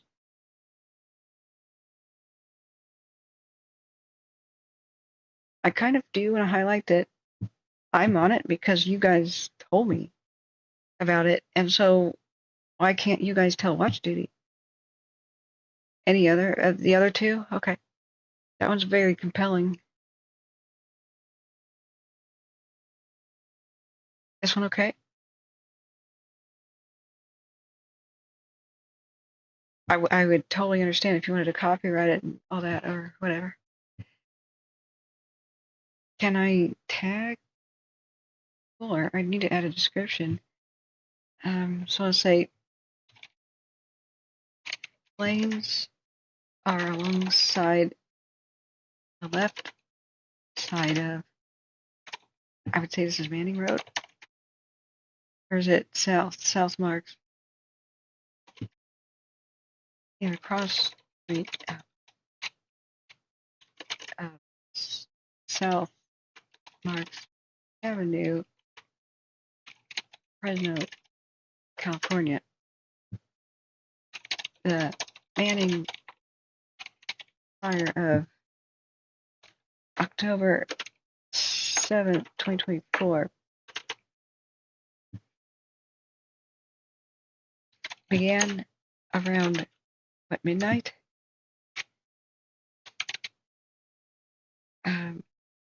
Fire, which appears to be in flat and began around midnight.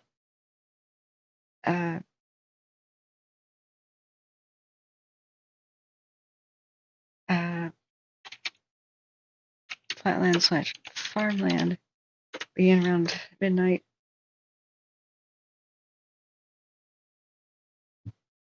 I don't know how tall the flame.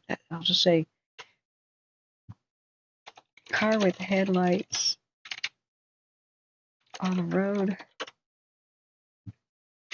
on a dark road. Telephone poles stand near the flames, but unaffected in this view. I'm describing the photo for the blind.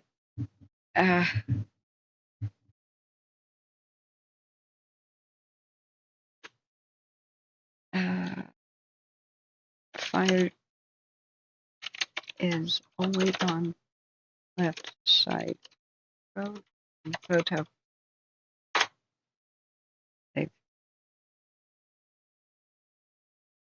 Yeah, that one?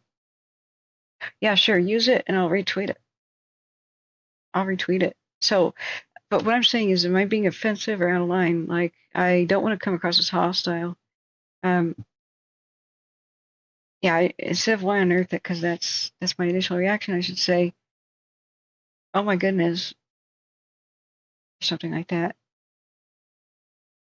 Oh my goodness. Oh my goodness. Why is a very large fire, which broke out a few hours ago, not on watch duty? Needs to be a way that we can report fires to watch duty. We want to lend a hand.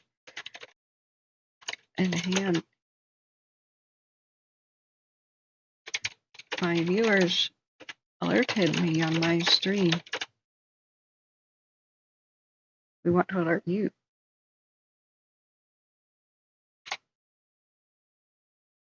I should put my own. I never tweeted that I went live because it was supposed to be on the Roundup thing.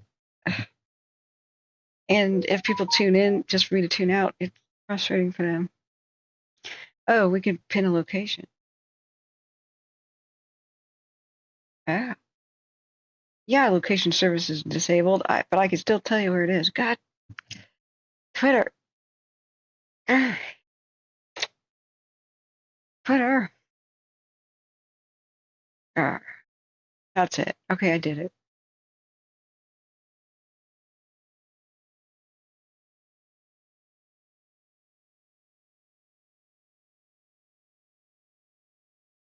Yeah, it's very large. Raz says, are you still going? You want me to scare a few viewers off so you can go to bed? No, it's because of this, Wrath, that I'm awake, not because of people are here. I would still be sitting here watching this myself like I did all last night with the fire near Reno, but I didn't want to alarm people about the fire near Reno and keep them awake too unless it became out of control. So for 3 hours it just sat there because it was a dead calm, and it took 2 hours for the firefighters to even get to it. And so that's when I started biting my fingernails off. I'm like, where the hell is everybody? There was no way to listen to the radio, and we could see it on cameras clearly, and a helicopter or something went nearby and didn't do anything. So I woke up somebody near Reno and said, are you seeing this? Sarah Luna is a fire chaser sometimes, and she'd just been around there in her 4x4, and she had just been fire chasing near Reno with the Davis fire and whatnot. And she's like, oh my God. We were both kind of furious, like, where are the nighttime helicopters? They were off all the lines. It was 1 acre. A single splash from a Chinook could have probably taken care of the damn thing. But the feds are very slow to react to federal land fires, and there's a sense of rage about everybody who got affected by the Caldor in the Tahoe area, and in the Tamarack fire, which was just east of the Tahoe area and south of Reno. The Tamarack in 2021 was the first big fire, and it was a very small lightning strike fire at the top of a hill, mountain actually, just south of Tahoe, but at Markleyville, which I think is still the California border. And the Fed said, but fire is natural on the landscape. We want to reintroduce it to our forests. And then they sat there picking their nose going, because it's good, fire good now. It was a mega drought. The third year of mega drought was 2021. And California's never even registered vegetation that dry in the history of California and science. It broke all the records. Living trees were so dry they were torching like dead ones. And all it needed was wind to be just a gigantic mega fire that would erase town. So Markleyville was next door. So the people of Markleyville were like, what the hell? But that was their policy. Let it burn if it's a natural lightning fire. That's ridiculously retarded. And the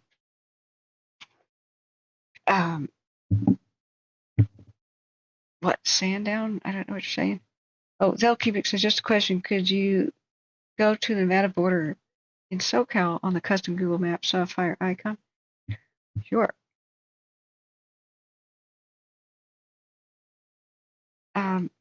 So what happened? The wind picked up, and the Tamarack almost ate Tahoe. They stopped it, and then it almost ate Markleyville. That was the first fire I covered that year, and put firefighters' lives in danger. It blew up and just got huge.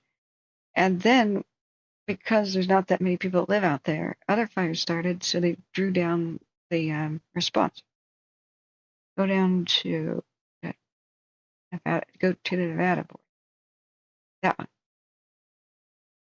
The Castle Fire. 1 acre. Let's look at watch duty for it.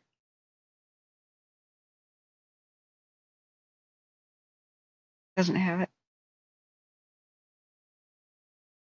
Arizona's on fire though. Let's see if it's still on their list.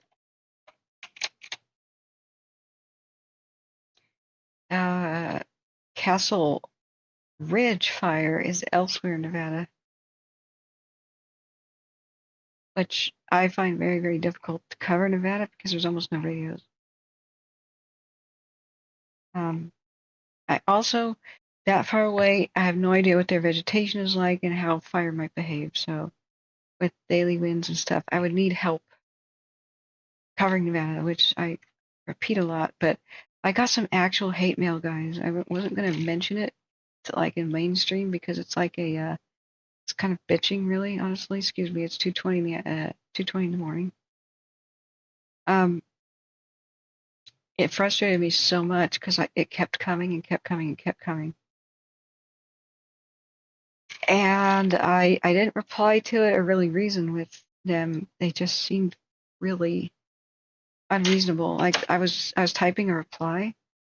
Why did Catherine drop the ball in Nevada this year? Oh my God, why is she? And I went, guys, because I don't cover Nevada. It says right here on my Twitter, I do California and Oregon. It's a special request state. And so if locals help me with it those days, I can, by special request in California and Oregon are not having a crisis, yeah, I'll cover that. So I did a great job with the Quilisi fire. I wasn't there at the time. I was at my mom's place with dinner. And since I don't cover Nevada, I didn't jump to go cover it because it was a fast-moving grass-type brush fire. By the time I got home, it would have been crisis over.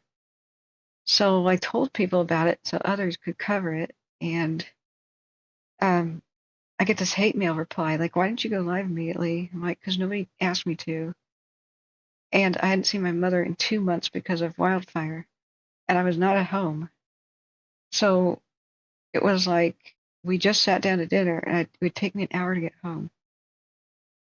And what's the point of that? A fast-moving grass fire, like, it was being tweeted, local news was covering it live.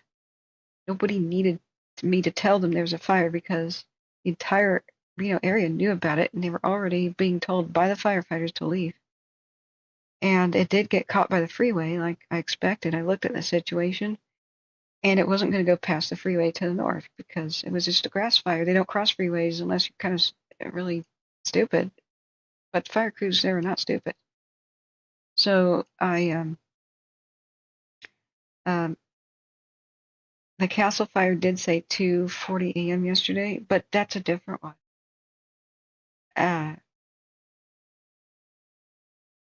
This thing on the California-Nevada border, 2:41 a.m. October 6th. Well, the one on watch duty I just looked at, it's Castle Ridge, which is Elko County, pretty far away. Started or reported yesterday afternoon at 3:30. No, today. Sorry, it's past midnight. Technically, yesterday afternoon at 3:30. It's just a similar name. But a 1-acre fire. I don't know why that's on the map, honestly, but yeah, that's what it says on that custom map. Yeah. So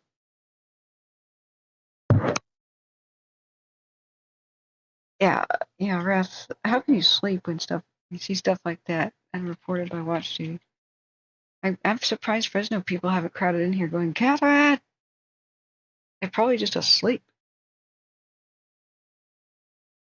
It was mostly the east county of Fresno, getting up towards the Sequoias, where we had most of our bolt flash and basin fires things. Oh yeah. So the let burn policy of the Tamarack. I'm sorry, I got ahead of my story. That the nose picker, whoever made that decision on that fire in 2021 and let the Tamarack fire get started, it got big. They had part containment on it, but Markleyville's a tiny town. Nevada only has tiny towns outside of Reno and Vegas, for the most part. And so it was a non-priority fire due to not that many people living there. And when they got it at like 70% containment or pretty high, they drew most of the staff off of it, but they failed to secure the Nevada border, which had a lot more people. So they took the firefighters off, and there was a shortage in 2021 of firefighters, just like it kind of is now. It was worse after COVID. So everybody forgot about the Tamarack, and that's when the wind vent picked up, and it ran into Nevada and erased a couple neighborhoods. And then people were really pissed off, like, thank you, Forest Service, beeps. You let burn beepity beep pieces of beep. Biden stepped in immediately, though, and said, you will stop this immediately, this let burn bull beep. Thank God he did. It took a president, and you could see on his face, as he was told about the let burn policy, he was explaining the failure. He was like, are you kidding me? Are you kidding me? This was your policy, to let burn in a mega drought. No, during the lightning strike season of July and August, known for its rolling thunderstorms and lighting tons of fires everywhere so that firefighters can't be everywhere at once, and at least one or two always become huge. You let this one burn ahead of that season when it's drier than in the history of history. No, you let burn and reintroduce fire slowly with controlled burns when it's in the wet spring, you idiots. What? Wait for the rains of November and the snows to get the trees like rejuvenated with their water, so that the living trees don't torch like dead ones. You morons!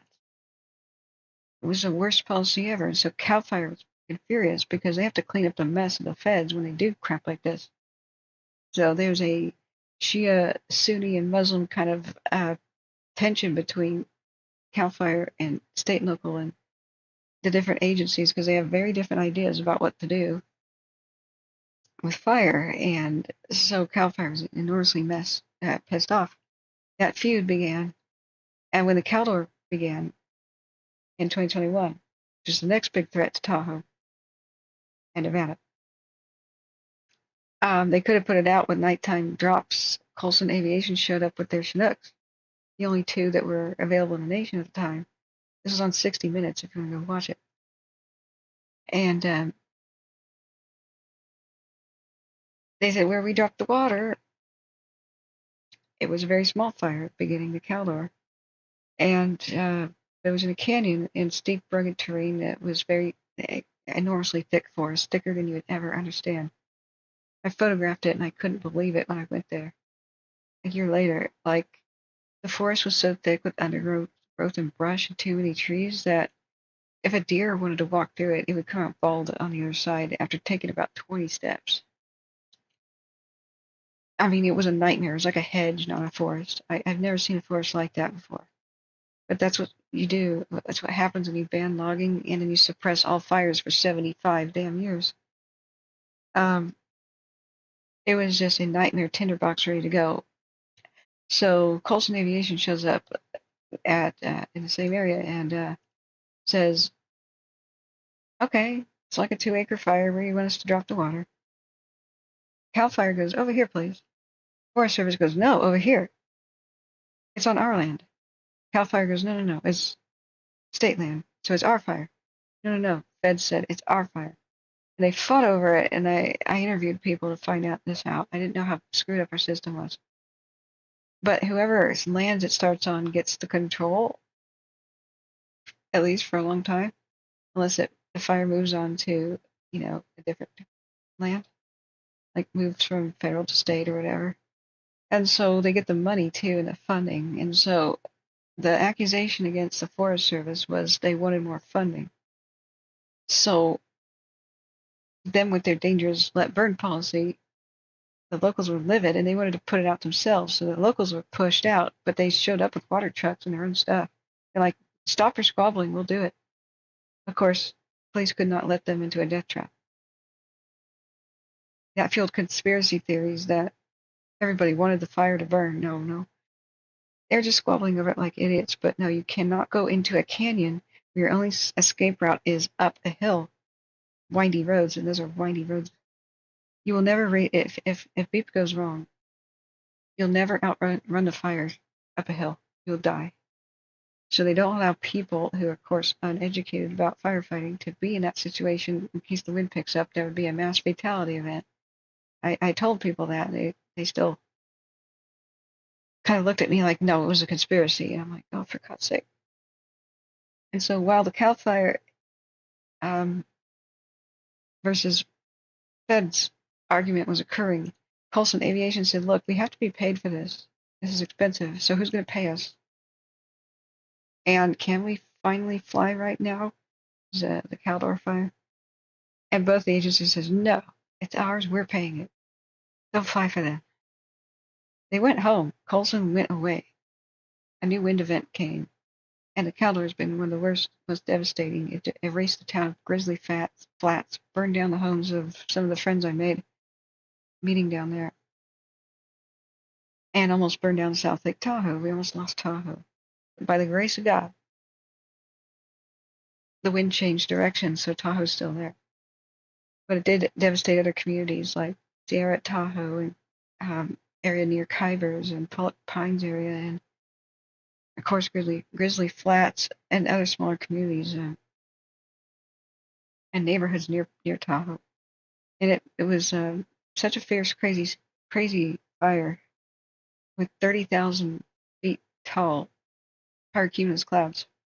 30,000 foot tall pyrocumulus clouds.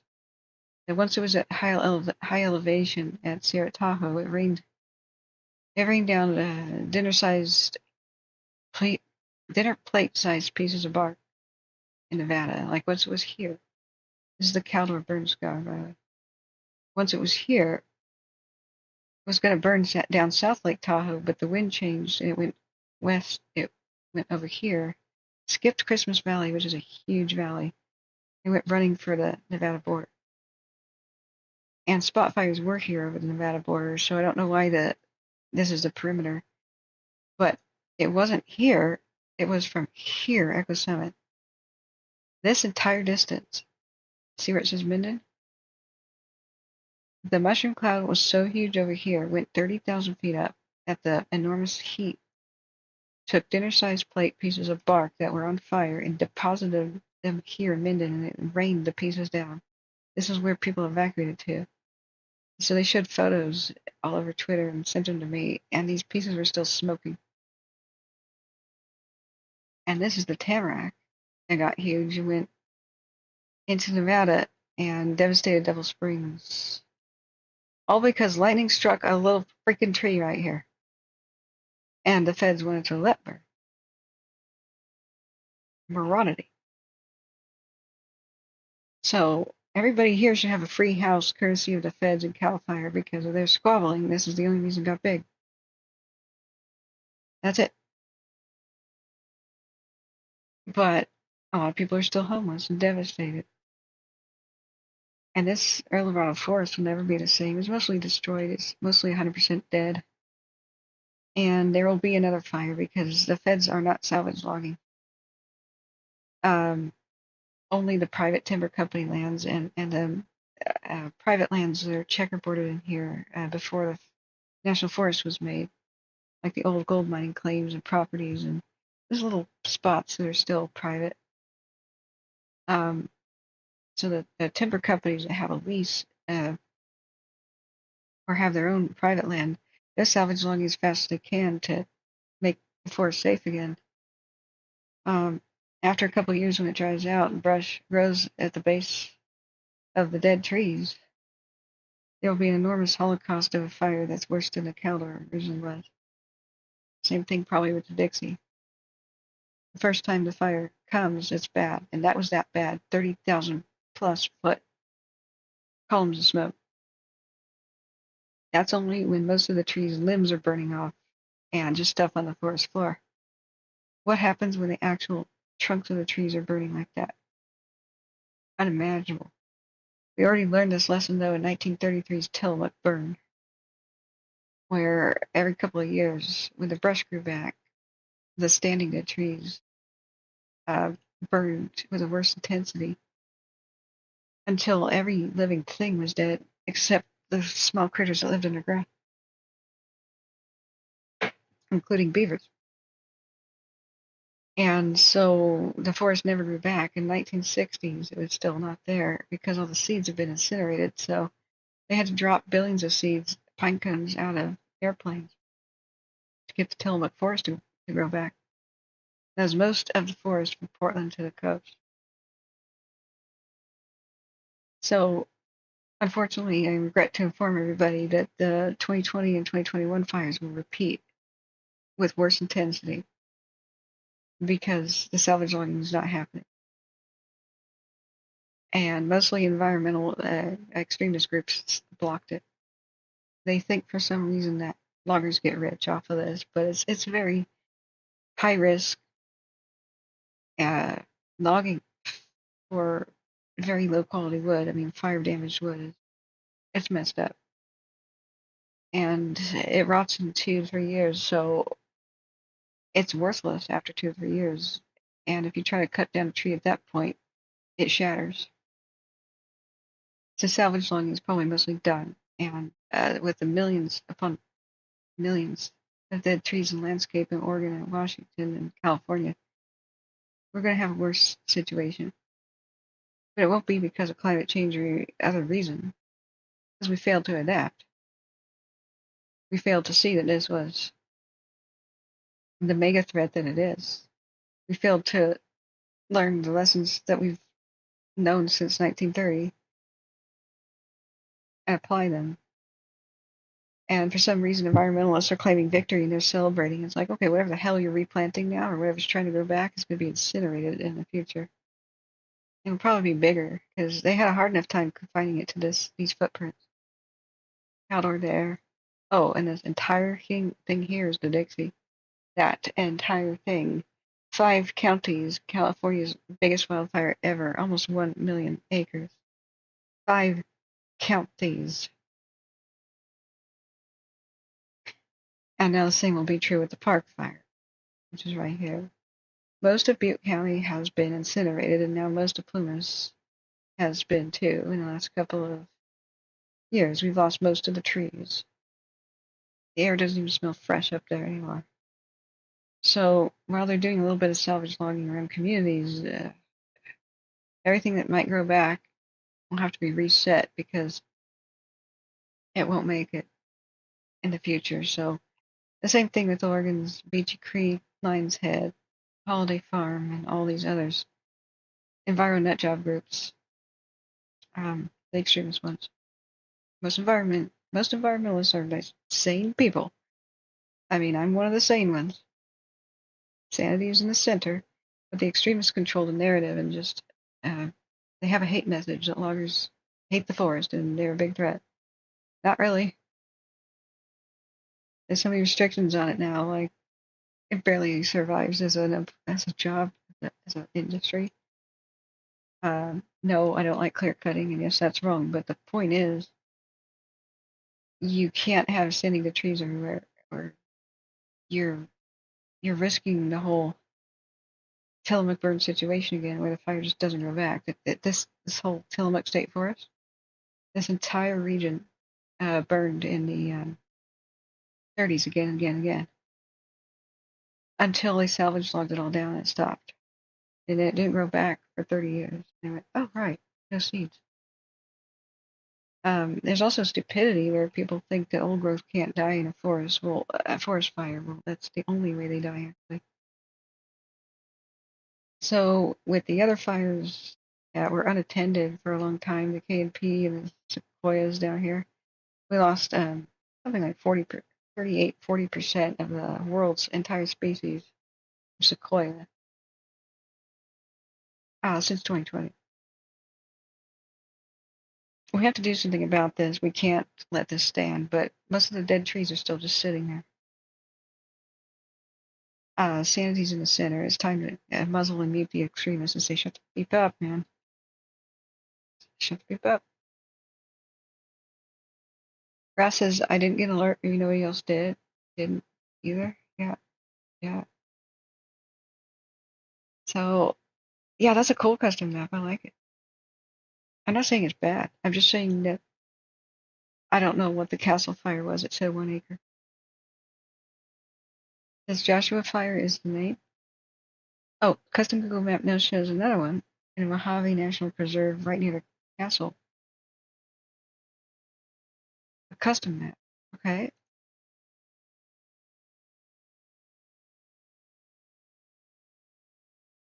It shows another new fire in Mojave National Preserve, which I take it to be over there. Okay, there it is. Where? I don't have to refresh. And refresh, okay.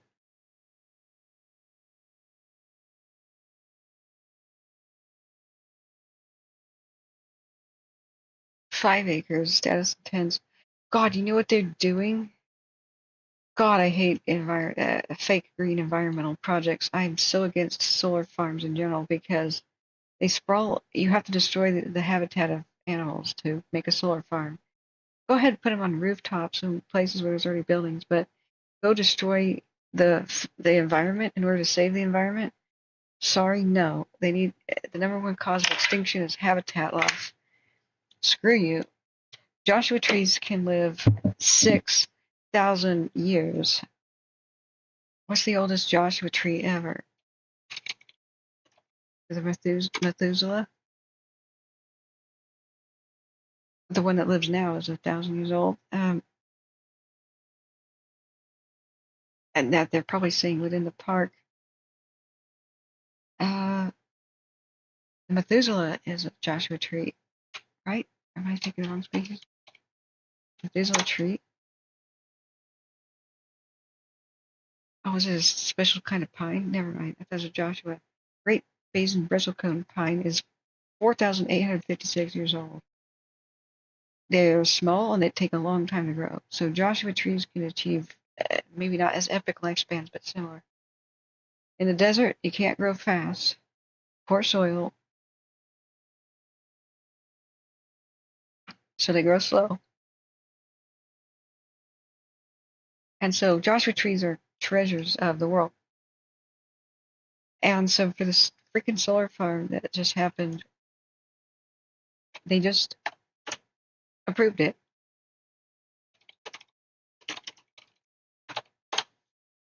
And normally that would never, ever be allowed. Yeah, here's a Joshua. But, but it's for the good of the environment. They could put it anywhere else. Like you don't have to kill the trees. Why don't you just put your solar panel around them? No, they're bulldozing in.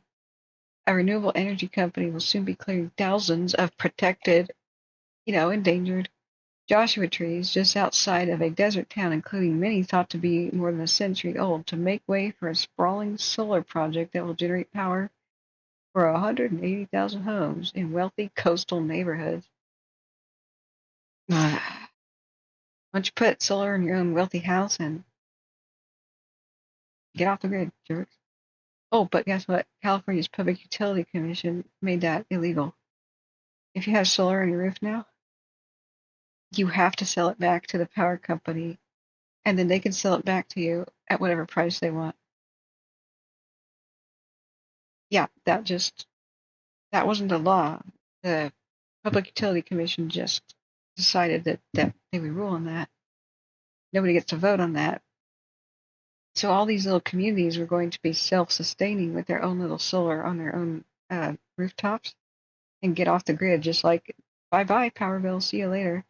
So, of course, because the Public Utility Commission is so corrupt, no, they're in PG&E's pocket. No, you have to sell your solar power to either PG&E or SoCal Edison or the far north, maybe, Pacific Corp. Anyway, there's basically two monopolies. And in the past, your energy bill was almost nothing because, like, my dad went on this project, and that was the incentive: is invest your own money in solar with a couple, tax breaks, and then later you have almost no power bill. So my dad did that in California. So technically, it goes to the grid, and you get a huge discount on your bill, but you still get your power from the grid. Well, now that they just changed that, the poor have been priced out of solar completely, and only the middle class to wealthy people who could afford their own land and then took advantage of the incentives that made solar practically free and had almost no power bill, while the poor got their power bills increased by 72% or more. And the people who didn't do the solar, well, now even the wealthy are screwed because now mostly the subsidies are gone. And so you would have to pay full price on your own, and you'll never really get a power discount whatsoever. So what do you do? I'm absolutely pissed off. This is the sort of thing that makes people hate environmentalism, because these false green projects show up and give the whole thing a bad name. So it's supposed to be for the environment, but you can't save the environment by destroying it. If you said, hey, wealthy coastal neighborhoods, we're going to have to destroy your beautiful backyard to put the solar here, do you still want it? They'd be like, no, I'll put it out in the desert where we don't care about anything. Look, the desert habitat is home to unique life and creatures. You can't just say that it's a wasteland. Joshua trees don't grow everywhere. You cannot kill endangered or threatened species. You can put solar panels around them or anywhere else, but this is infuriating, and they've already begun the killing. So this is Climate California, aggressive and impactful, reporting on climate change, environment, health, and science. Good. Good journalism. Yeah, and the people who are out here that live by the solar farm, Joshua Tree National Park, and people come as tourists to see the damn trees. Um, they said they begged them not to put the solar project here. So many people from our community were begging them not to approve it, and they passed it regardless. So while, traditional old brown, fossil fuel type stuff that is bad is bad, I'm not infuriated over it. I am infuriated about fake green. Well, lies in general.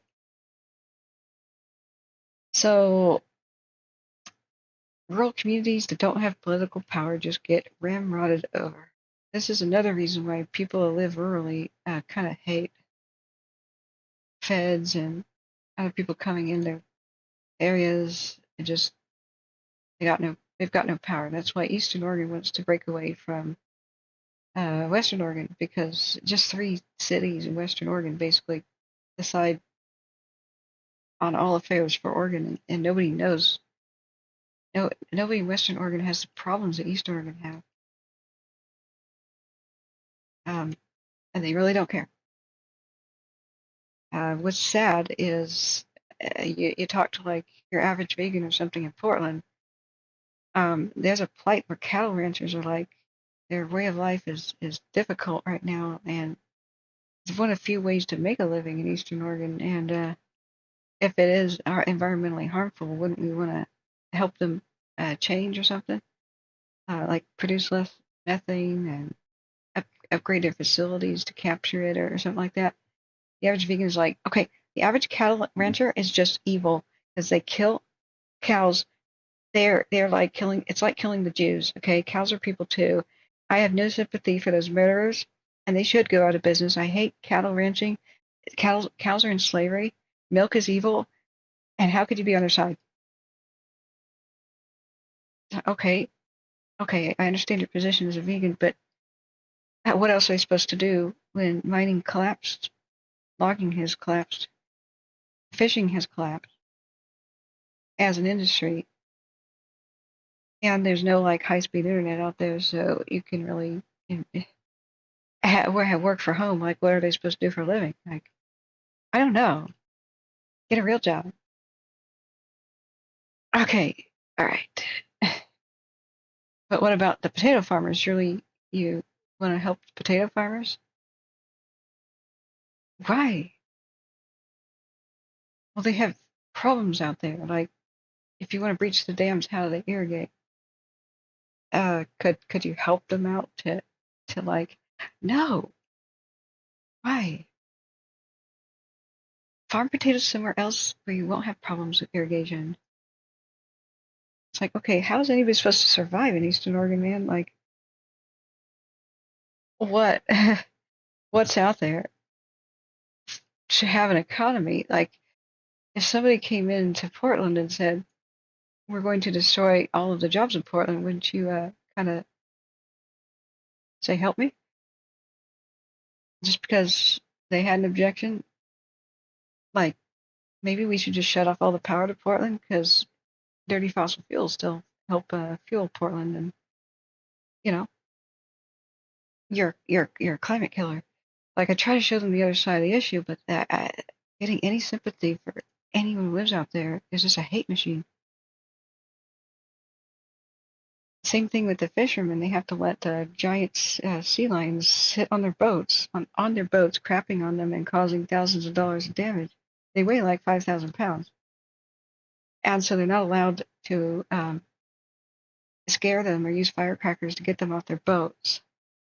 So the solution would be, okay, so they're endangered, so we could put platforms out to sea so that they could lay on the platforms instead of on boats. That'd be a great solution. Instead of saying that sea lions could trash boats and you can't do nothing about it. But it's like fishermen are evil. Why do I want to help them? Maybe they should get a real job. Okay. Ah, the divisiveness kills me. I care about everybody. what are we going to do? What are we going to do? Exactly, the world's not black and white. How about we help each other and compromise? Because sanity's in the center. There are solutions where most everybody can be happy or at least satisfied. And there are always these evil charlatans that want us to fight like this so we don't unite. This is why we can't stop wildfires, is because if the left brings the right for the wildfires and vice versa, we're fighting each other, and those making money off this, like PG&E getting away with murder. PG&E has an incentive to let wildfires happen because the politicians say they don't have to pay the victims. They limit their liability with laws passed. And so they still are a publicly traded company, and their stock goes up every time stuff like that happens. They are allowed to raise rates on everybody in California to pay out the victims of a wildfire, and yet they don't pay out the victims. They just say, hey, you get some stock options mostly. And so I don't think PG&E wants a wildfire to happen. This is not what I'm accusing. That would be kind of crazy. But they don't have an incentive to stop because they get to raise the rates every time there's a fire. So they don't have an incentive to do fire mitigation. And they just announced earlier this year, you can't even make this up, they had like 11% stock price jump and profit. And they announced raising the rates 27%, I believe. And then they said, we made the profit by not doing as much wildfire mitigation that they were court ordered to do as a felony killer company. Like, not only killed my friend, but more than 85 people in Paradise and like 22 people in Santa Rosa, and so many people they killed. I don't know how many people they killed. I'd have to probably go back prior to 2016 to find that out. It's just evil. The Public Utility Commission just, a lot of people like myself, like, if we can't do anything, we can't make the politicians do anything, we can pull off the grid and just not pay them and give them the finger, have solar for ourselves, Pelton wheels, whatever we have to do in a creek, to not give those bastards any money.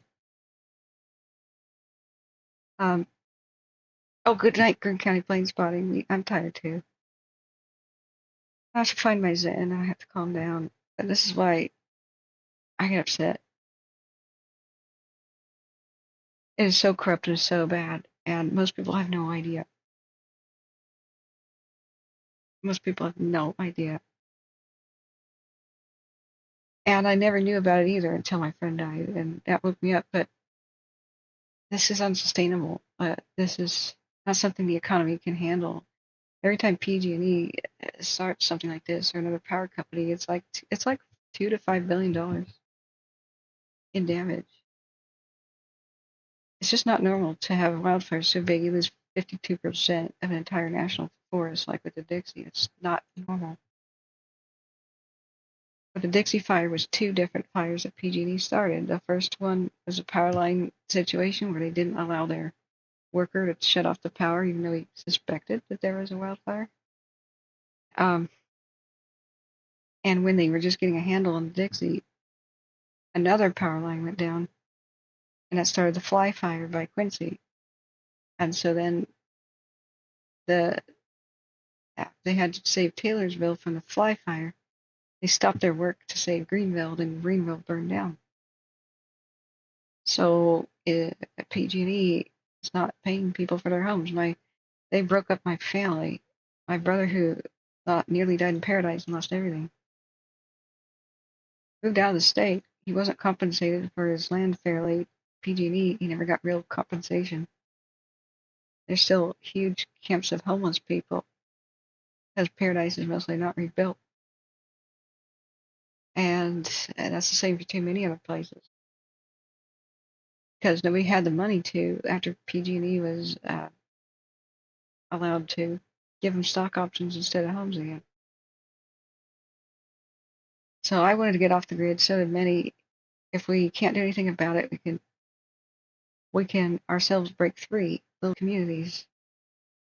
High tension power lines all across the nation, I think it should be dismantled for the most part. It's just aging infrastructure.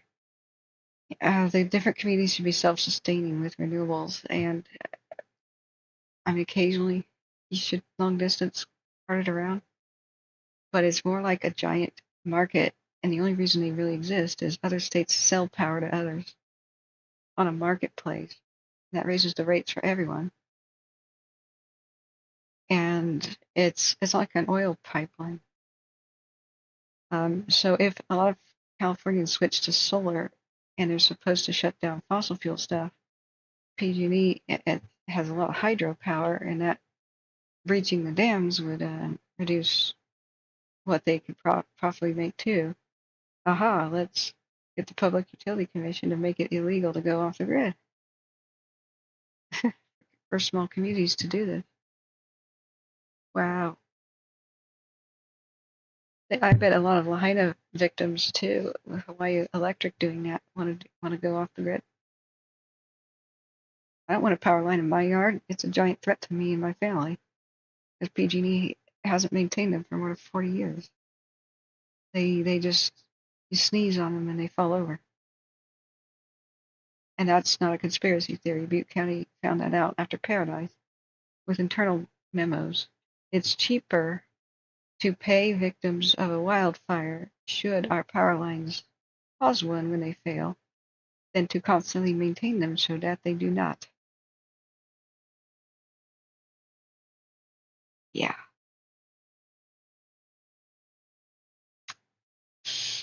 Yeah. So here we are.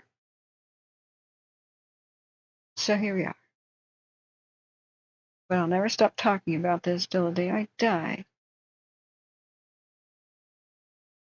Other, mainstream media can be intimidated into shutting up. They only say climate change because PG&E and others are huge monopolistic corporations that with politicians in their pockets, and they can twist arms. They got clapped. ABC7 is very brave in standing up to them, but very few multimedia outlets will. But I'll never stop talking about it till the day I died, because my friend died. Two of my brothers almost died in PG&E fires. There was nothing, no amount of money you could throw at me to shut me up. And the world will know. Thank you for being here, friends. I need to make myself sleep and calm down somehow, so I'm going to take the night air.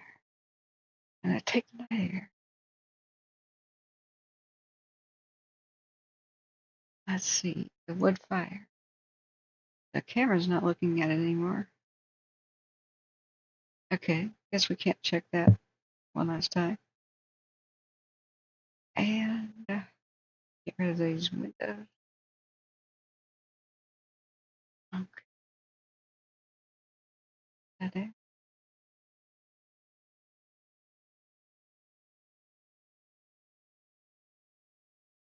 Shut that.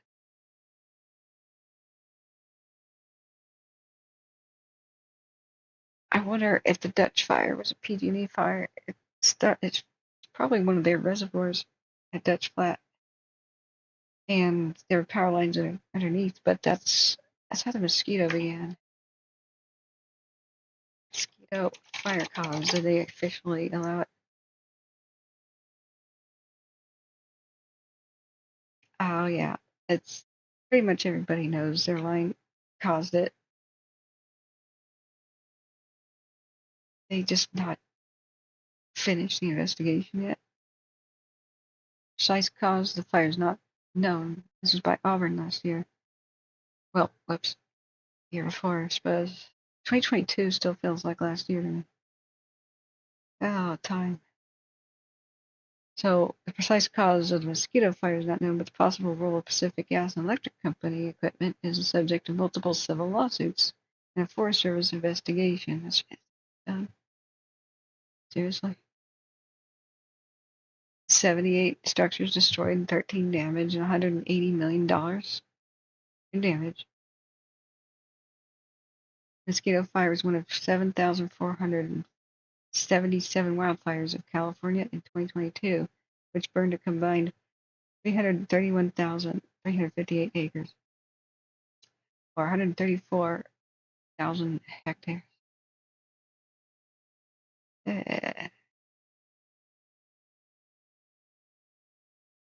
Here's their reservoir. Here was their line, the power line that got compromised.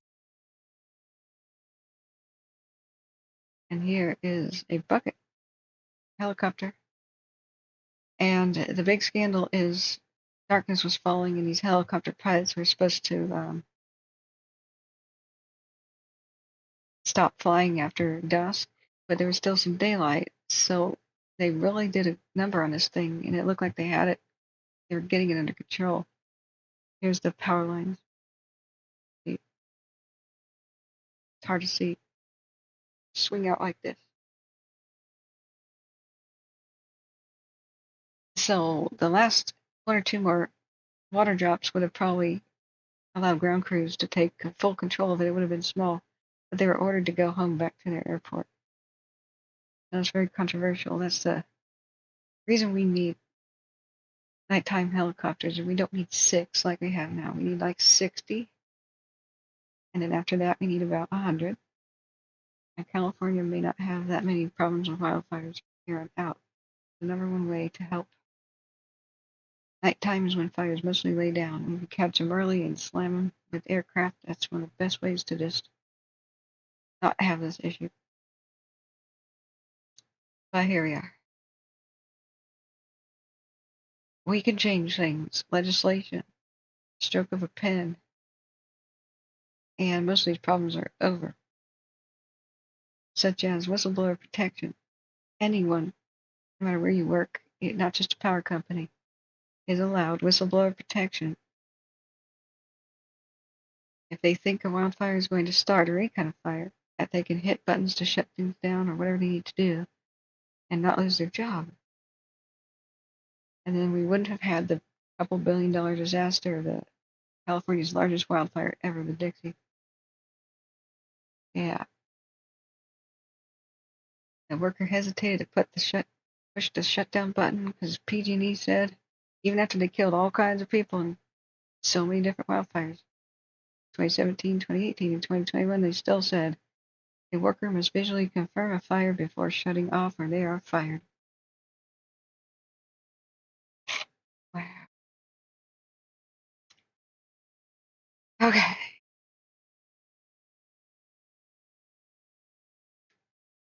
Good night, friend. Thanks for being here. Good night, donors, and all of you who helped me become aware of what was going on in Fresno. Everybody who came in. Everybody who hit the like button, do that now if you could, please, on the way out. I don't know they'll be available tomorrow. Time to catch up on some sleep, and I'm now behind in trying to get the California trip together as of today. So we'll see, though. As a heat wave